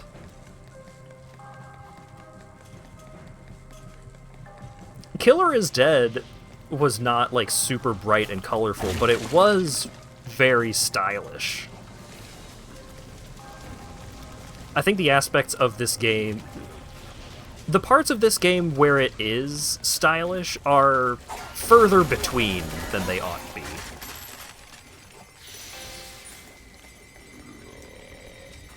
Like, some of the enemy designs, some of the equipment designs, some of the boss designs... like, especially those boss cutscenes, it's just like, you can put more style into this game.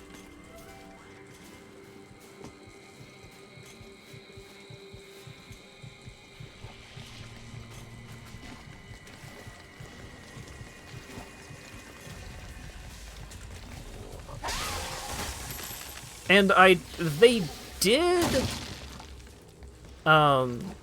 did go, like, brighter, colorful, more stylish with, God, I can't remember the name of it, but they did a Battle Royale kind of game, where it was also, like, very melee-focused. I recall that it wasn't very good, but the style of it was cool.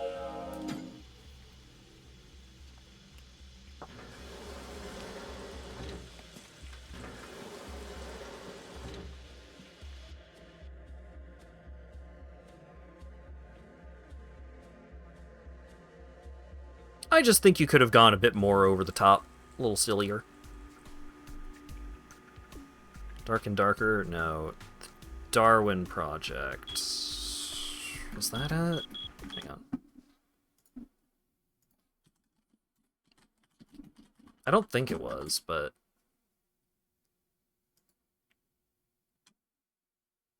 Yeah, no, that was something else. That was Scavenger's Studio. Hang on, Grasshopper Manufacturing.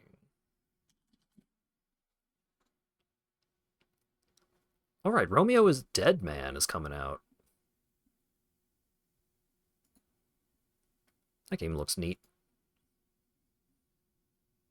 Grasshopper Manufacturer. Let It Die Premium. A fuckload of Let It Die nonsense DLC. Buy 10 death medals. No, that's not what I'm looking for. Shadows of the Damned Hella Remastered. Maybe it was a PS5 thing, like a console exclusive thing. Because Let It Die was originally a PS4 exclusive. Maybe it was a different studio, and I'm just mixing it up, but I'm pretty... Oh, maybe it got delisted, because I think they took it offline, because nobody played it, because the gameplay wasn't very good. I don't remember.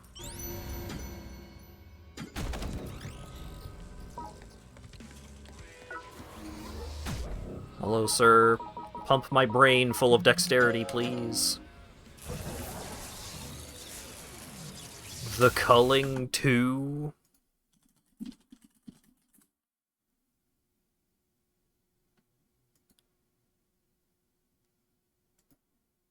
No. Ooh, all reviews very negative. No, Grasshopper Manufacturing. Wikipedia. Games developed. Romeo's Dead Man.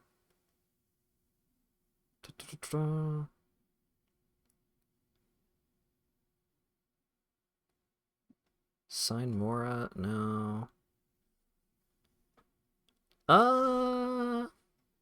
Yeah, maybe it was a different studio.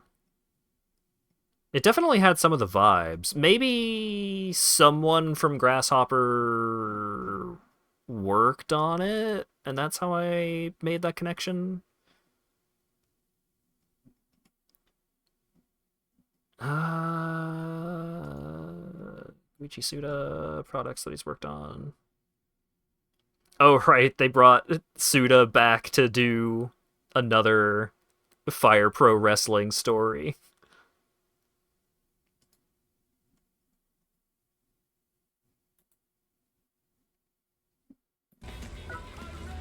A hell of a decision.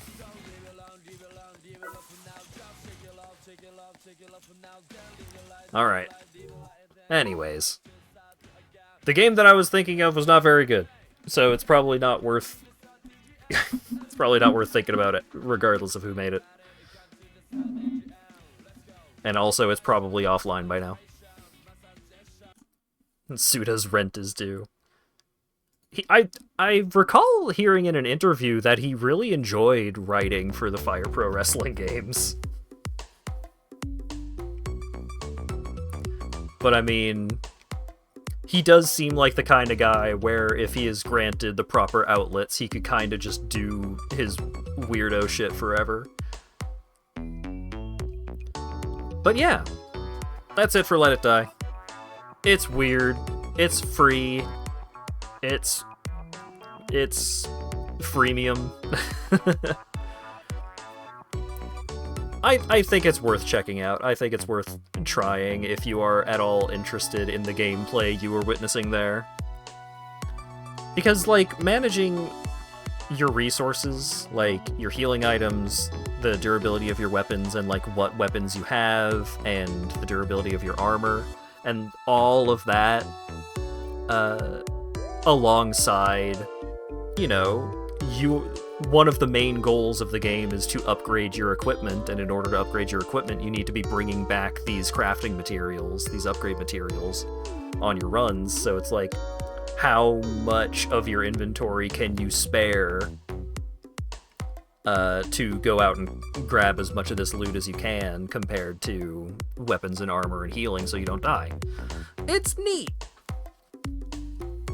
And the balance is it has its ebbs and flows. Like, there are times where you feel like you'll get some new tier of equipment, and then you'll feel super overpowered, and then you'll go up a couple more floors, and then you'll get one shot by something that's like, oh fuck, oh, well, I guess I wasn't that cool after all. It looks very easy. I look forward to having an easy time right off the bat. That's why I did a little bit of playing as a 1-star character at the start. Just to show off, like, hey, you actually have to fight things, and things put up a fight.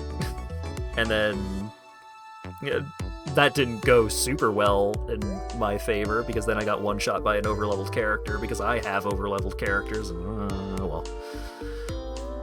It's an interesting game. It's 40 gigabytes. It's worth trying if you like action-style games.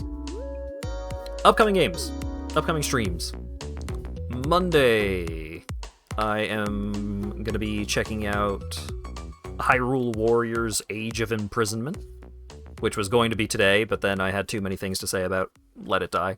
It happens. Tuesday, more Lost Judgment.